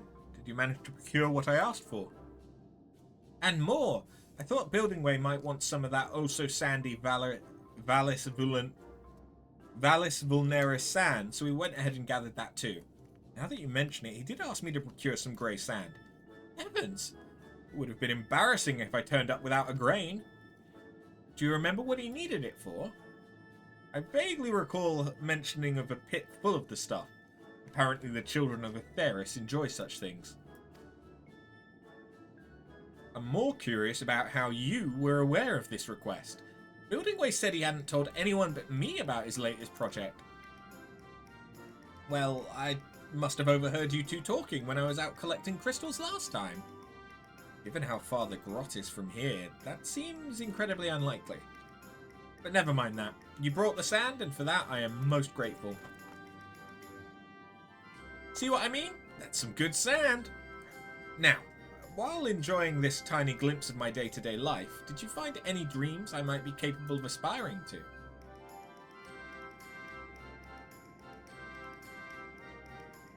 Oh, don't worry if you haven't. We've only just begun after all. Really must learn to be patient. Surely the right inspiration's out there, just waiting to strike.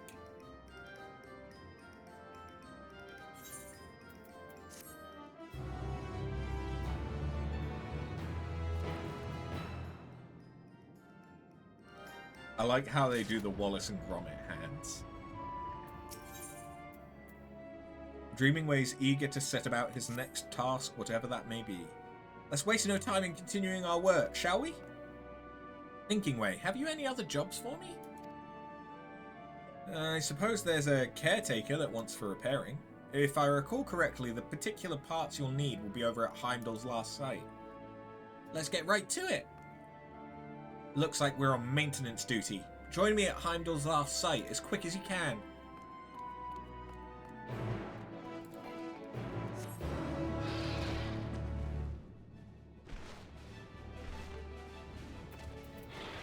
Hello again, Warring Way.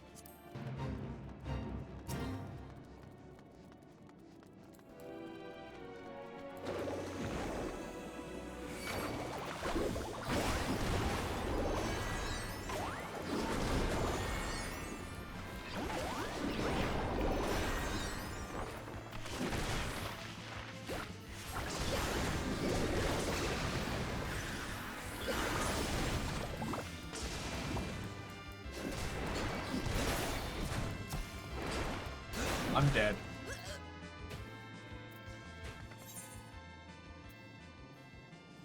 Whoops. Trial, help me! Thank you! Now that doesn't count as a death.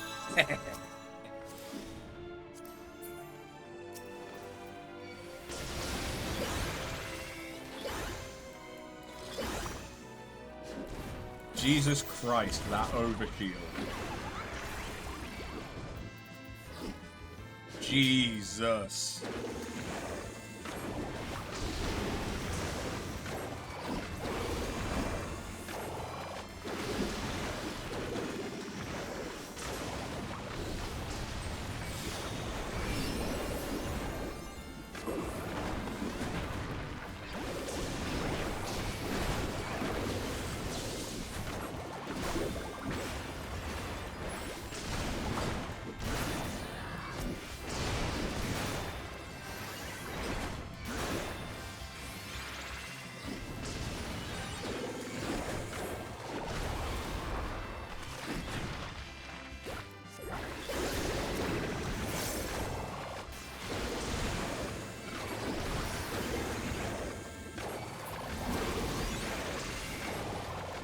Perhaps I shouldn't be quite so ballsy. But then again, where's the fun in that?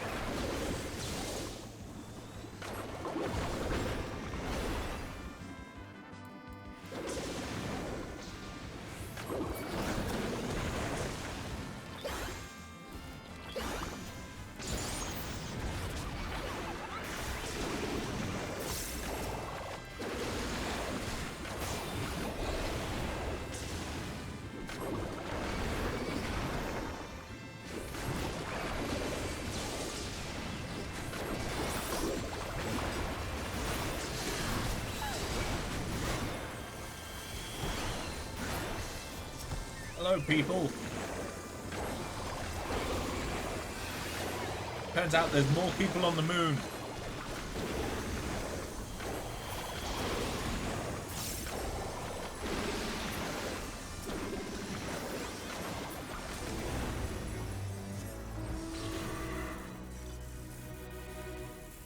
Sweet. So where do I have to go? I have to go back to Heimdall's, which was the crashed Allegan thing.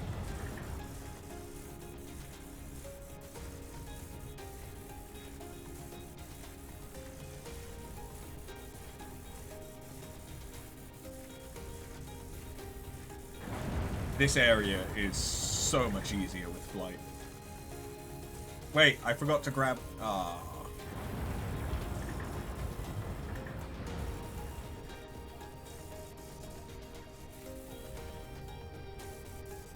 I forgot to... Oh. I'm not going to do the Faith, but I do want to grab that last corner of the map.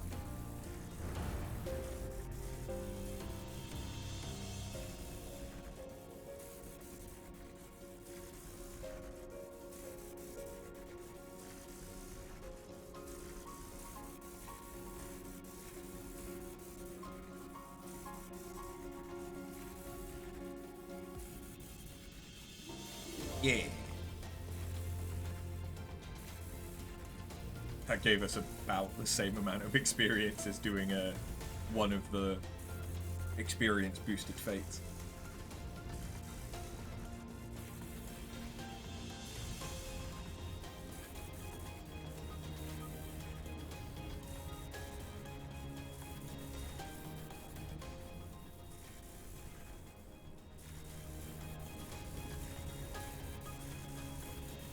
Seeing Kryle on a flying fat cat.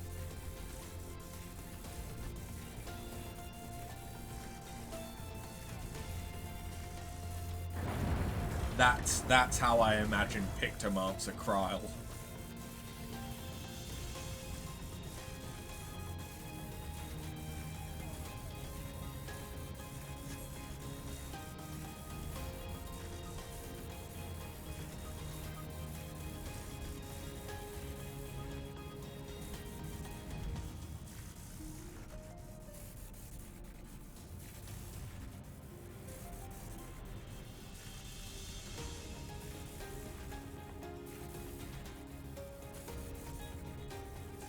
Oh, wait, too far.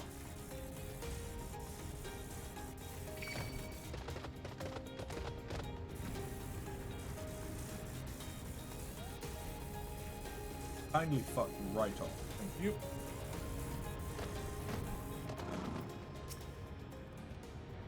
There you are. I was beginning to worry you'd abandoned our quest. Now, to Heimdall! Follow me!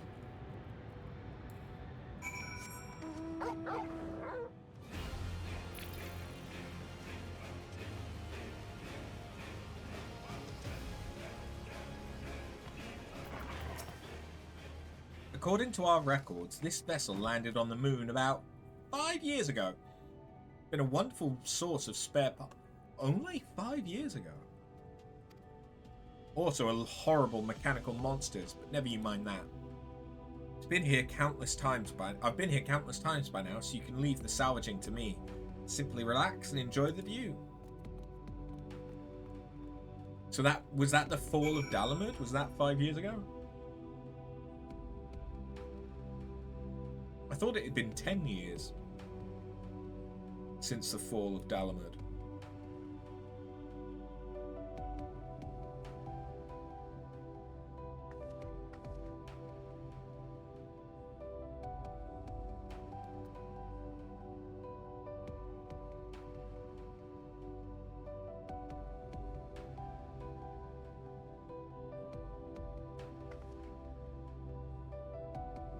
But there isn't really anything else that I can think of that would have been 5 years ago.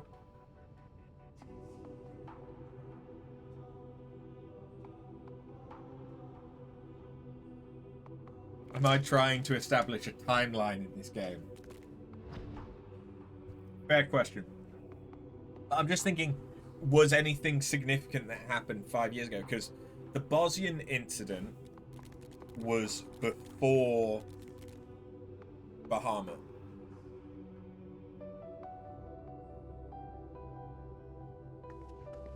Was before the fall of Dalamud, so this couldn't have been. I mean, it's unlikely to be linked to either of those things, is it?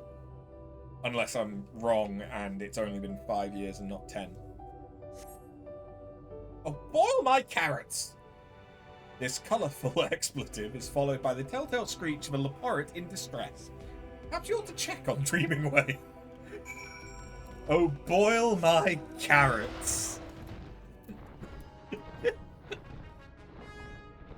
To be fair, that is one of the worst ways to prepare carrots. I like them roasted.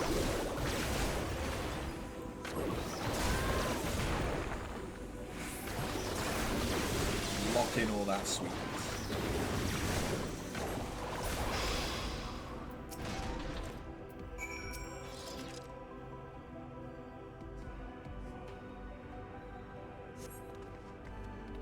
Thank heavens you were here! I tried to run, but I tripped. Grey sand is not nearly as pleasant when it's in your mouth, let me tell you. And here I was hoping to show you what a competent and capable worker I could be on my own. I did manage to get the parts we need, though. So all's well that ends well. Meet me at the Caratorium and we'll see if we can't fix that caretaker.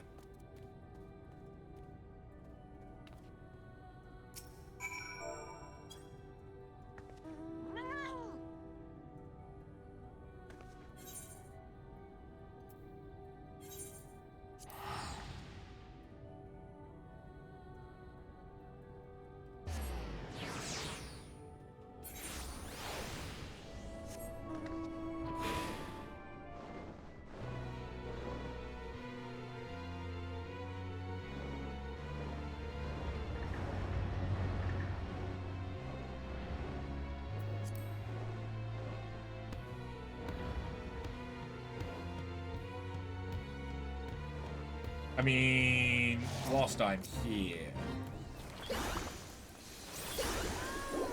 if other people are already doing Fade,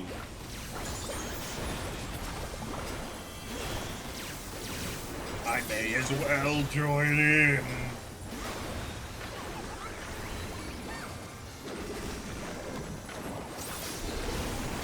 It would be rude not to.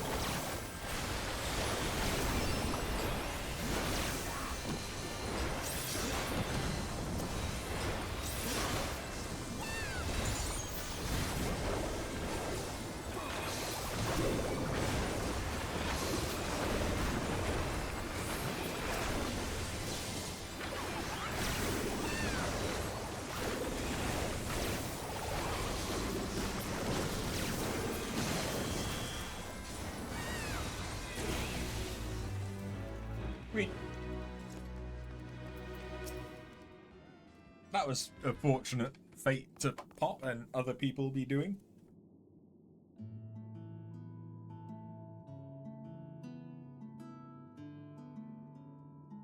As you can see, this is the caretaker that needs our attention.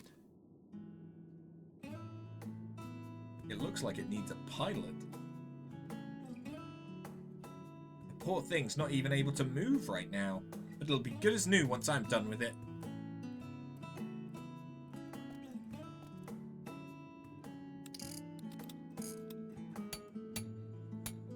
Shift this over there, stick the thingamabob in the what's-it, and...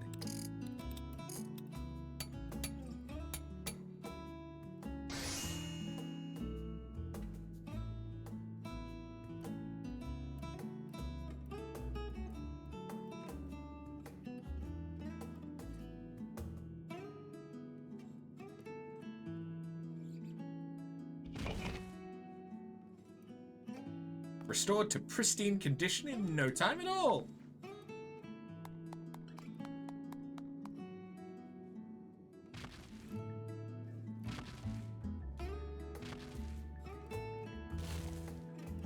Most Leporets know enough to make similar repairs, though. It's really nothing special, and I can't even imagine how one would go about building such a machine from scratch. No, something tells me my dream lies elsewhere. I suppose that's more than we had to go on before, though. Not to mention it, there's still one job of mine that I haven't shown you yet. Would you care to see how we grow carrots? Well then, let's hop to it.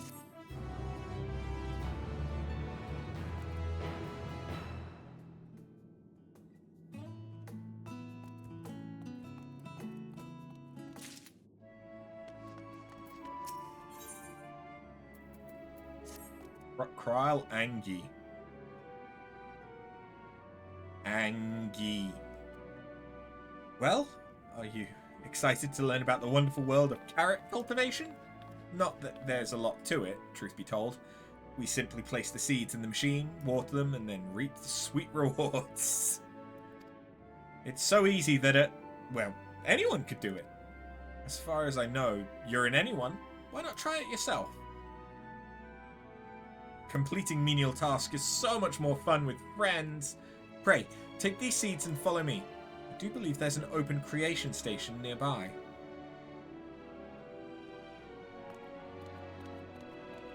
Angie baby.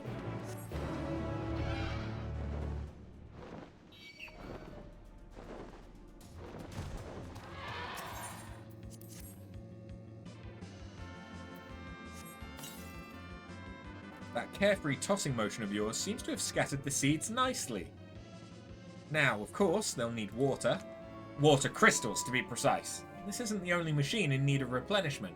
Why don't you pay a visit to the sparkling supply station over in the northeast corner, and then bring a crate of crystals to the creation station nearby? Good to know that I'm an anyone. It is good to know. I mean, I have said it before that I don't consider myself a people. I consider myself a person. I don't like people. I like persons. Take the bucket of crystals to the carrot creation station before your arms give out. Oh, okay. It's an egg carrying quest, which so far I've managed to avoid in Monster Hunter. Although there is a wyvern egg that you can carry, but I've yet to determine what the route to actually get it down is, but I've not bothered actually trying to do it. I should probably do that.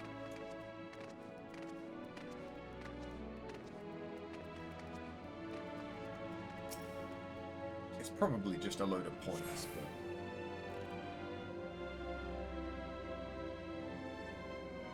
that should be enough to make our carrots grow nice and big, and the machine converts them into water bit by bit, so you'll never need to worry that the seedlings are too wet or too dry. Oh, don't you just love that sound? What? Did you not hear that tone just now? It's telling us there are carrots ready for harvesting. They're not at this station, but I'm certain I heard the joyous sound of 2 ripened carrots. You may as well see this through to the end. Pulling them's the best part.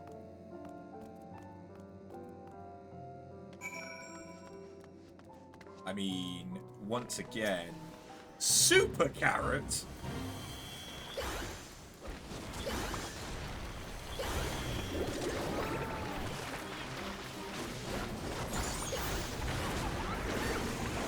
There appears to be quite a few people doing fates on the moon.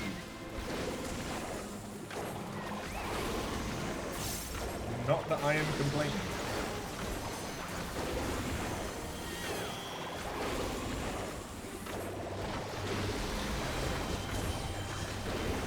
It just sucks that I don't have anything to spend these bi-color gemstones on.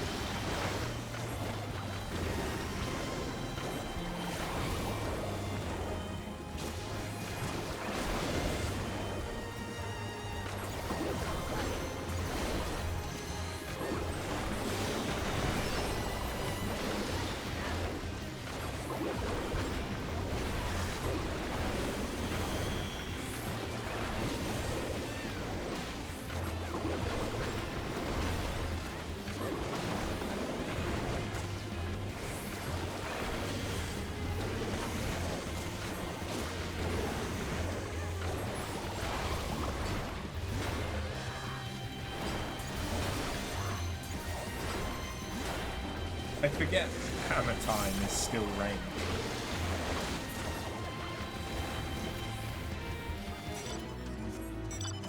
In my head, it isn't ranged.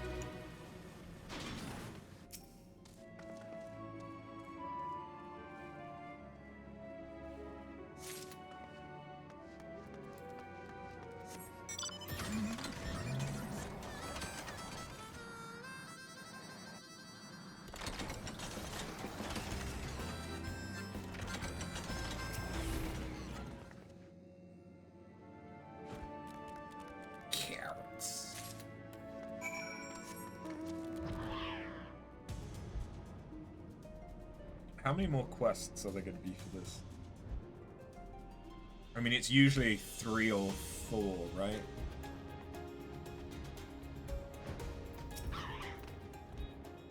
Do I smell carrots? That was rhetorical. I definitely smells like carrots in here.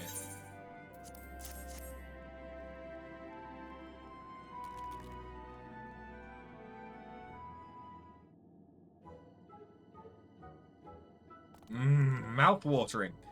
That's really all there is to it, and to my days, to put it plainly. I apologize for not being more interesting to follow around. So, have you any ideas for a dream that would suit a Leporit like me?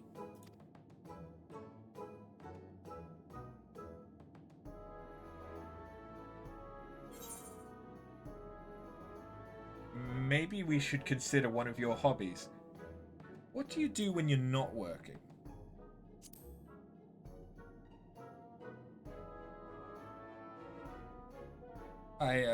What do I do? It seems it just wasn't meant to be. I should never have taken such an extraordinary name, being so very ordinary myself. If only I had some sort of skill to set me apart from the others.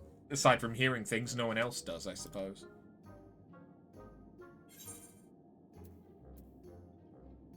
A good ear, eh?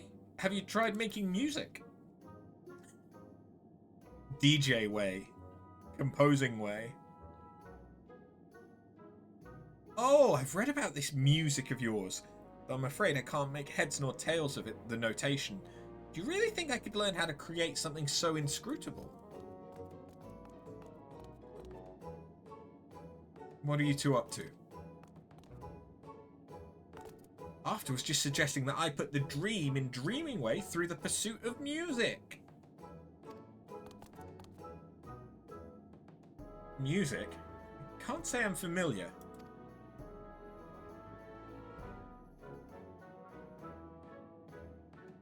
Yes, we Leporits can do something similar.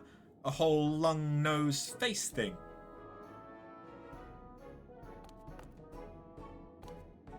Look, let's just try it and see how it sounds. Come on, knocking way.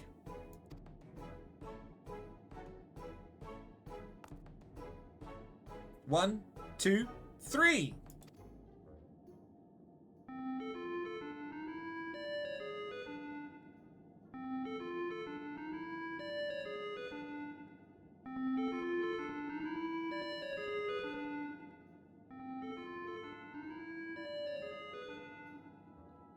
Goodness, that's terribly fun.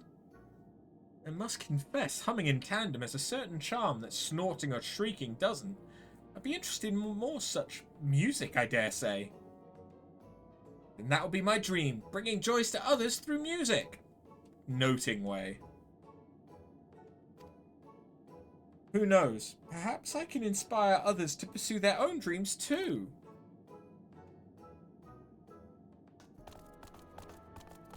Gee, yep, they came out of the woodwork.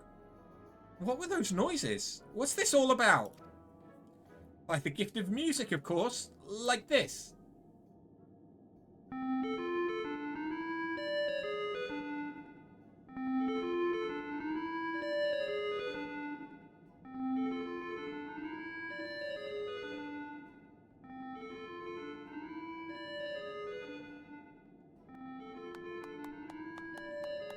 Do you reckon it's like wolves howling?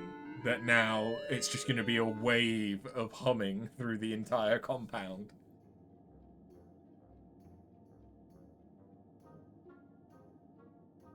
I think that may be enough musicking for one day.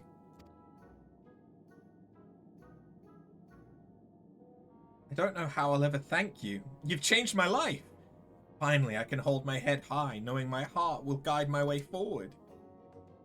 Dreaming Way has a dream!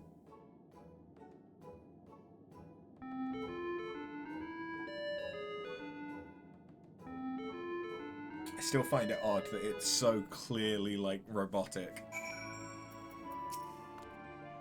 I cannot thank you enough for helping my dear friend. I hadn't realized he was so upset over not having a dream of all things. You helped him as only a person of Aetheris could. I still have my other tasks to attend to, of course, but I promise to practice every day. Eventually, I want to go beyond just humming and compose original music. When next we meet, I hope you'll once again lend me an ear. Maybe even two. Wine dark soup, glory bee soup, Hamza curry, and karnayarik. Oh.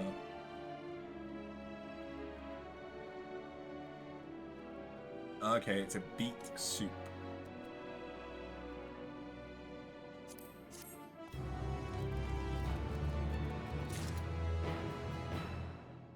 Sweet! Okay, well, that is all the blues done. It's time to leave the moon. Which, unfortunately, will also mean not being able to fly anymore. Sadness.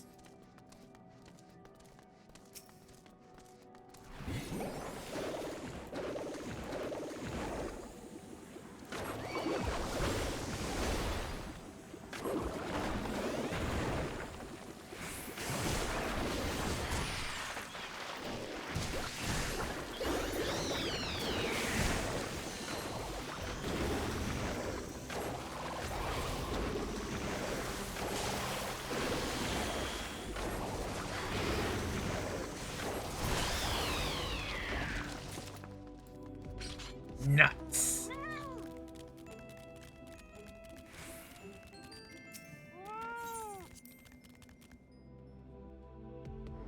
So long, moon.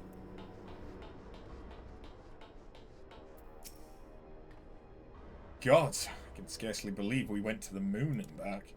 But we'll have time to reflect on that later. Right now, we need to head back to Camp Broken Glass and deliver a thoroughly detailed report to Lucia. I'd like very much to know how everyone's getting on here as well. They'd only just begun to treat the tempered prisoners when we left. I share your curiosity, but warning our allies of the final days is of greater importance. I speak not only of our contingent, of course. Heads of state of every nation must know what we have learned. We know not when or where or in what manner the final days will begin to manifest, and so we must see that everyone is prepared. Agreed, though we may wish to stress the importance of discretion, lest the public be sent into a panic. Not that anyone in a position of responsibility should need to be told as much, but it bears repeating. Anyway, first things first, to Camp Broken Glass.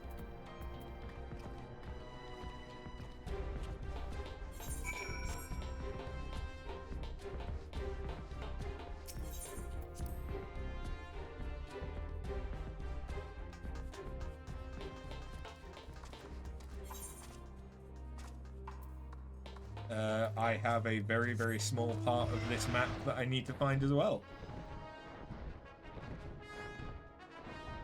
So let's get that.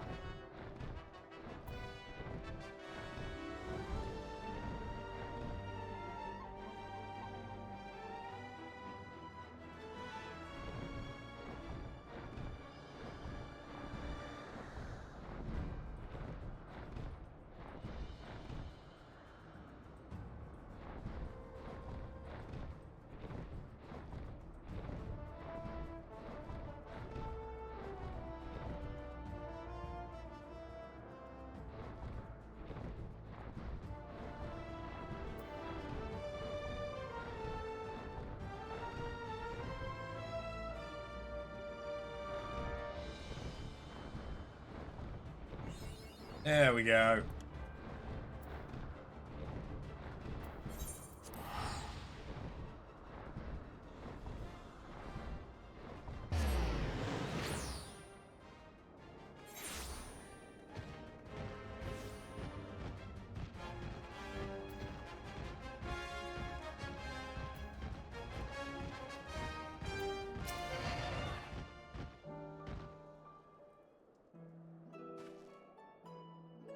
Good to see you all again.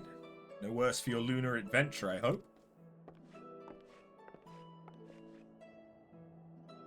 We've done what we can for now, and believe me, we intend to tell you all about it. But before we do, might you tell us what's become of Garlemald in our absence? We succeeded in subduing the Tempered inside the Tower of Babel. We took many alive, but combined with those who were already in our custody, the numbers requiring care has grown exponentially.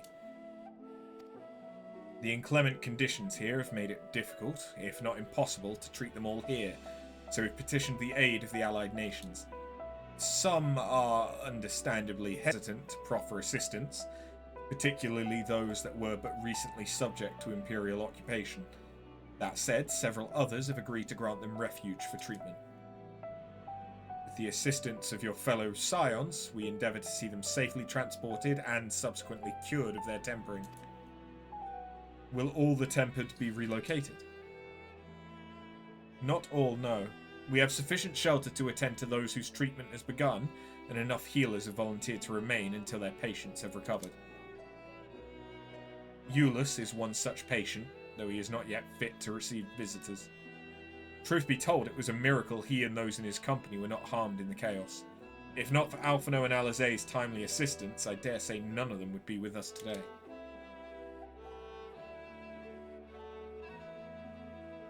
In light of recent developments, have the Alliance leaders come to any decision regarding Garlemald? Given the tremendous ramifications of what has happened here, it will take time to determine what must be done. In the meantime, they intend to work with the Eastern Alliance to keep a close watch over the provinces. We have other news to share. Shortly after Anima was defeated, we received reports that each and every tower has vanished. For a mercy, the process was apparently not quite as violent as that you experienced in Thavnir. Those who were trapped within them have been rescued and are receiving treatment. To hasten this endeavour, the Beast Tribes have received instruction in the magics needed to cure tempering. Master Matoya has no doubt thrilled the Mother Porxia affords her so many visitors. Yes, we are grateful for her ongoing efforts, as well as those of our comrades near and far. As for the contingent, several of our members have been granted leave to return to their homelands after the transfer of Tempered has been completed. Lucy and I will remain, along with a small force to continue offering aid to those here in Garlemald. The Empire may be no more, but there are yet those who call these lands home. I believe that accounts for recent events here. So, what of the moon and the Telephoroi? Well, we say the Telephoroi, but really it was just Van Daniel. At least that we know of. Well, I suppose it also included Xenos, but... Final days. Gods. I prayed your victory would mark the end of our troubles. There's still much we do not know, but the Alliance leaders must be told. Would you be willing to contact them in our stead? Yes, of course. I will send word forthwith. We'll also release your fellow scions from their present duties that they may return to Sharlayan. Your energies are better spent finding a means to avert the coming apocalypse. Speaking of your fellow scions, you'll be happy to hear Mistress Krile, though still on the mend, has been moved to the Baldessian Annex and given into Tataru's care. Oh yeah, how the fuck did Krile even get here? Thank you. I look forward to seeing them both upon our return. Let us be on our way then. One last thing, if I may. After your confrontation with Zodiac, you said Xenos took his leave, and in all likelihood he's returned here to Garlemald. I've a mind to dispatch scouts to try and ascertain his whereabouts. First, wish to ask if you believe there's any merit in doing so. If they found him, they would not likely live to tell the tale. If you're expecting a trail of destruction to follow, you won't find one. An admirable but futile endeavour. Now, if you're expecting a trail of destruction to follow, you won't find one. Aye, you are the only foe he considers worthy. And even if my men found him, who but you could even hope to bring that monster low? Pray, forget I entertained the notion. While on the subject of Xenos, the 10th Legion has made an official proclamation. They denounce the Crown Prince and condemn his roles in the Empire's downfall. His very title has become a source of shame amongst his former subjects. and its continued use serves only to hinder relations with foreign nations. For this reason, he has been declared as Xenos Viator Galvus, outcast and enemy of Garlemald.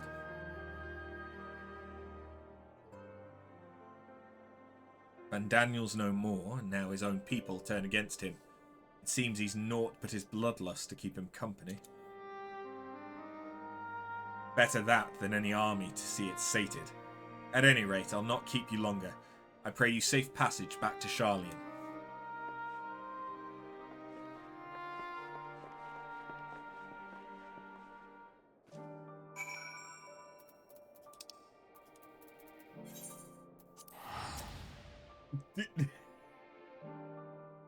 Snowman.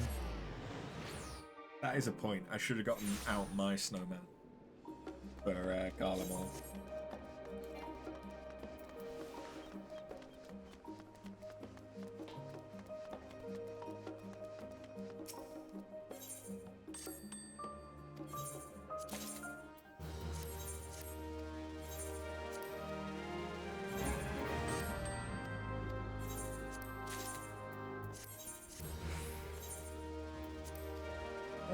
And I suppose I'd better change my glam again, because we're no longer on the moon.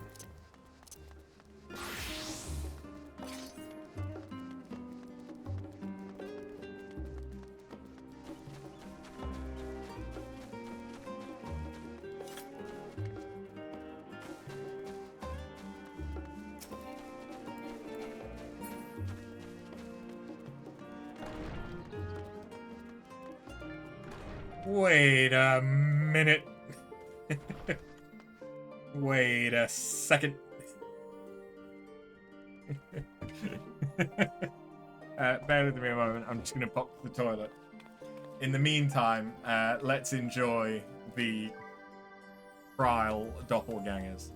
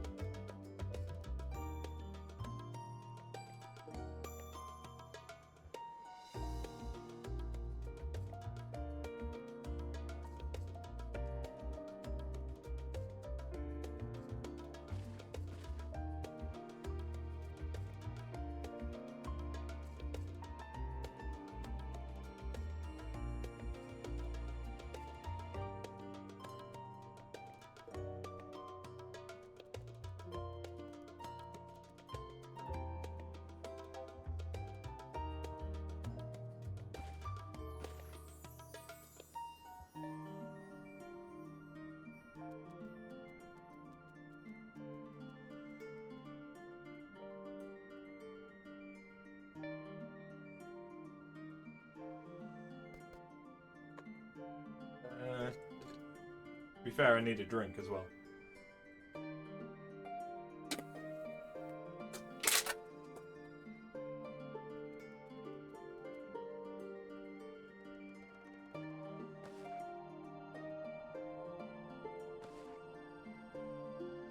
I like how you positioned yourself exactly behind her.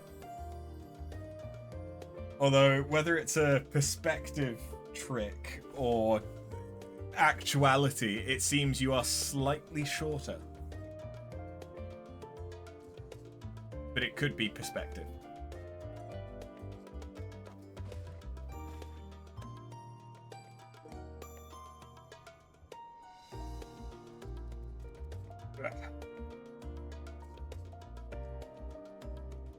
I think it was just perspective. No? No, I think you are indeed slightly shorter, perhaps. But not by much. Also, there's 2 more Lalafels.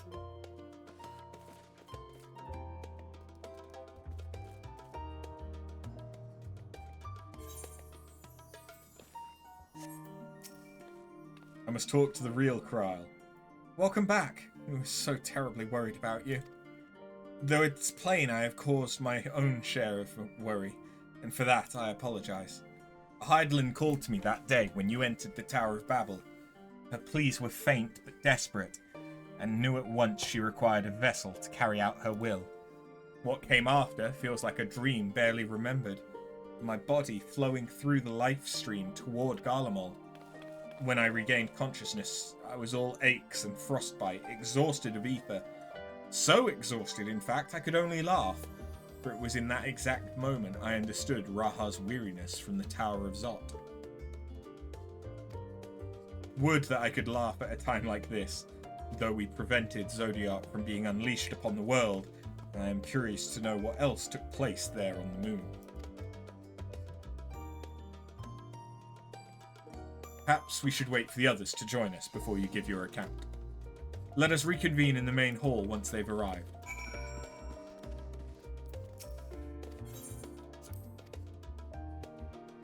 I shall retire to my room and work on my glamours. Bear with me for a moment. What do I want to do if we're going into... It's probably going to be Labyrinthos next, isn't it?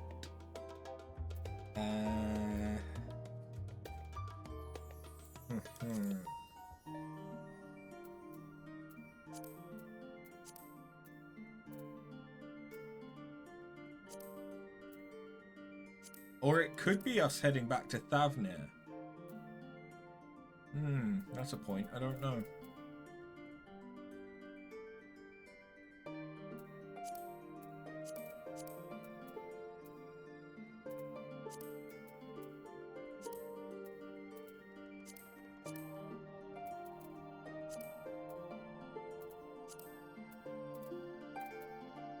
Haven't used that in some time.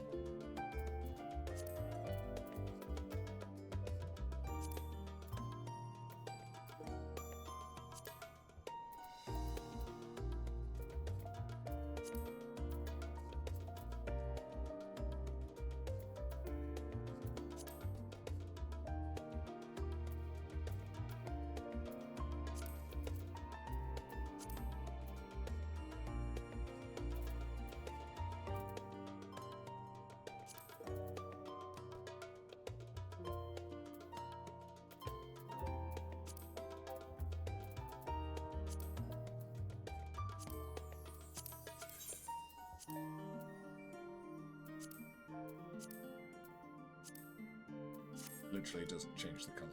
Okay.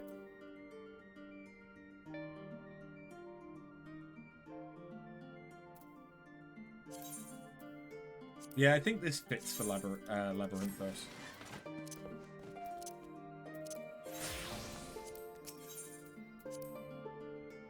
Or at least it fits better.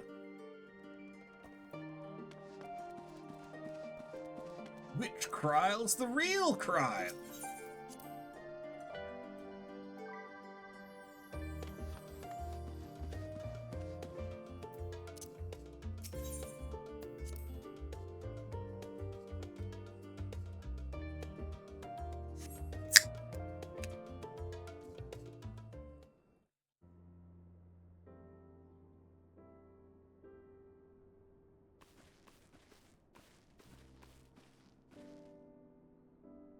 Sorry to have kept you all waiting.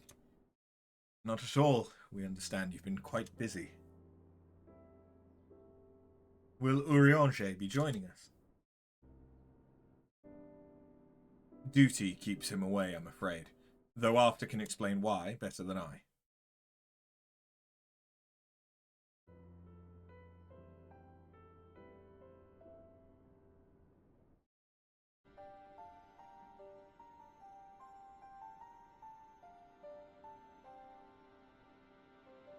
Final days, as befell Amaroth. And we are to escape via the moon. What of the source and its reflections? I've no intention of standing by while the world falls to ruin. So, how do we stop this? Unfortunately, we have no answers at present. If the celestial currents have grown stagnant, as was the case in the time of Amaroth, the solution would be to alter the flow of ether throughout the entirety of the star. The ancients accomplished this by summoning Zodiac, sacrificing half the star's population in the doing. It should go without saying such a sacrifice must not, cannot, be repeated. Which leaves us with the daunting task of identifying the underlying catalyst for the final days. A feat which even the Amaroteans could not accomplish. Unfortunately, we found no clues in Mare Lamentorum. There's still much we do not know about the catastrophe itself, let alone what may have caused it. The final days were marked by the corruption of the Amaroteans' creation magics, but we command no such power, which invites the question, what havoc is in store for us? If we knew that much, perhaps we could draw some parallel with the events of the past, and thereby form some semblance of a plan. Perhaps we should start with the Forum then. Having worked with the Leporits in secret all this time, there's likely more they can tell us. Forgive the interruption, but I've urgent news! The Forum's holding a public assembly in the plaza outside. Some sort of announcement. What's Father up to now? There's only one way to find out. They're now going to announce the final days because Zodiac is dead. And this is the point where they're going to take us seriously.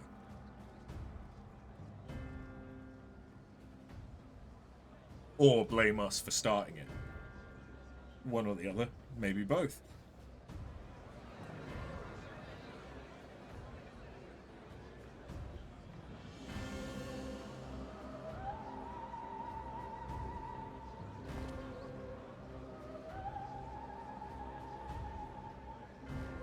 Papa!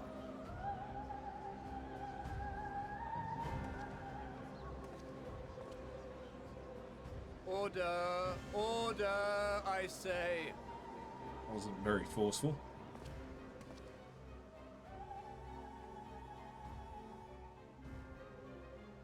I thank you all for gathering here on such short notice.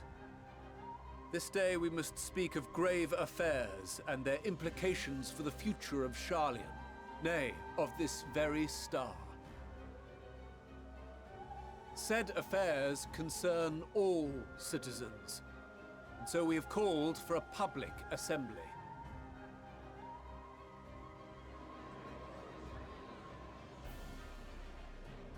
You may have heard rumors of the Telophoroi, and the havoc these madmen wreak abroad. Under normal circumstances, we would pay little heed to petty disturbances outside our borders. The final days, however, are another matter altogether. For we dare not ignore these prophetic words of Eld. The Endbearers will come, ushering chaos and calamity. The final days descend and devour the very star.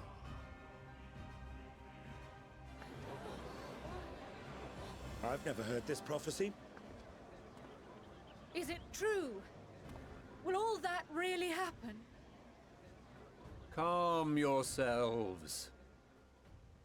The time has come to speak of the Forum's most sacred duties. But first...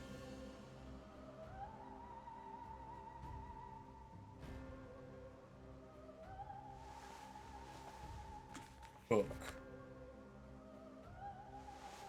Give voice to the voiceless. Let bindings be unbound. By unanimous decree, I declare the enchantment broken. Oh, okay, now they can talk about it.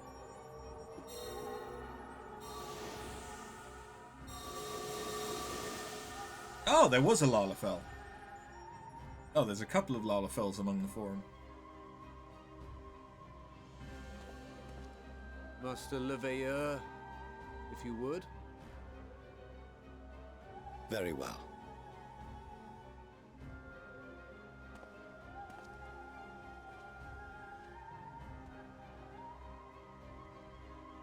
"270 years ago, our forebears began an expedition in the Dravanian hinterlands, in search of a route to access the ethereal sea. This much is public knowledge. Their findings, however, would become the Forum's most closely guarded secret. What those researchers discovered in the hinterlands was not a passage unto the ethereal sea, but the very heart of our star, and Hydaelyn herself.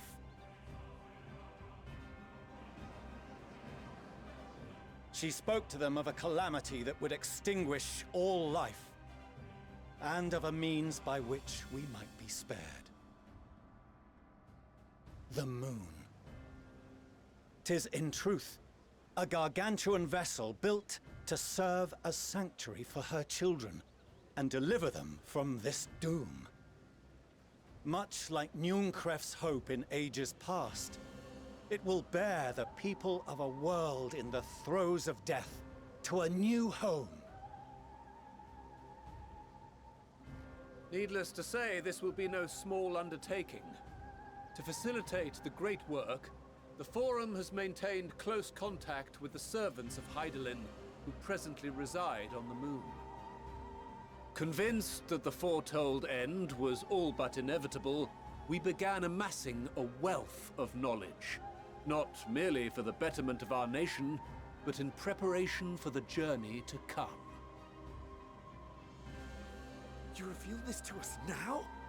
By the gods, how long do we have?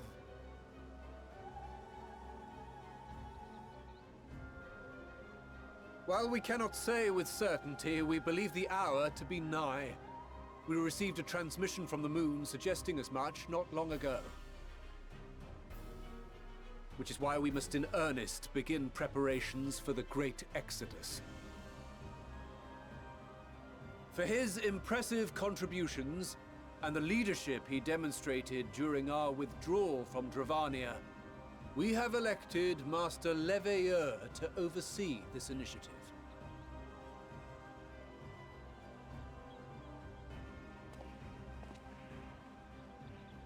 Fellow scribes and scholars, my countrymen, we face a threat of unprecedented scale. We must challenge the trials before us with composure and conviction if we are to find salvation. The wisdom of Sharlayan has ever been a shining beacon in the darkness, and so it shall continue to be. It is our solemn charge to see our heritage preserved for future generations. For those who will come after, we will brave a new frontier.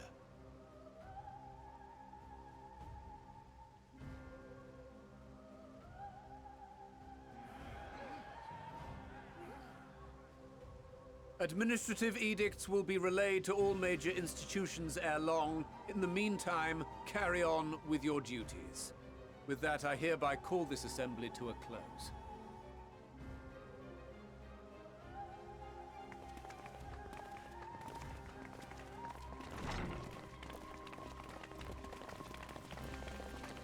Yeah, the world's gonna end. We've known it was gonna happen, but we're gonna go to the moon, so it's fine. Go and continue with your work. Who the fuck would be able to go back to work after that? Do you remember what Mother told us when we visited home? That it wasn't until after we were born that Father seemed to lose himself in his work. If that great work of his was the evacuation of this star, then... Yes. It wasn't for his benefit.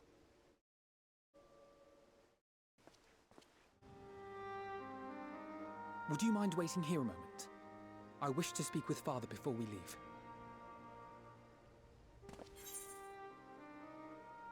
Take your time.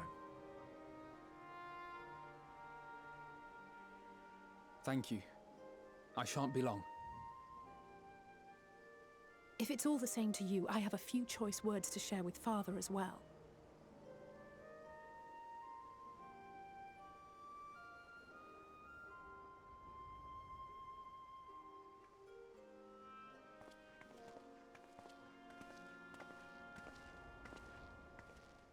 So, come to call us cowards and bid us join your fruitless battle against the inevitable. Nay, we do not object to the Forum's proposal. On the contrary, those who wish to flee have every right to do so. Urianger is cooperating with your associates on the moon to ensure that all is ready should evacuation be our only recourse. Then whatever your business, I suggest you be brief. Though we cannot boast the boundless wisdom of Sharlayan, we have first-hand knowledge of foreign cultures, and have conversed with no small number of peoples. These experiences have taught us fundamental truths that cannot be recorded in any tome, nor charted on any map. The beating heart of this planet is its people, many of whom would give anything, even their lives, to protect the lands they love. Many may choose to join you in the end. But what of those unwilling or unable, for whom escape will never be an option? What would you have them do? To ignore the plight of those one might conceivably save is not wisdom, Father. It is indolence. This is why we choose to fight. We'll not ask for your understanding, Father. Only that you don't turn a blind eye to the good we have done. That we can still do. We're not children in need of protection. Hold fast to your principles and let the world burn if it please. But we believe there is still another way. And if there is, we will find it. You see if we don't. Yeah. Do as you will. Just stay out of our way.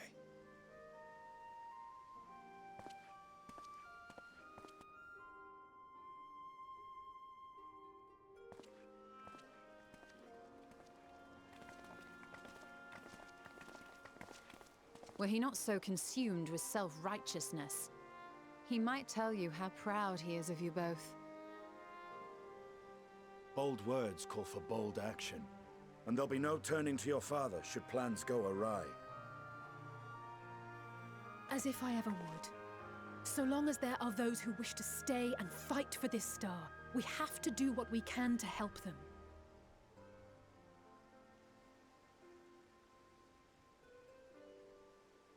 And if we're to do that, we'll need to be well rested. Wouldn't you agree?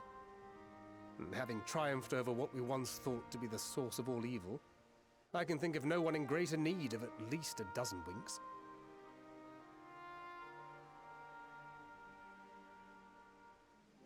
Shall we then? To the Annex. To prepare for tomorrow.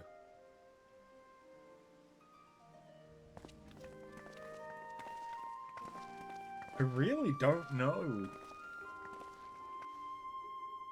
where the story is going to go now.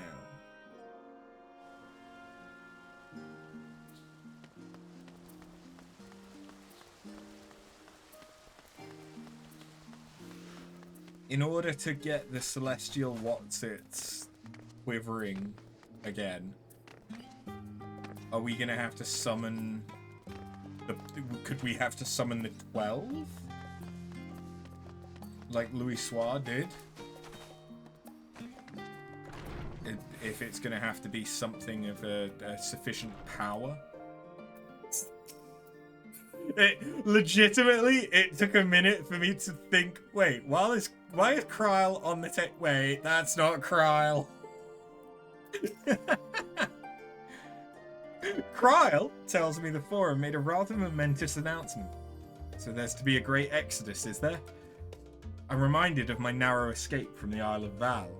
The realization, the running, the mixture of relief and regret after. Why me, I asked myself. Why me?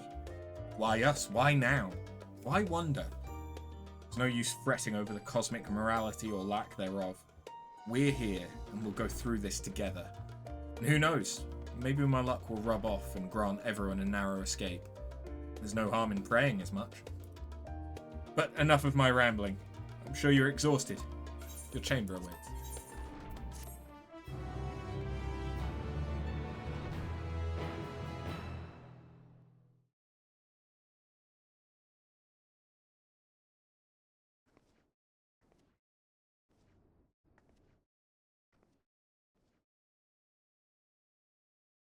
Moon.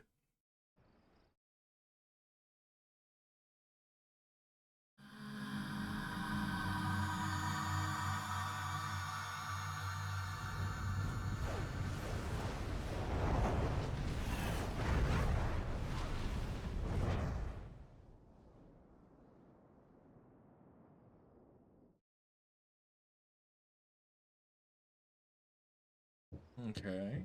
We got a vision of the final days. A visitor has some knocking at your door. Whoever could it be? Oh. I get to choose who it is. Oh. Breeder. Moon breeder. Graha?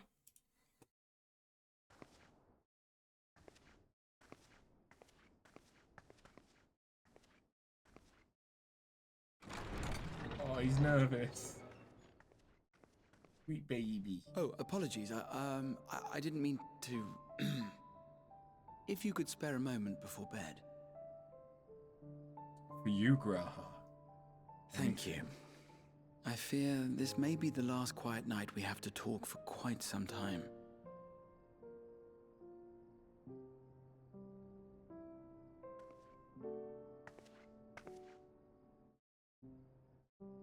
I am troubled of late. Unwarranted concerns, perhaps. I hope. Nevertheless, I feel compelled to share them with you. Though you have bested your enemies thus far, Xenos and even Zodiac, your victories have come at a considerable cost to yourself. No one is without their limits, and you are no exception. I worry the added weight of the final days will prove more than you can bear. It is surely too much for any one woman. But you needn't bear it alone. Let me share your burden. My, carrying capacity pales in comparison to yours, but I could still help. Shoulder the occasional satchel from your ever-growing mountain of, baggage. You have already done so much to help relieve me of mine own encumbrances. 'Tis only fair that I repay you in kind. course, it needn't be only troubles we share. Moments of joy may seem few and far between now, but there will come a time when we look back fondly on this journey. The inquiry at the Forum, our march through the snows of Garlemald, our impromptu dinner in this very room. All of it. And that is to say nothing of the journeys yet to come, to the ends of the world and beyond.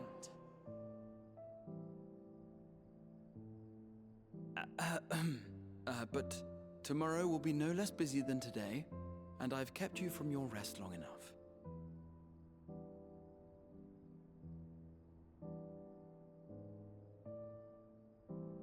Sleep well, my friend.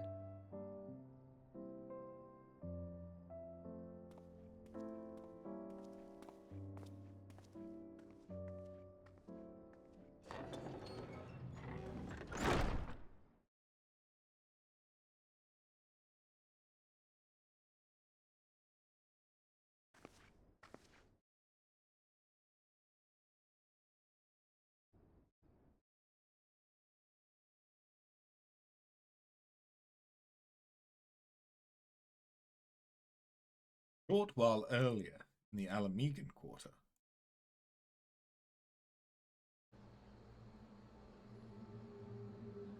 That's the red mage. That's the red mage. And that's the dancer! Thank the gods that tower is gone. The sight of it was enough to make me sick. Thank the Ilsebar contingent, more like. Word is, they fought their way into Garlemald and toppled the bloody thing themselves. Not just the one, neither. All the towers have up and vanished. You're welcome. Aye, I heard the same. Commander Aldin and his troops helped keep casualties to a minimum, too.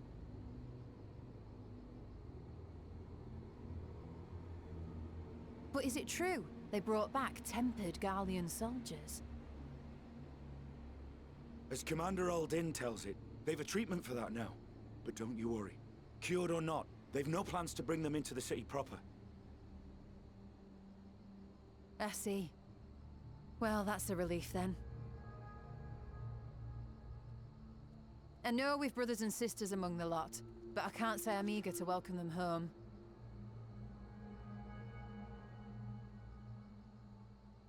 Wanted to think about it for a while yet. They're to be looked after in Alagana for the time being.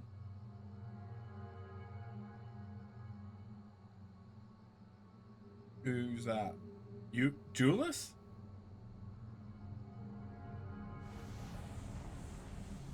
Who the fuck? Meanwhile, in Ishgard, was that another Ascian? Another member of the Telefroi?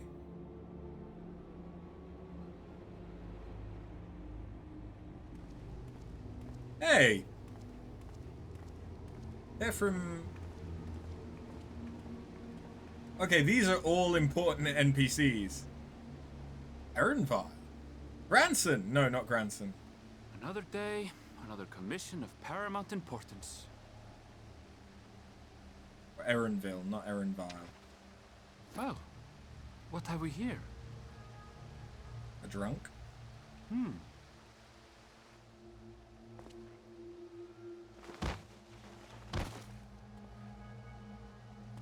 Hey, are you all right?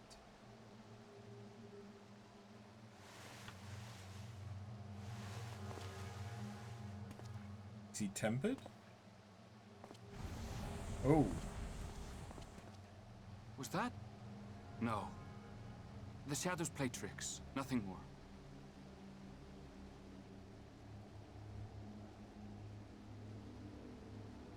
The towers are gone, and the Garlean threat is abated.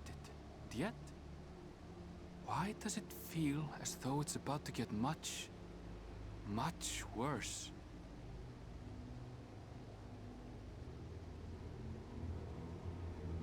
There's still something... And it feels almost unnatural in the flow of his voice.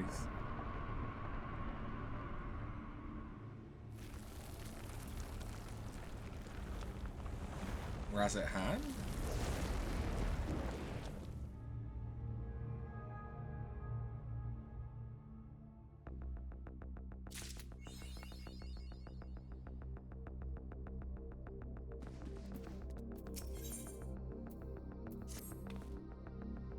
Arthur, I was just about to call for you.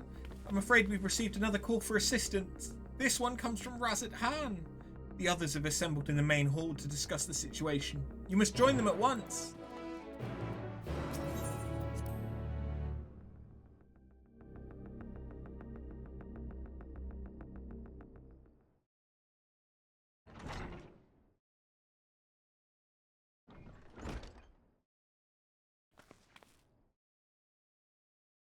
There you are. Here I am.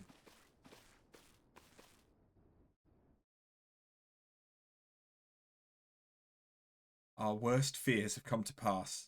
But moments ago we received grim tidings from our contact in Razat Han. Vile beasts have appeared as if out of nowhere, claiming one victim after the next. What's more, they say the very sky burns above them.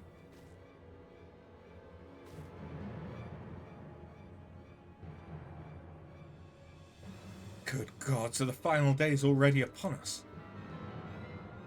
It would appear so. Sadly, that's all the information we have at present. No doubt the people of Razat Han are busy fighting for their lives. And we must go at once. They need our help.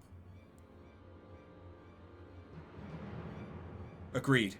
Kral, you'd best remain here with Tataru and gather what knowledge you can. You're in no condition for a long journey, I imagine.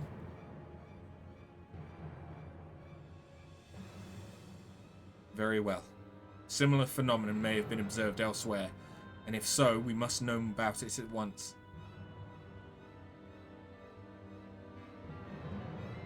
Nope, I'm coming with you. Be safe out there, yes? Let us make first for Yedlamad. We must prepare ourselves for what may lie ahead. I don't have mount speed in Thavnair, though.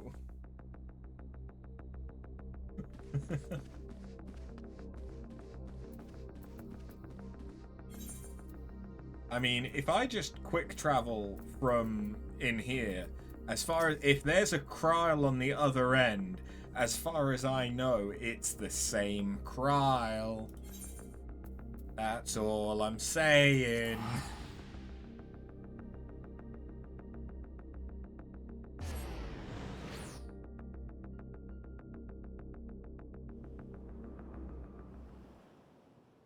And lo, vile beasts did rise.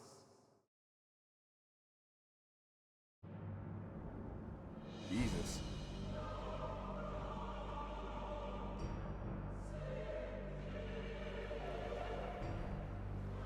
The area looks considerably less happy.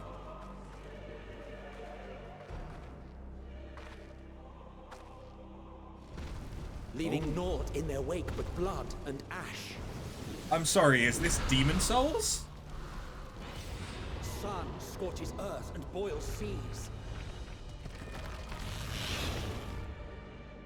And our sins ascend unto the heavens. Three dooms to unmake all we were.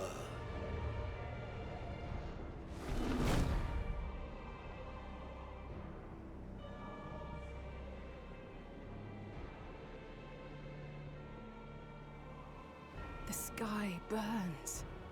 The final days are truly upon us. My friends, I trust you have heard the news. We have.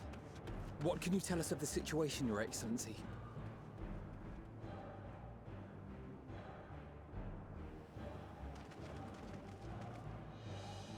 Last night, the Isle was rocked by tremors, and the earth itself cried out. Aloft, the heavens began to burn. From all about, unholy beasts, the likes of which we had never seen, came forth in fury and rage. No. To say they came forth would be inexact. The people of Razat Han themselves transformed into these baleful fiends. Oh, shit. That's what the grey stuff is. Though the phenomenon was observed throughout our lands, The first creature, the largest and most dreadful of the lot, wrought havoc upon us here in our fair city. Though they bear superficial resemblance to divinities of legend, they are ungodly abominations. The people decry them as blasphemies. The large one's rampage has since taken it to the northern reaches of the island. I mean to dispatch our radiant host in an attempt to quell the threat. And what of Vritra? Vritra too makes for the north of his own accord, and yet he knows the blasphemy and its minions were but yesterday his beloved people. I pray his boundless compassion and mercy does not deter him from taking unenviable but necessary action.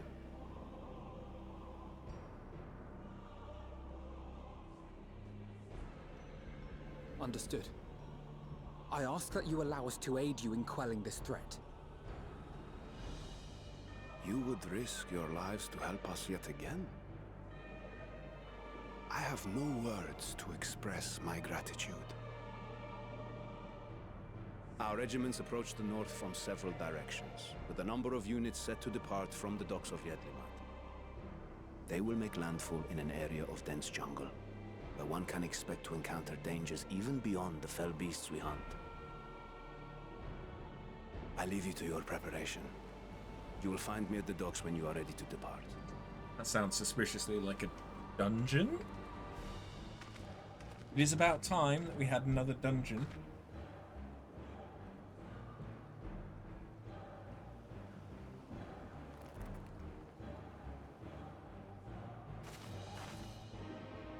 We're as prepared as we'll ever be.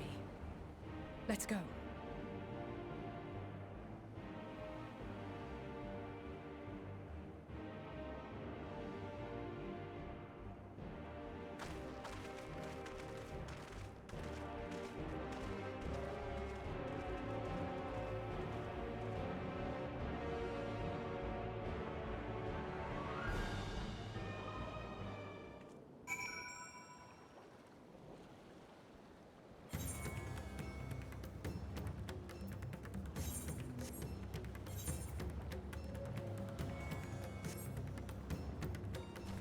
Now let's see. We have Alphino, Alizé, Thancred, Braha, Y'shtola, Estinian, and Kryle!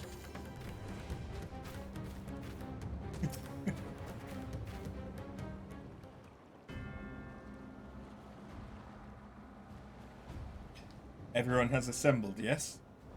Thank you for lending us your aid in our battle against the blasphemy. Let us review our plan of attack. I would have you board this boat and circle around to the north side of the island. There you will find a dense jungle we call Vanaspati. I have heard Cider Spider complain about Vanaspati, I think. It is a sacred wood, home to many temples and a number of villages. Is it? Okay. That's when the game decides to crash.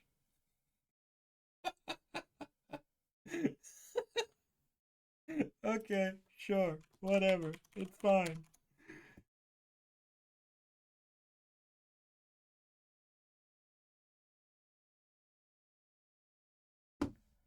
I didn't want to go anyway. Computer says no. Indeed.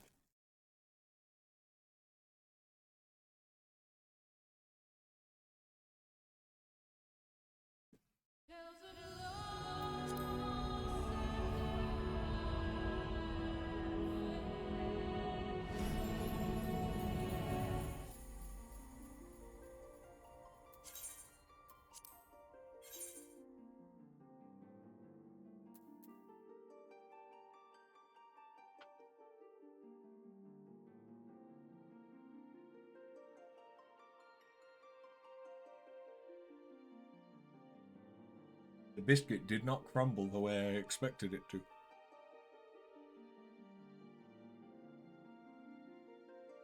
But That's the way the cookie crumbles.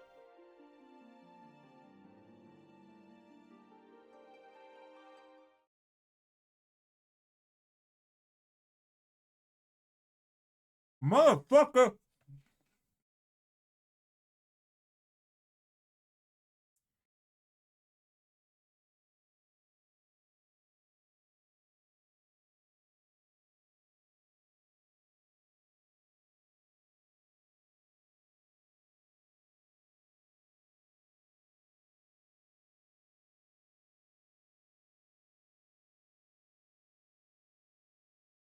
Computer really saying no.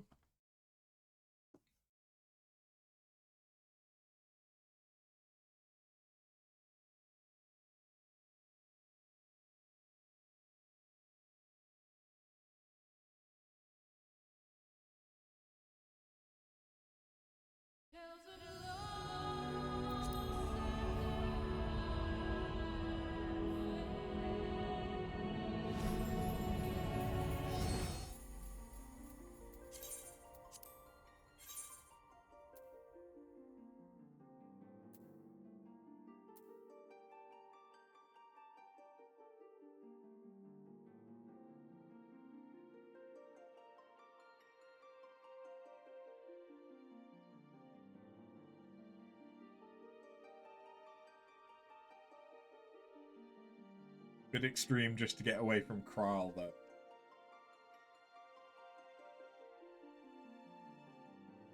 Yep.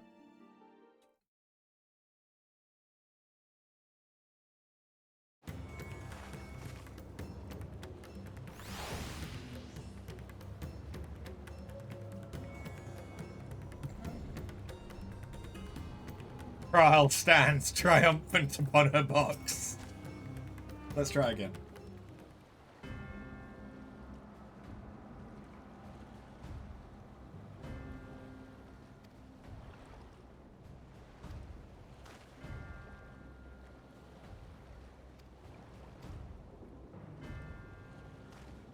It's strange that Kral doesn't appear in this cutscene. Reacher and the Radiant Host have gone there ahead of us. I ask that you join them and do all in your power to destroy this blasphemy.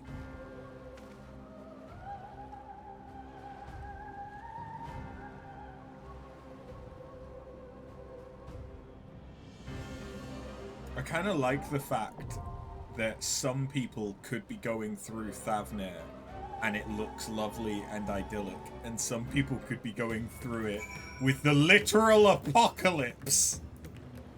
The weather is the apocalypse. Because I doubt that they've instanced this just to itself. It's just that it's a client-side weather. Okay. The game really doesn't like the apocalypse weather condition, I think. Because it wants to crash again.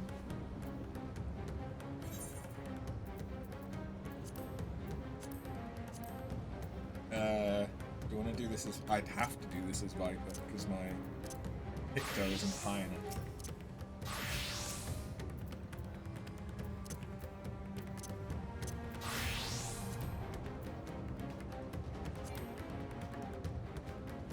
Only a party... Oh, you're the party leader! Because I DC'd.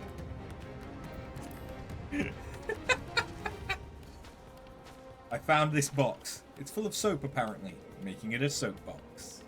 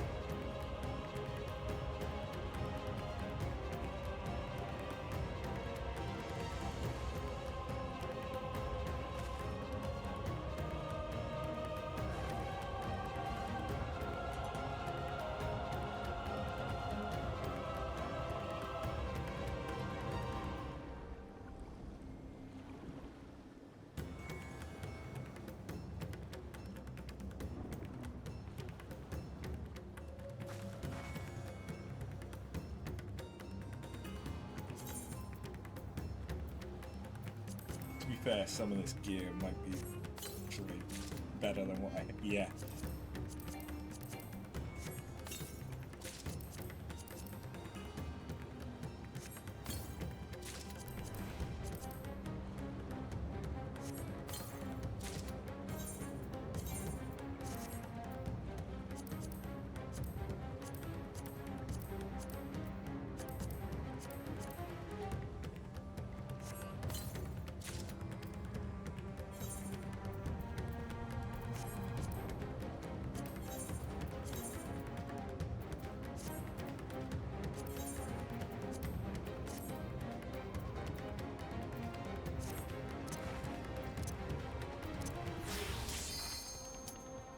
And there it is, Vanaspati.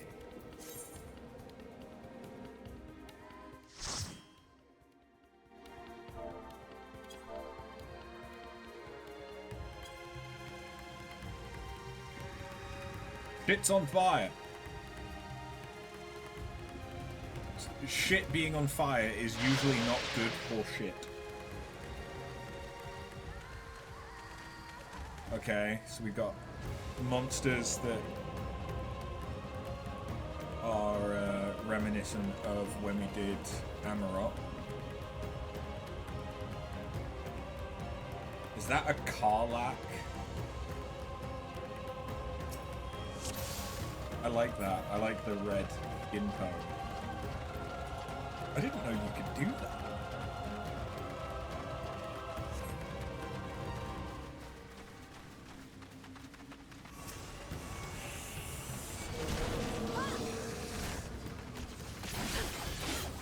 My friends, heed me.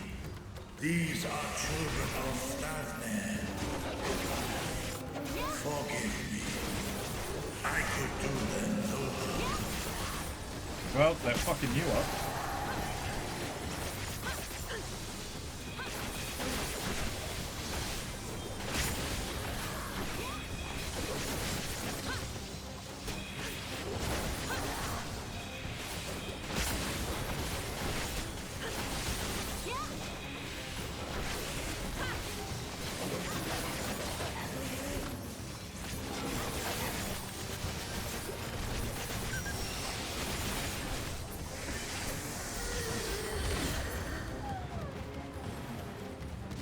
If this is the only way,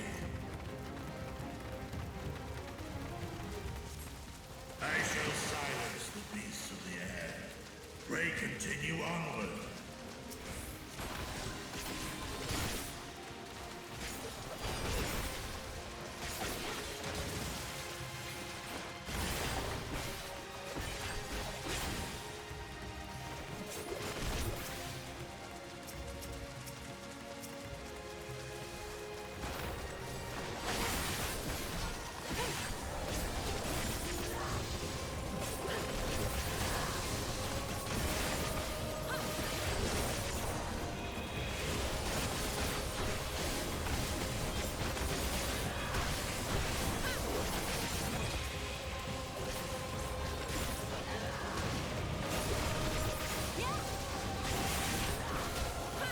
Part of the issue I have with Viper is that I spend so much time staring at the hotbar to work out which button is glowing. I kind of miss what's happening in the fight.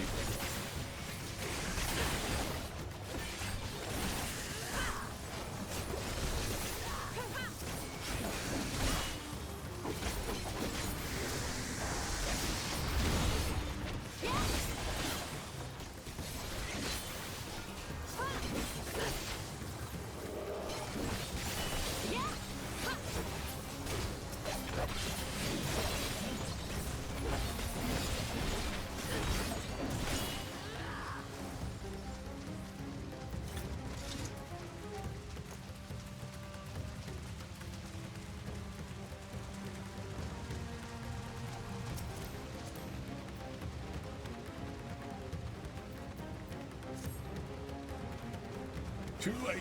Too late for us all. Terminus Snapshot. And I'll show you a snatch. What?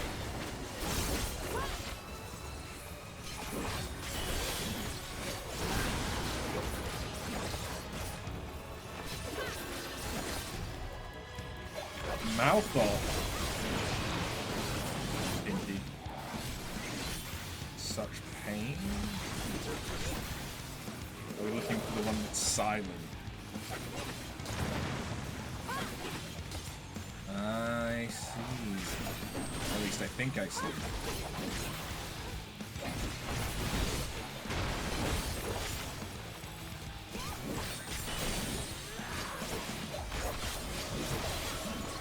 Okay, we're going into mouth off again.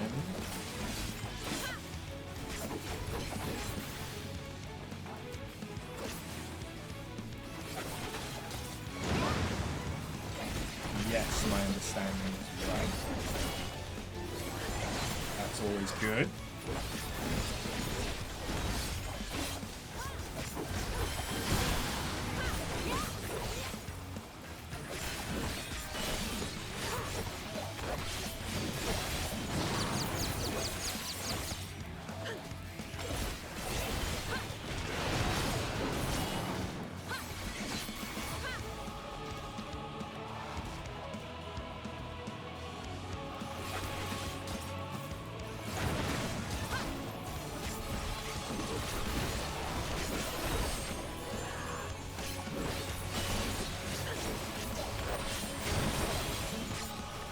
I did enough Fall Guys, Blunderville, to be able to deal with misdirection.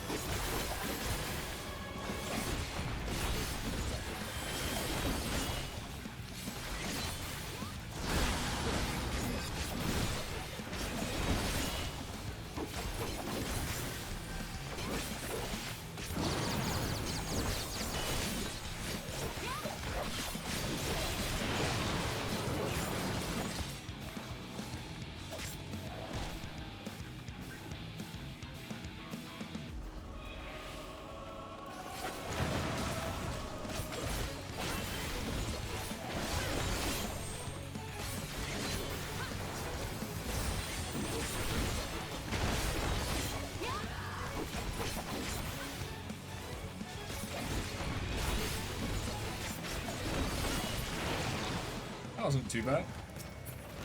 Is this the Palacios set? Yeah. Presence I sense.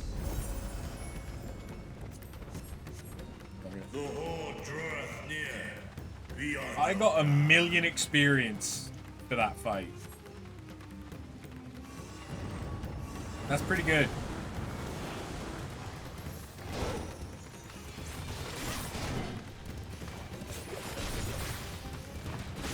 Just that one boss.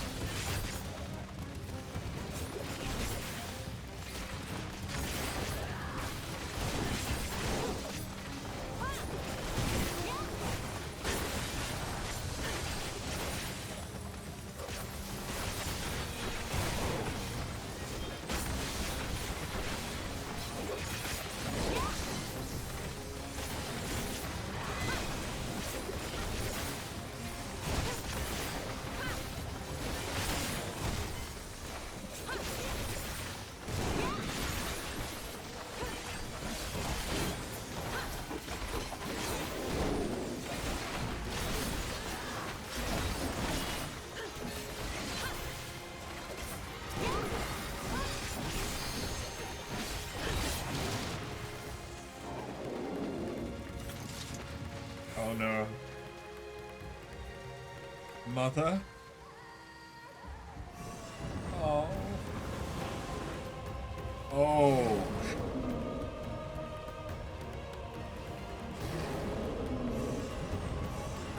So it's as they lose hope, they turn.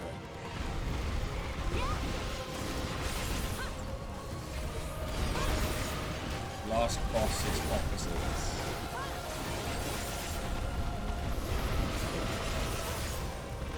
As in opposites resolve.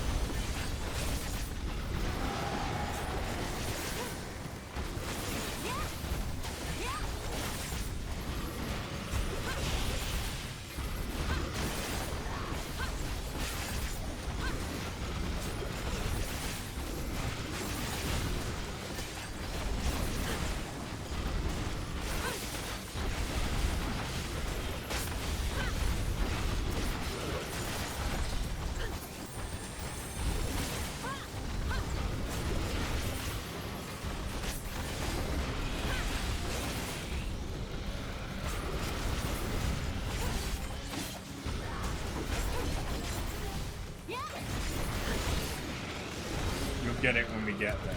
Okay.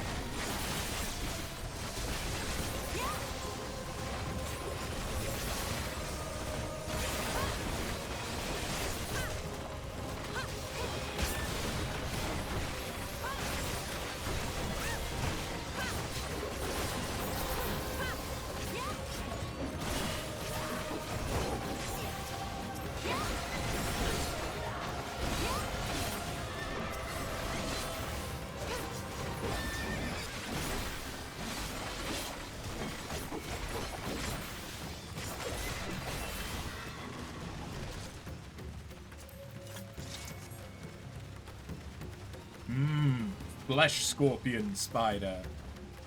Oh, with the Matanga tusk for the tail. Oh no! Oh.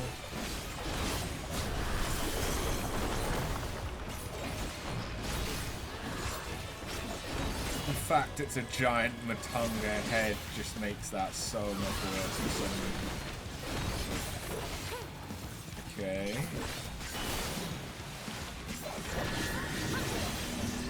I guess don't end up where the water is. Possibly you'll get sucked into them similar to calamari.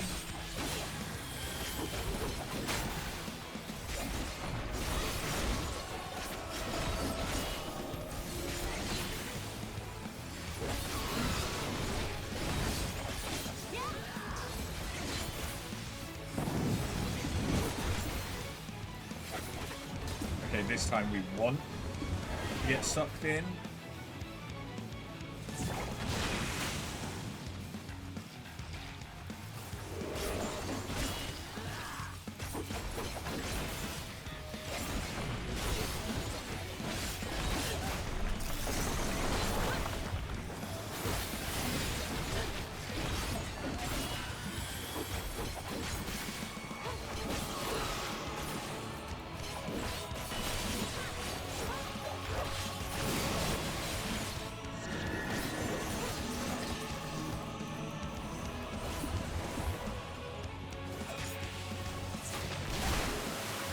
I like how I'm apparently close enough to auto attack, but not close enough to use my abilities.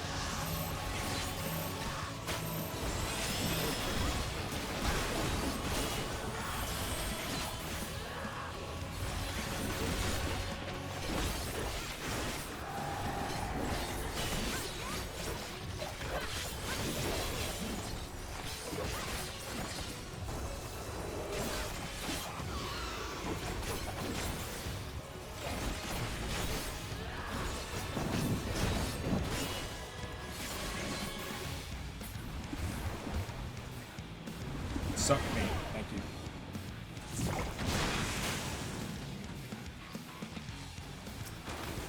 Haven't asked that in a while.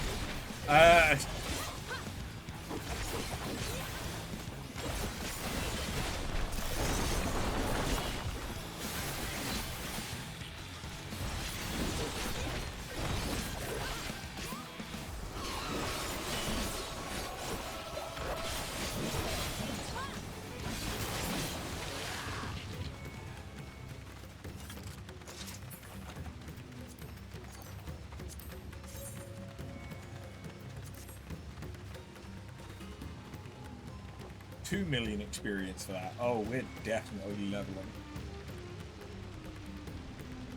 this dungeon.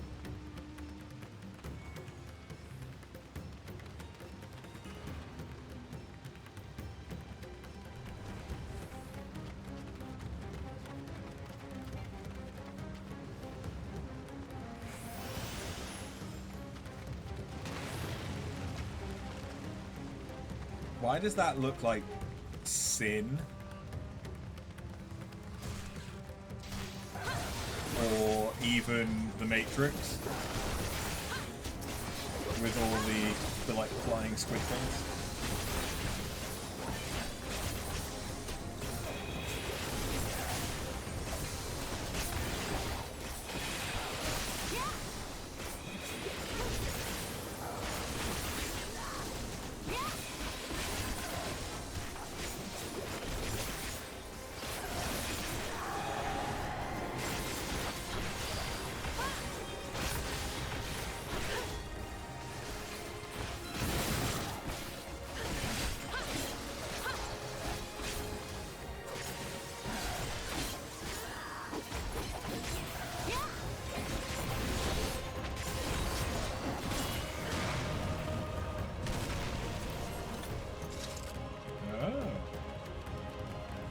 Who's that on the statue? It almost looks like Agni. But that's mainly just because it's got 2 heads.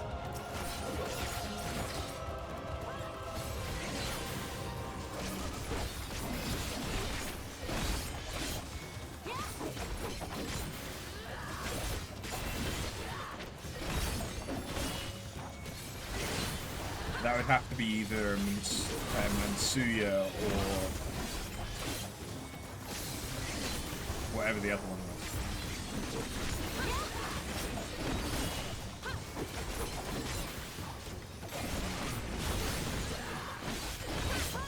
If it's 2-headed though, and it's opposites, is it going to be similar to the final boss from the Rabanasta raid?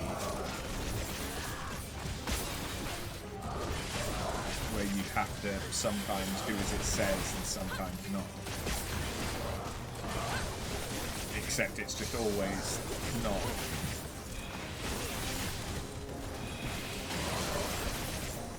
I guess we'll find out soon.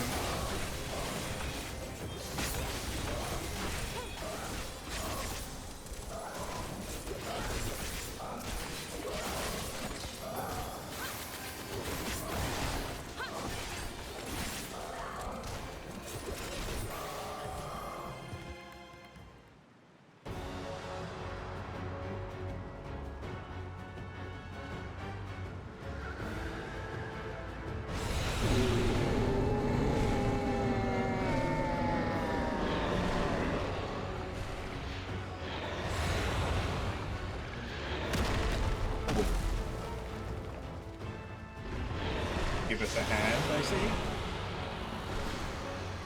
Barbani.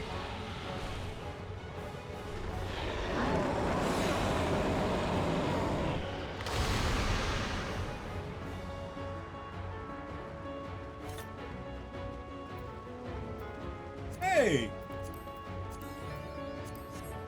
I got 7 on the one thing that I might actually have wanted, which is the paintbrush.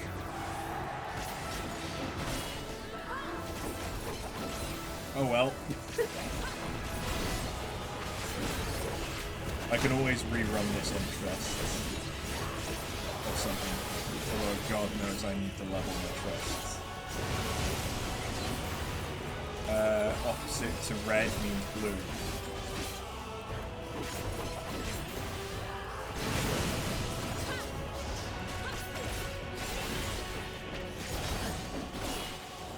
I understand opposites.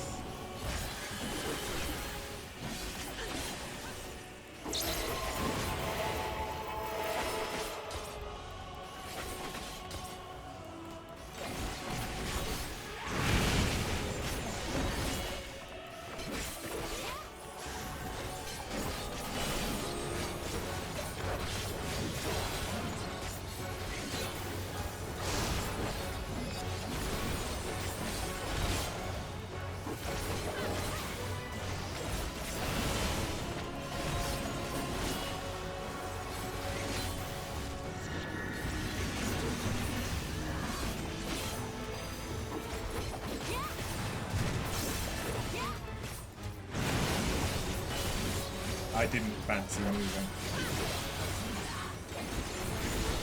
Thanks, but no thanks. Rumbling Sky?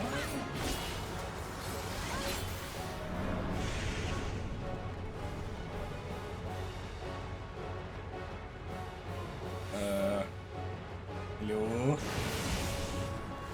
Okay.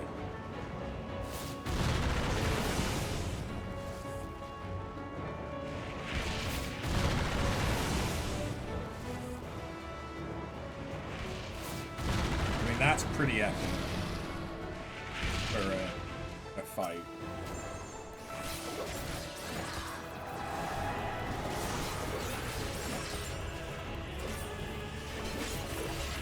Like, given this isn't a trial, that's a very trial-esque attack.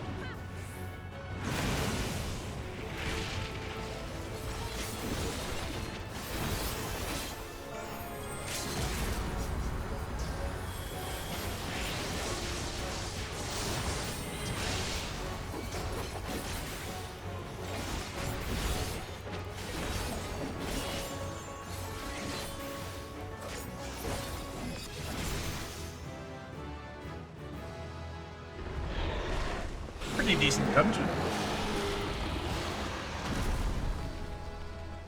I didn't hate that.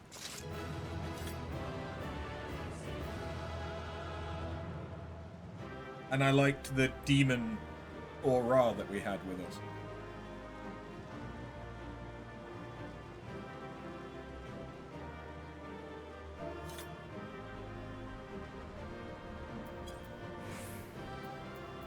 Oh hey, I've got another chance at the bruh.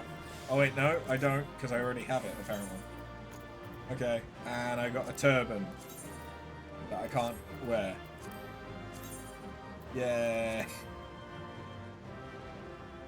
I mean, the brush isn't great, but it's stats.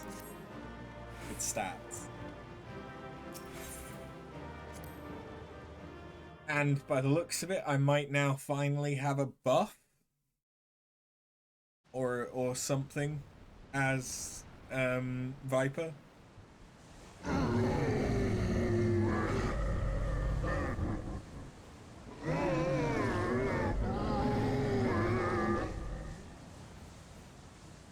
Ruined.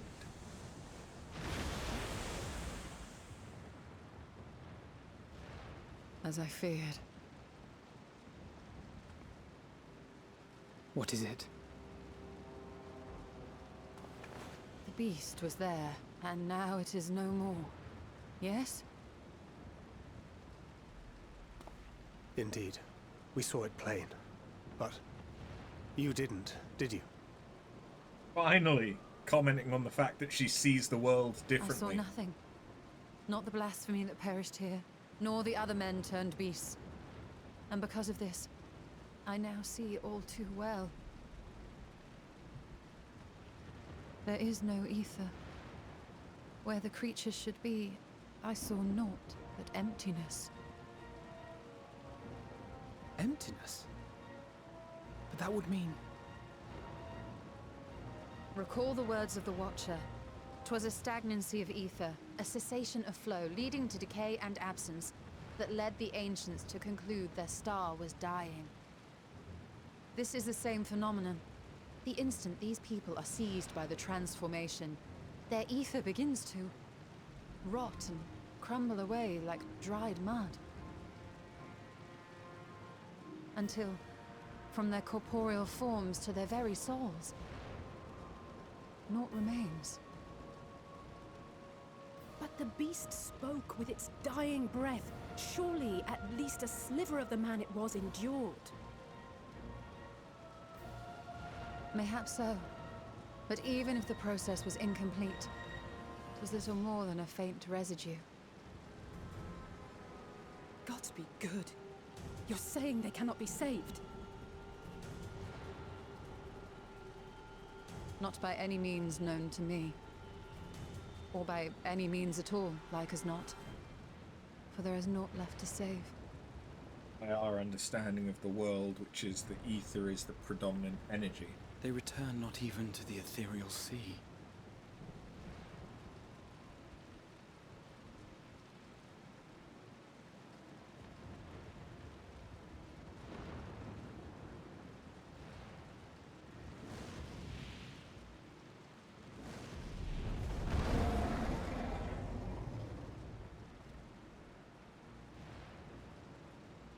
The beasts rage on, their hunger insatiable.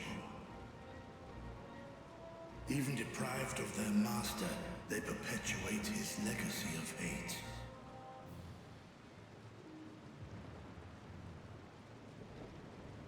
Once proud sons and daughters of Thavnir, all of them, and now I spill their blood.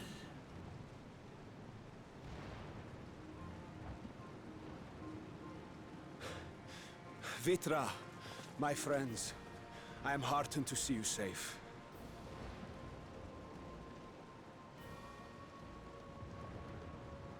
You put your secret at risk. Those closest to me already know the truth. A truth I must now share with one and all.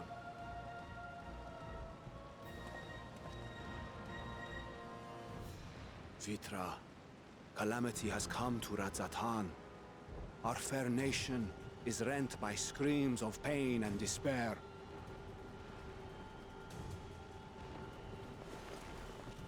More than ever, we require a strong leader to shepherd us through the storm. Reveal your true self to our people, Vitra, and guide us to salvation. What madness is this, I-One? Thou dost forget thyself. Were we to reveal our duplicity, it would do naught but foster confusion and chaos. I mean, I understand the argument for both sides. Nay, I shall remain the Satrap's loyal ally, and do battle with the beasts. Easing hearts and leading the people to safety is thy task, and thine alone.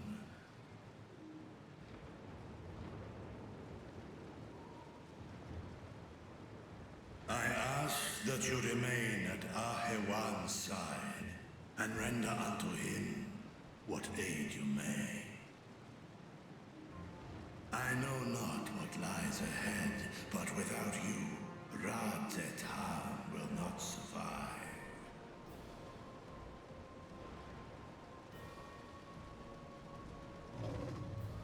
Take me with you. Stinian? I am as at home fighting in the air as I am on land. Take me with you. Fair, yeah. Were my words unclear? I require no assistance. Thy place is at Ahewan's side. Estinian, here. What's that? Link pearl? The last thing you ever wanted. A link pearl. We'd gain much from knowing your elevated perspective. And it'll keep you from getting lonely, which I know you love.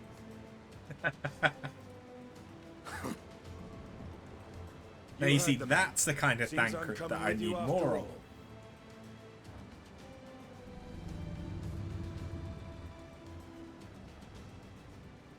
Then I pray thy grip is iron. Be it on thy head if thou dost chance to fall.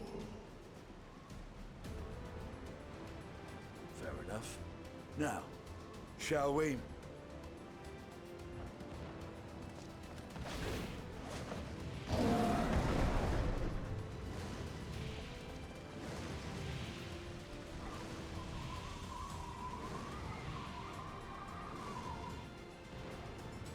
Truly living up to his role as a dragoon. I fear it is as Vitra says. We will not survive this on our own. While I am loath to impose upon you again. I would insist if you did not. 'Tis the very reason we have come. Then once more I find myself without words to thank you properly. Let us return to the capital and plan our next course of action.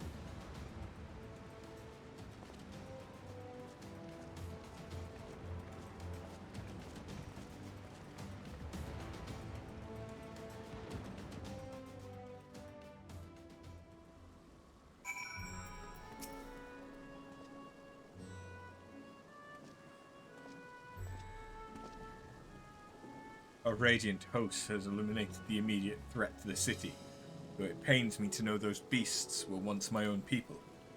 There's no telling when or where the next transformation might occur. We must remain vigilant and steel ourselves for whatever is yet to come.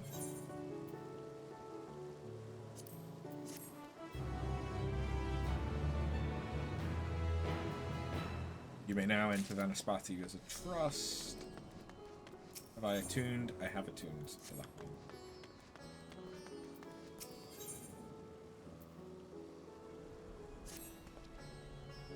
Forgive me, my friends, but I must return to Megaduta for the time being.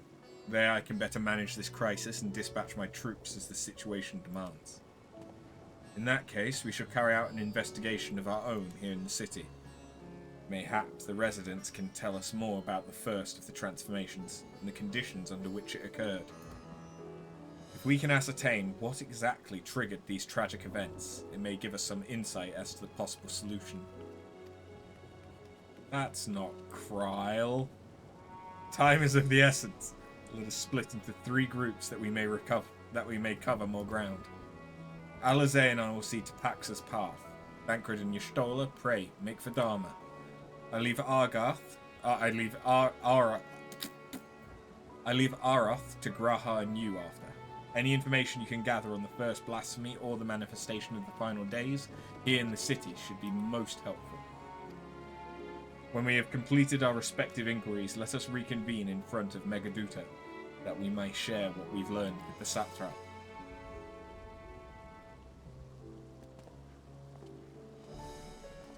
One of these things is not like the others. It's too hot here for Kryl. Fair enough. Is that the Dalmascan draped top? Okay. With a Southern Seas skirt? Yeah. It's a pretty good glam, to be fair. Pretty good glam. Shall we be off then? Arthur is home to the High Crucible of Alchemia, whose alchemists forged many of our warding scales. That seems as good a place as any to begin our investigation, don't you think? I spoke briefly with Nuhuddin, the chief alchemist there, on our last visit. He should be happy to answer our queries. Okay, I now have Graha and Kryl accompanying me.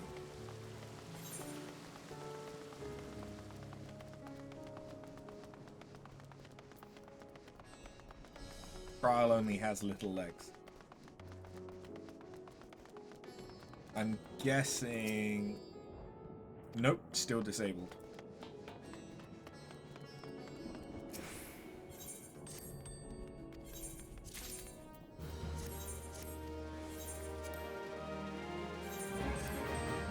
Yeah, so this is what my... Oops.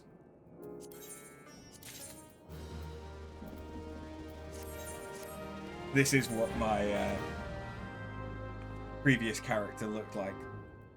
Although, not with that specific outfit. But that's my femme aura.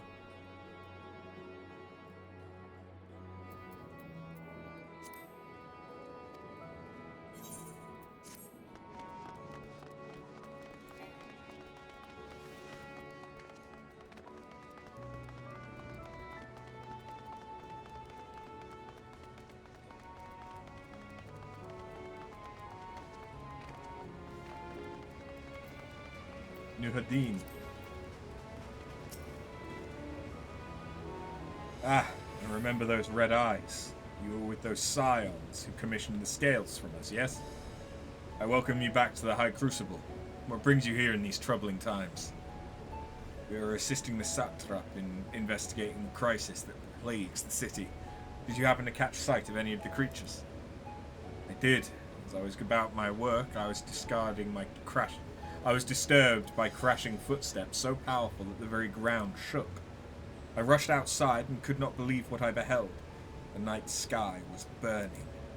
Suddenly I heard panicked screams coming from the direction of Balshan Bazaar. In the next instant, a monstrous beast poked its head out from amidst the stalls. A handful of the Radiant rushed to the scene, only to be sent sprawling as the Fiend and its minions propelled themselves skyward. The blasphemy came from the vicinity of the markets. This knowledge may prove useful. Thank you for sharing your tale. Well, I do believe that we now know where we should inquire next. The bazaar, then.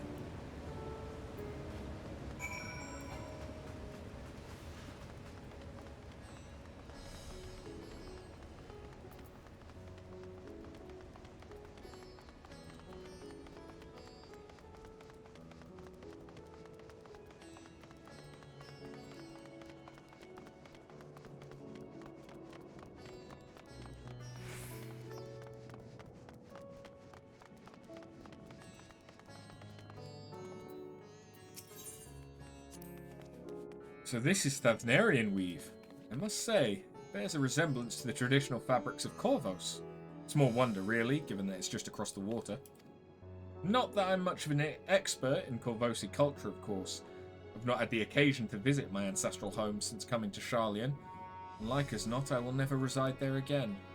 That said, in recent days, I've felt more acutely aware of my heritage, and grateful for it. It is thanks to my forebears that I inherited the Royal Eye, and with it the wisdom of ancient Alag. And so, well, I simply hope that my countrymen are safe, and one day, when this calamity is but a memory, I would like to see Corvos again, if only once. Forgive me, but my shop's closed until further notice. Needless to say, we've more pressing concerns these days.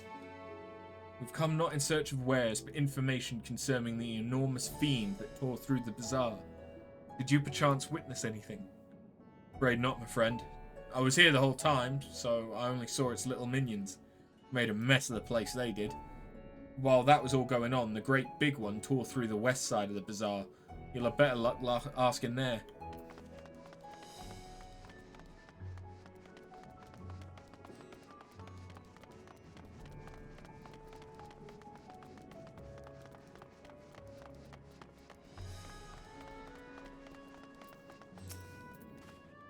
Is something the matter, traveller? If you're lost, perhaps I could be of assistance. Your offer's most appreciated. We're not lost, but we are in need of information. Might you know anything about the gargantuan beast that rampaged through the bazaar? Aye, I saw it. I wish I hadn't.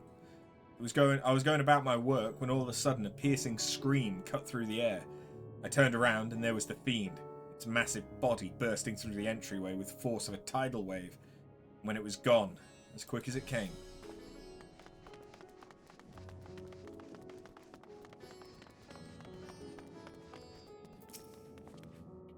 Sisters have mercy, what's happening to the world? What am I to do? It is nowhere safe. Settle down, friend. The danger is past, at least for now. If it's not too painful to remember, could you tell us what you saw? First I heard the screams, then a horde of ravening beasts came charging towards us. One of them was huge, bigger than a Marid, throwing people about like ragdolls. And it was eating them. I hid under the counter. Saw others do the same. The shrieking and wailing kept getting louder. More voices in the throng, beasts or victims, I couldn't tell.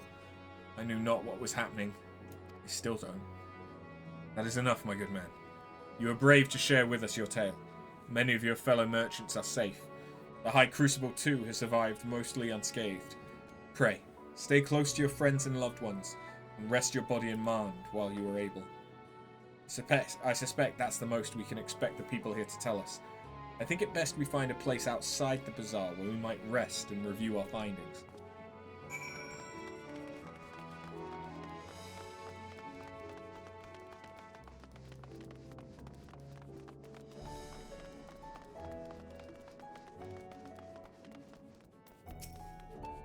Judging by their accounts, the transformation had already occurred by the time the beast reached the bazaar. It tore through the west side of the bazaar and headed toward the Aetherite Plaza. In other words, the blasphemy may have first appeared in this vicinity. That being the case, the people in that Mayhain can surely tell us more.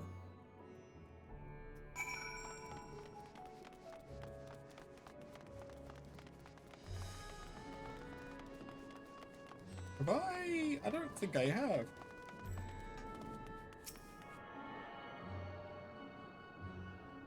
Also, it seems I need drug. I need drug.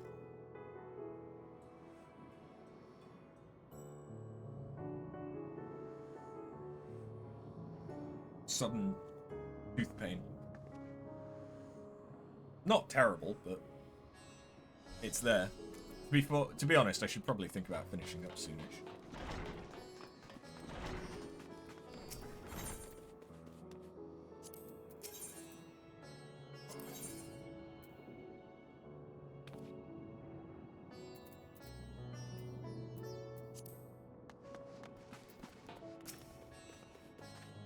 Even after repairing all that damage, it will take a while for business to pick up again. You mean the blasphemy? That's what the Radiants have been calling it anyway. I saw it too, we all did. I was standing here at the counter as Merid poured me a drink, when suddenly there came this dreadful sound, like a pained, angry groan. It was unlike anything I've ever heard. I turned around in shock, and from an ominous cloud of black mist rose the creature, enormous and ghastly to behold. As for what happened next, to recall it sends shivers up my spine. By some stroke of fortune, I was able to slip outside before the beast got its claws on me. But the sight that greeted me offered no solace. The blue sky above turned red as blood. Merid, myself, and the other survivors clung to each other for dear life until the Radiant host came to our aid. Wait, did I hear you correct? The beast manifested before the sky began to burn. I'm certain of it. The windows here offer a clear view of the sky, and I saw nothing out of the ordinary until the beast appeared and began to rage. Okay.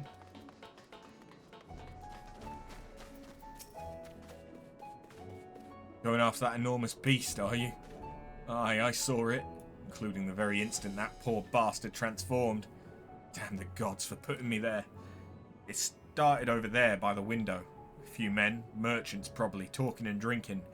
Conversation must have taken a turn for the worst. Next thing I know, their leader, I suppose he was, buries his head in his hand and black mist was swirling about him. Then his whole body bursts apart and there stands a hideous, slavering beast. Massive and foul, all gaping maws and bulging eyes. His friends start shrieking when the black mist comes again, until the change takes them too. Stuff of nightmares, I tell you. Nightmarish indeed. Incidentally, do you perchance know who those merchants were? No, I'm a decorator by trade. Not much cause to mingle with their sort. Saw Meline the barmaid chatting with them though. She might know something.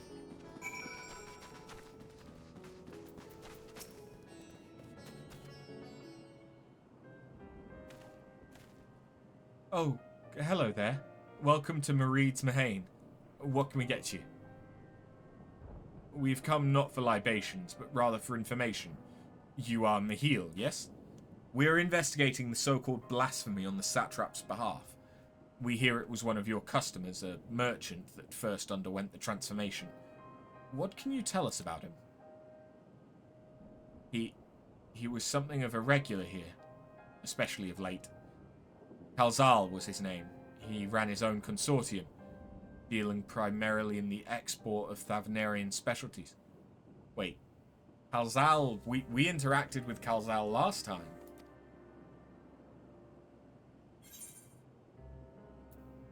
Through him we met Matsya. Yes, the name rings a bell. Didn't you meet them both on your first trip to Thavnir? If I recall correctly, Kalzal ran a trading operation in Yedlamad, and it was there that you made Matsya's acquaintance. Yes, that's the same Kalzal, no doubt. A rather successful man, from what I gather.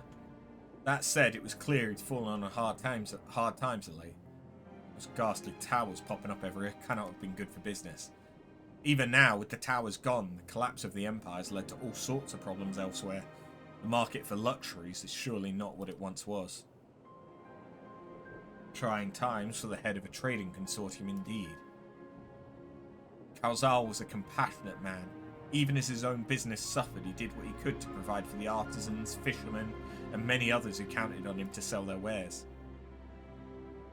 Indeed, that was the very topic of yesterday's meeting, as far as I could hear. Yet as they discussed matters further, Kalzal's tone grew grave and grim. It was then that... Forgive me. I would not have you recall the memory if it brings you pain. If I could, I would ask just one more thing. Did you notice anything unusual about Kalzal in particular? Please, anything at all. Sorry, nothing springs to mind. Perhaps someone else can help you. Kalzal lived for his work and had no family that I know of. His employees and associates knew him best, but they too are lost to us. Still, perhaps his neighbors know something I do not.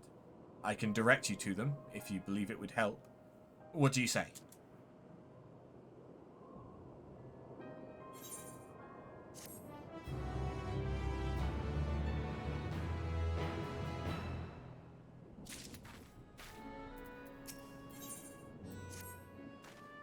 Kalzal made his home in Karma, a nearby residential area. From what I gather, Kalzal lived there since childhood and was known throughout the neighborhood. Karma. The name's new to me. How do we get there? I'll write down some directions. I cannot promise that you will find what you seek there, but if nothing else, it is a start. Come, let's see where this lead takes us.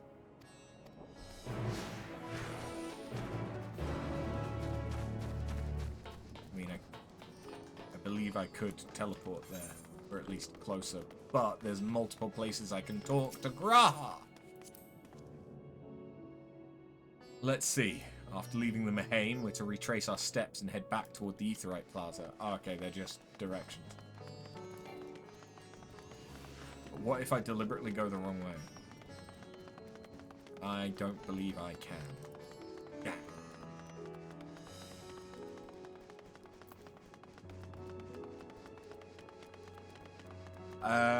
I think I might go until we get the next Aetheryte. I don't know, that could be this one. But then I might call it so I can sort out dinner and wind down, because I got work tomorrow and stuff. From here, we ascend the stairs. And I have a few bits that I need to get sorted out.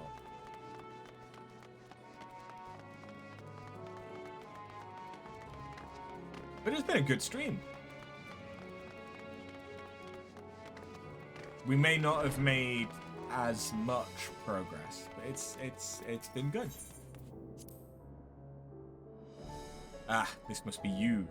In which case, we should take the path leading southeast.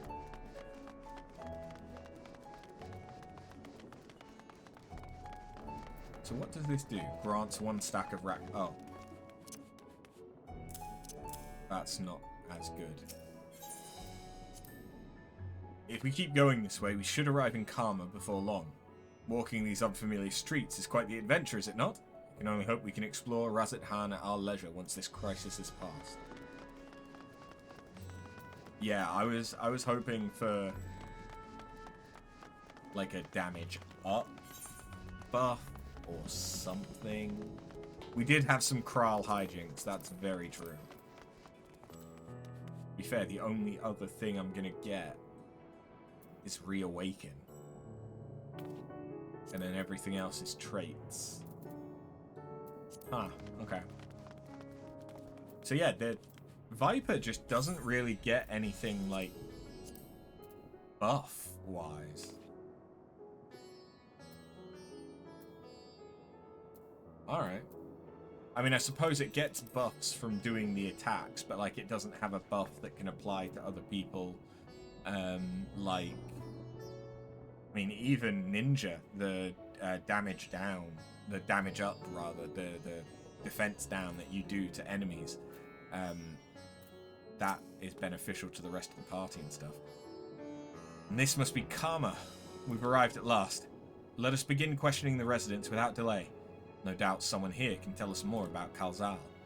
Given recent events, I imagine many are taking shelter indoors.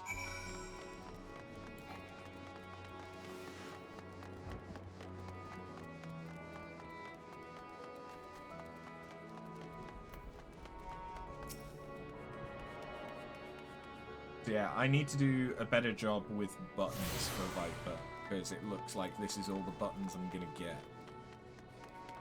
Apart from Awaken. Can I go inside the houses? I can go inside the houses, I can tell from the map. Which houses? Hey. Oh? Did you come back another time? I just woke up and I'm not exactly in the mood for idle chit-chat. That's one way to avoid the panic, I suppose. Pardon our intrusion. You may not have noticed, but a great danger has come to Thavnair. I encourage you to stay alert and prepare to flee the city should the situation turn dire. But before we leave you in peace, pray, allow us to ask you a question or two. Did you know a local merchant named Kalzal? If so, did you notice anything unusual about him recently? Kalzal? Aye, I know him. In fact, we spoke just the other day. Like many others, his business was doing poorly. Still, it seemed as though he'd managed to turn things around, thanks to a generous order from Ruveda Fibers. Why, he was practically dancing in the streets. Haven't spoken with him since, but I assume it all went well. Gina Baha might be able to tell you more, though. As I recall, he was the one who brokered the arrangement. Gina Baha at Ruveda Fibers. Let's make a point to visit him after we've spoken with the other locals.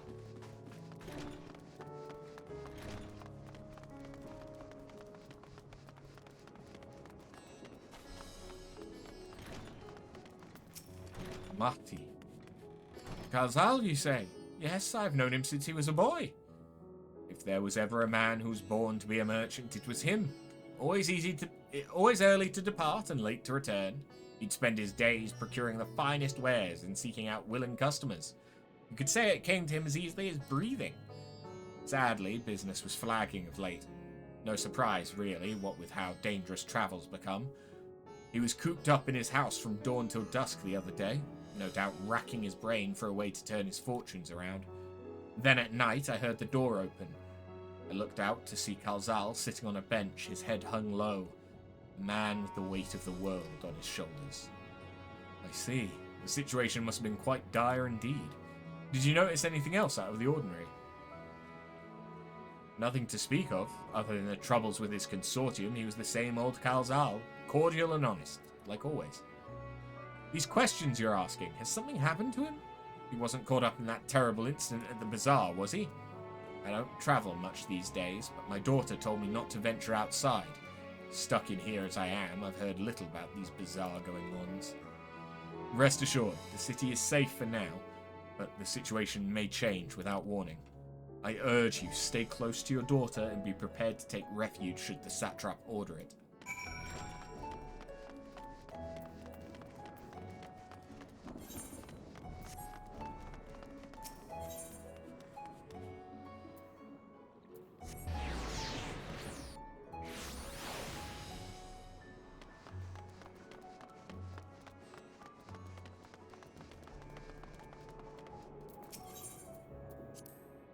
If I'm not mistaken, these stairs lead to Dharma. It is. Quite the sight, the red sky above. During the final days of yore, the heavens burned and the stars fell. Creation magic run amok. That was my assumption when I saw Amarat. Perhaps the ancients believed the same, that the terror of a single powerful individual was the cause of their calamity. And yet, those selfsame horrors now manifest themselves before our eyes. What could it be that sets the heavens aflame and turns ordinary men into beasts?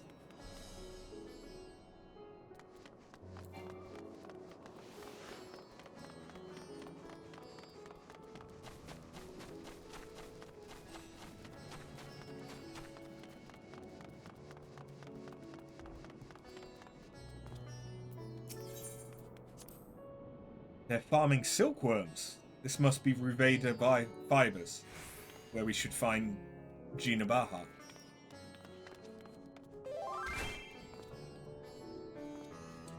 Fuck right off trying to get me into an FC. I just set up my own, but... Yeah. And hurry, I say! There's no time to waste!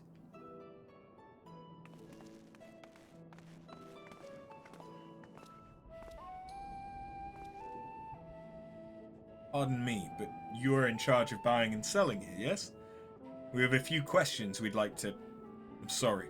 Simply don't have the time to chat.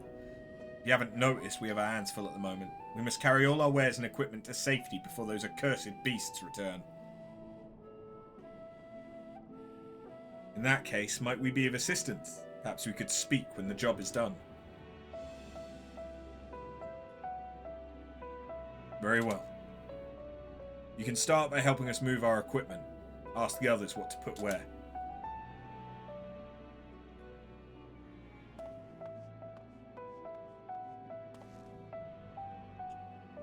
And you can carry our fabrics.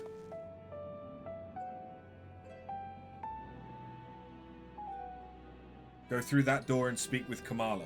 She'll tell you the rest. Remember, these textiles are our livelihood. Handle them with care.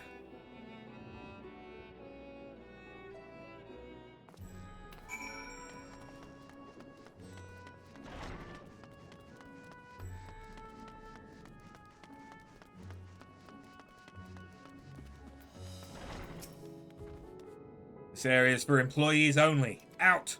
Out! What's that? You've come to help. Oh, praise be to Mindaruva. Kind stranger, I welcome your assistance. On your way here, you passed 3 storehouses, yes? I'd like you to carry that small crate to Nabrifar, by the storehouse near the hatchery. The crate of clothing is for Manuya, and that massive crate there goes to Zaymira by the middle storehouse. Watch your back with that one. Those are all the crates we have ready. Once they've been delivered, consider your work here complete. You will have limited time to complete this.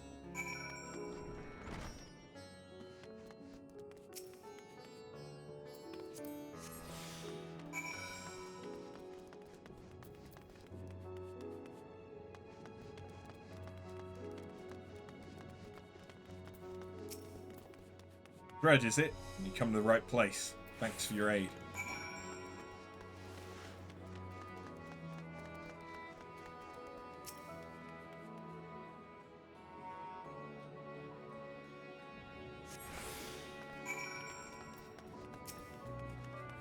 If you have any crates of finished products such as carpet, clothing and the like, pray bring them here to our primary storehouse. Crate full of clothing, is it? I can take that off your hands. And finally, the weighty boy. They thick. They hefty. Jesus! I say, you're quite the brawny one, aren't you? Good thing that. Never know when you'll need to defend yourselves in these unpredictable times. Crate full of fabric, is it? Exactly what I was hoping to receive. Here, let me put that away for you.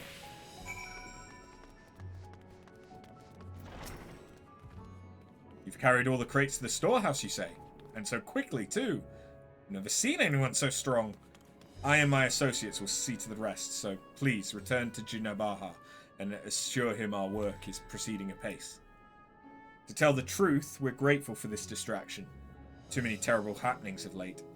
Generous souls like yourself give me hope that we may emerge from this trial ever stronger. I pray we meet again in more peaceful times.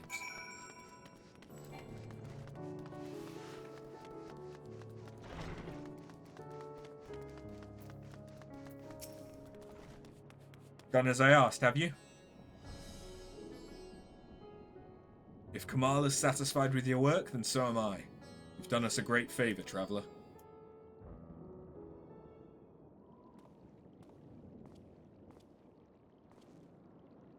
I too have delivered the instruments and apparatus entrusted to me.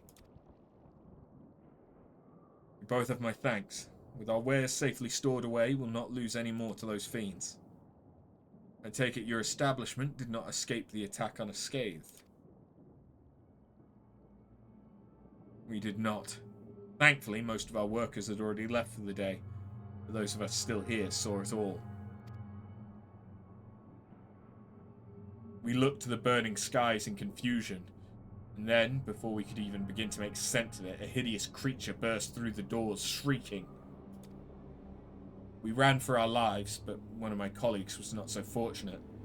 He cried out, a scream of such agony, such terror, and in the next instant he too sprouted fearsome claws. The sight of it caused another fellow to panic, and then he too transformed.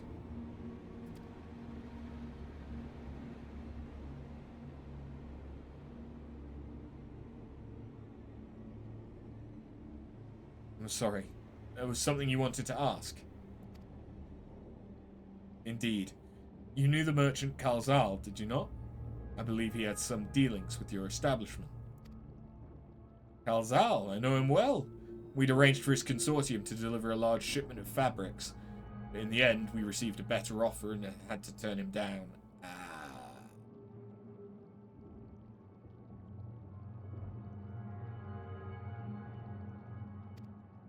I understand his business is struggling, but so's ours. Another of our most reliable trading partners agreed to transport the goods for a much smaller commission, and we'd have been fools to refuse. I felt terrible for withdrawing the offer, but you must understand, we simply had no choice.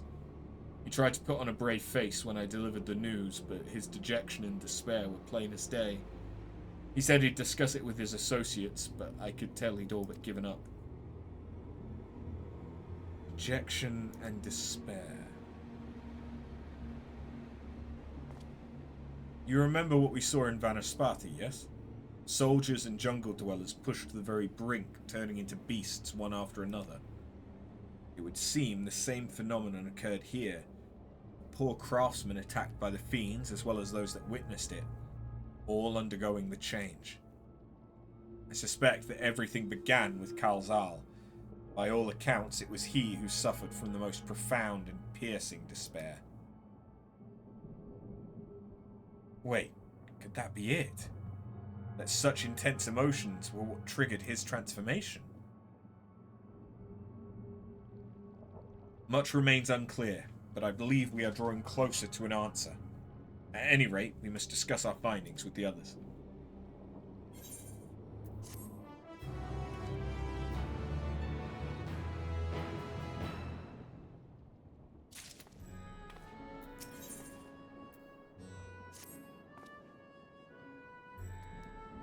We were to reconvene with the others in front of Megaduta, were we not? That should be just outside. With any luck, we will have already returned from their own investigations. My friend, we must take our leave. I pray your establishment is spared further tragedy. But remember, your lives are far more precious than any wares. If you are ordered to flee, do so without hesitation. Indeed, and thank you for your concern. Pray you too take care as well.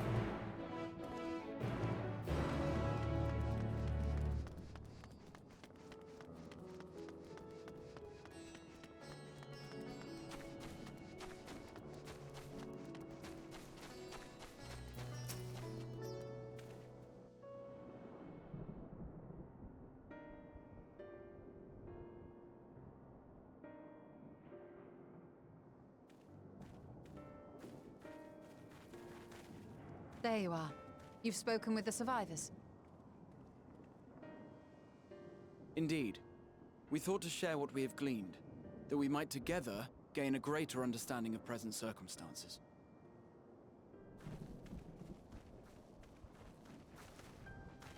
Fortuitous timing. Alize and I completed our own investigations not long ago. Then we should take a moment to compare notes. Shall we begin with the two of you?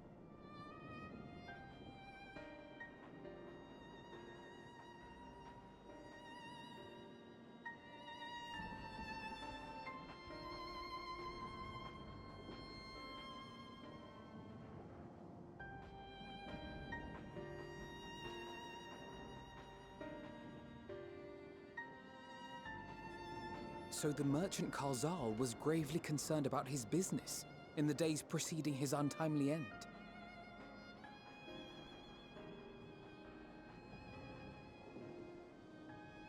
The tales we heard were much the same. The first victims to be changed into blasphemies were all overcome with anguish of one manner or another. Then those who saw their loved ones stolen before their eyes succumbed to a similar panic, setting in motion a chain of transformations. Fear, unease, despair.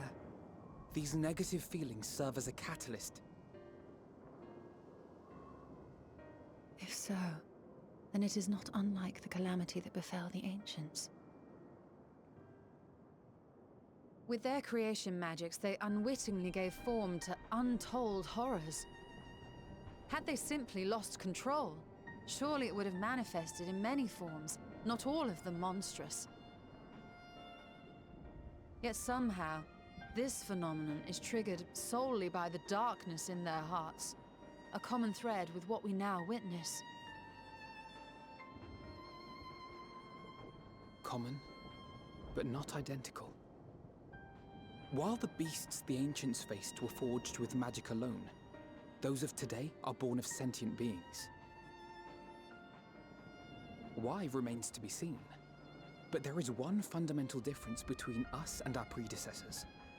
Our souls are sundered, whereas theirs were not. Perhaps that single variable makes all the difference. If I may, there was another detail that troubled me. We have it on good authority that Karzal's transformation took place before the skies began to burn. What? If that's true, then the situation's more dire than we realized. It means even if there's no ominous sign presaging the final days, anyone, anywhere, has the potential to become a beast. Even in lands we thought safe, even as we speak.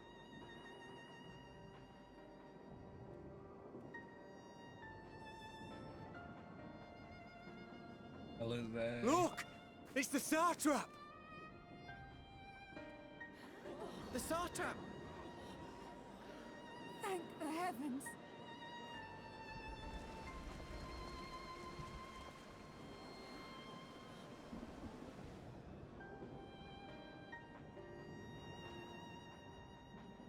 My countrymen, I am relieved and heartened to see you strong and safe. While the danger has not yet passed, far from it, allow me to assure you that the beasts that raged within the city walls have been exterminated to the last. Outside this sanctuary, the brave men and women of the Radiant Host and our dragon ally continue to battle our unholy foes. I pray these tidings put your minds at ease and help you calm your hearts. Have faith that we shall soon conquer this terrible trial. Your Excellency, is there any word from Palaka's stand? My grandson was bound for there yesterday, and I worry for his life. We are still awaiting a report, but I promise you, as soon as I have aught to share.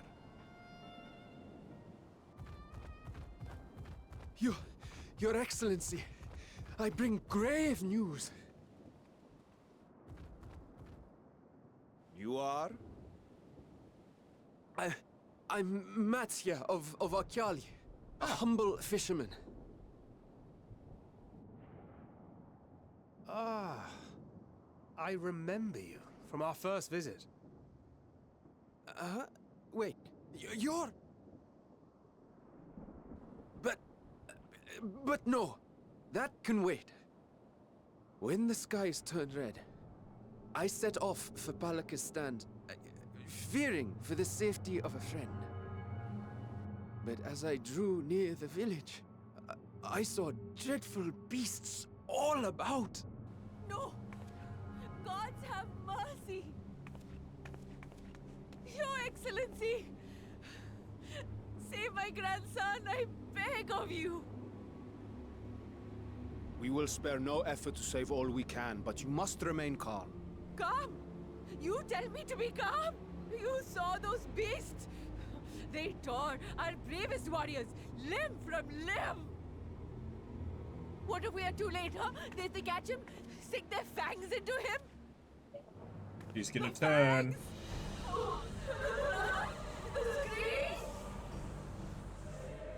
Get away from her, now!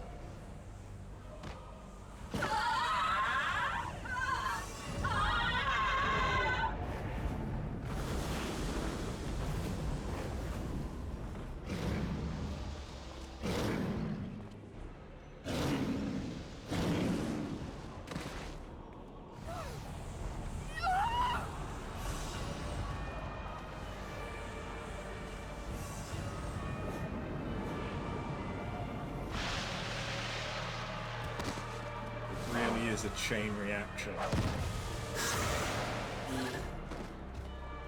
Damn it! We've got to kill them before it spreads. We'll handle this. See the townspeople to safety.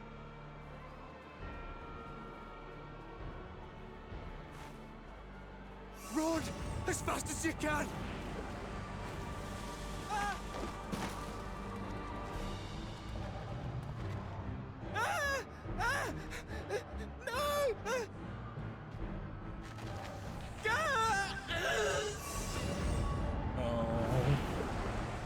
Even the kid. Oh, they're a tiny one.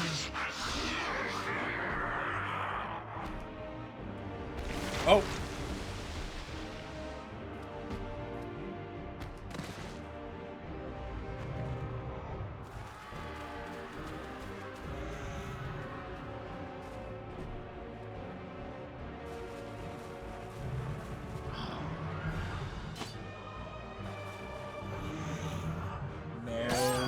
Can't let the Satrap fall. Oh shit. Oh shit. Vitra, our people, you must save them.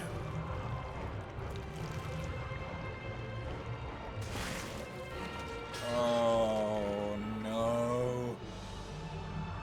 That's gonna affect the morale of the entire nation. My son.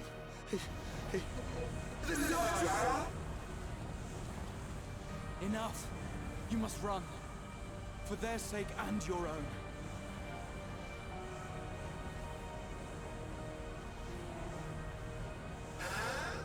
Yes, you will survive. You must. So if you quell their anxiety, we can prevent the transformation, but you don't have long.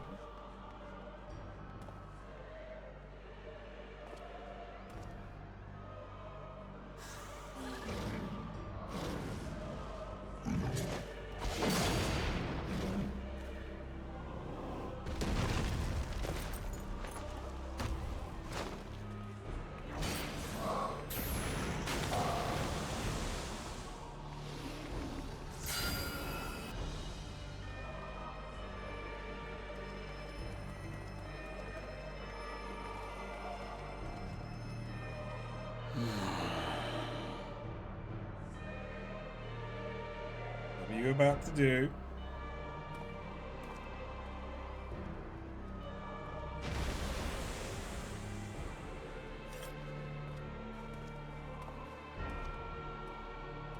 Aha.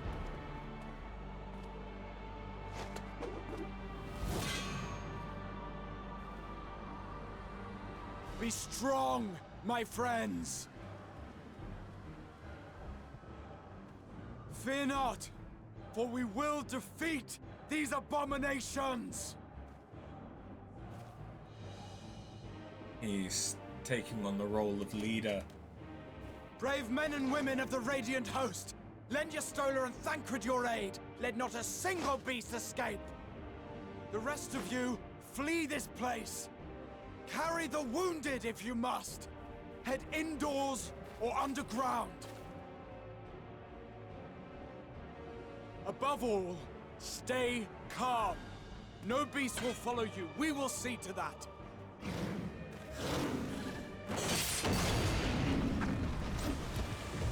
Alphino! Alize! Leave the city to us, and make for Palaka's stand at once! Matsya, show my friends to the village. I promise you, they're more capable than the host's finest. Right. Go with them, will you? We will save these people. As many as we can.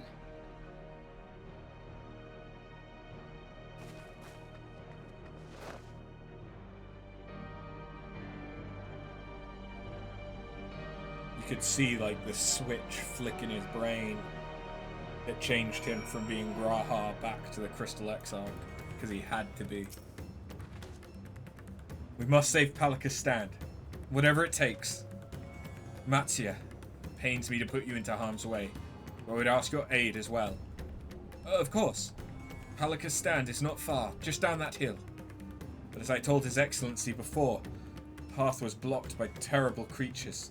I had no choice but to turn back. And if that is the case, this is what we shall do. I ask that you take the lead and dispatch any beasts you encounter. Alize and I'll keep Matsya hidden amidst the trees and follow when the path is clear. There's no telling what dangers await us. Keep your eyes peeled.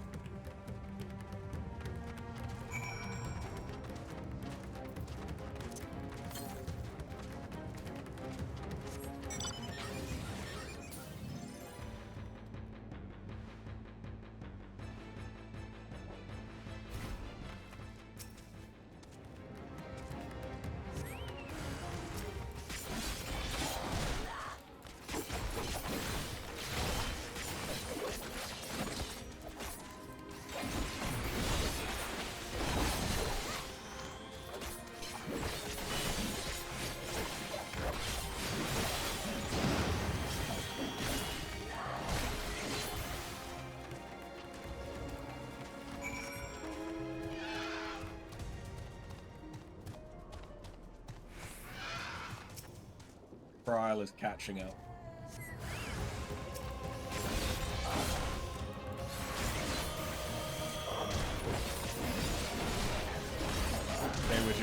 They were a little bit delayed helping some citizens.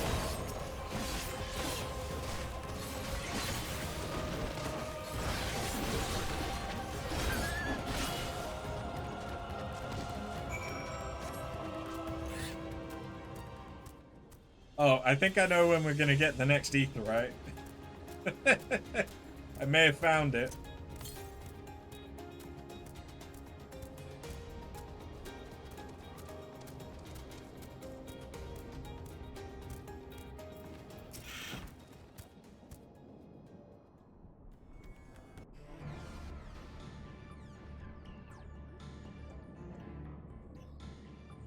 It cannot be.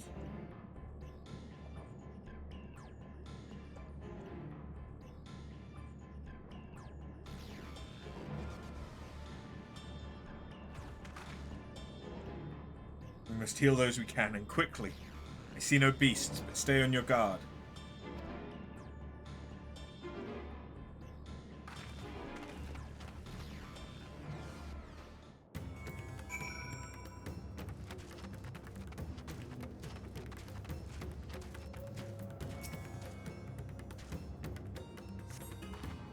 The cooling body has already begun to stiffen. Massive wounds suggest the villager was gored by a terrible beast. The villager has no pulse, nor do they appear to be breathing.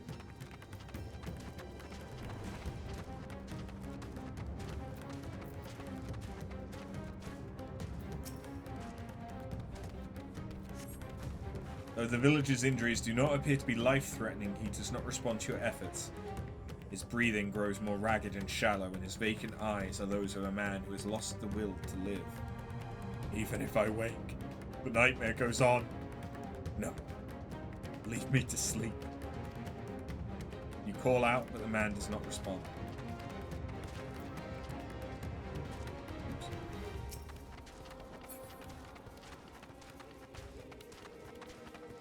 Hello?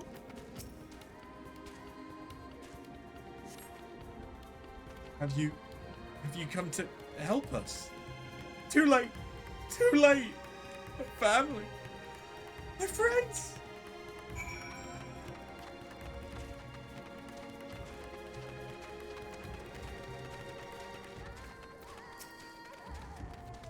Are these the only villagers who survived? I can only hope others managed to flee. But if the rest have been turned to beasts... Another 12. Let us do what we can to see that the damage spreads no further. And no matter what comes, we must keep our spirits high, lest we ourselves suffer a similar fate.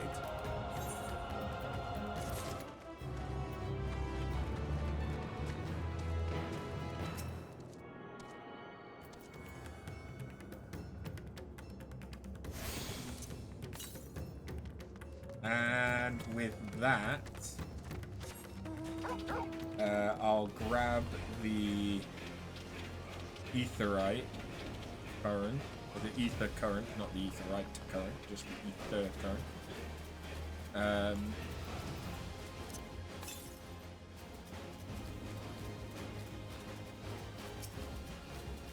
Nay. I'm a snake.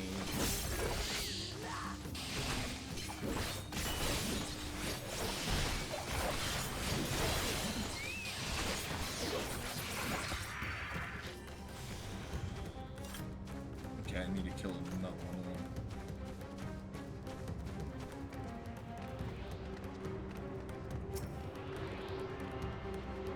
There's the Ether current.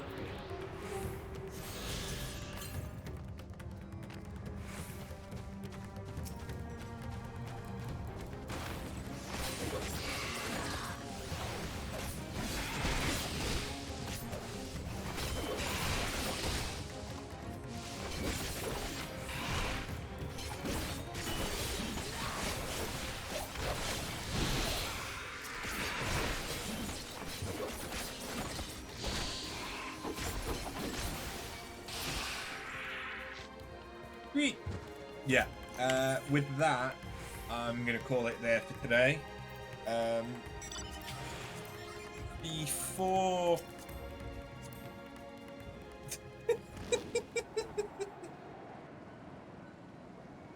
Oh, we're going on a magical ride. Whee! I don't think I've ever been on this map before.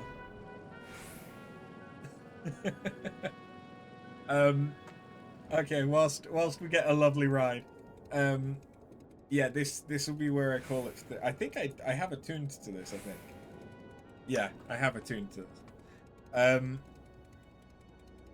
Yeah, it's been a decent stream. We've done some good stuff. We've made some progress. I've unlocked Kai Shear, which means that we can start doing custom deliveries again. There's not a lot else that we've done, has there? I need to do some more fates. I definitely need to do some fates. A safe zone to log out in, at least. Very true. I definitely need to do some shared fates in Thavnair so that we get the mount speed up in here. I also am going to try and finish off, at the very least, Calusia in Shadowbringers, so that I have something to spend bi-colored gemstones on. I might even get Armorang finished as well, hopefully, because the next stream won't be until Thursday now. I am busy until Thursday in the evenings.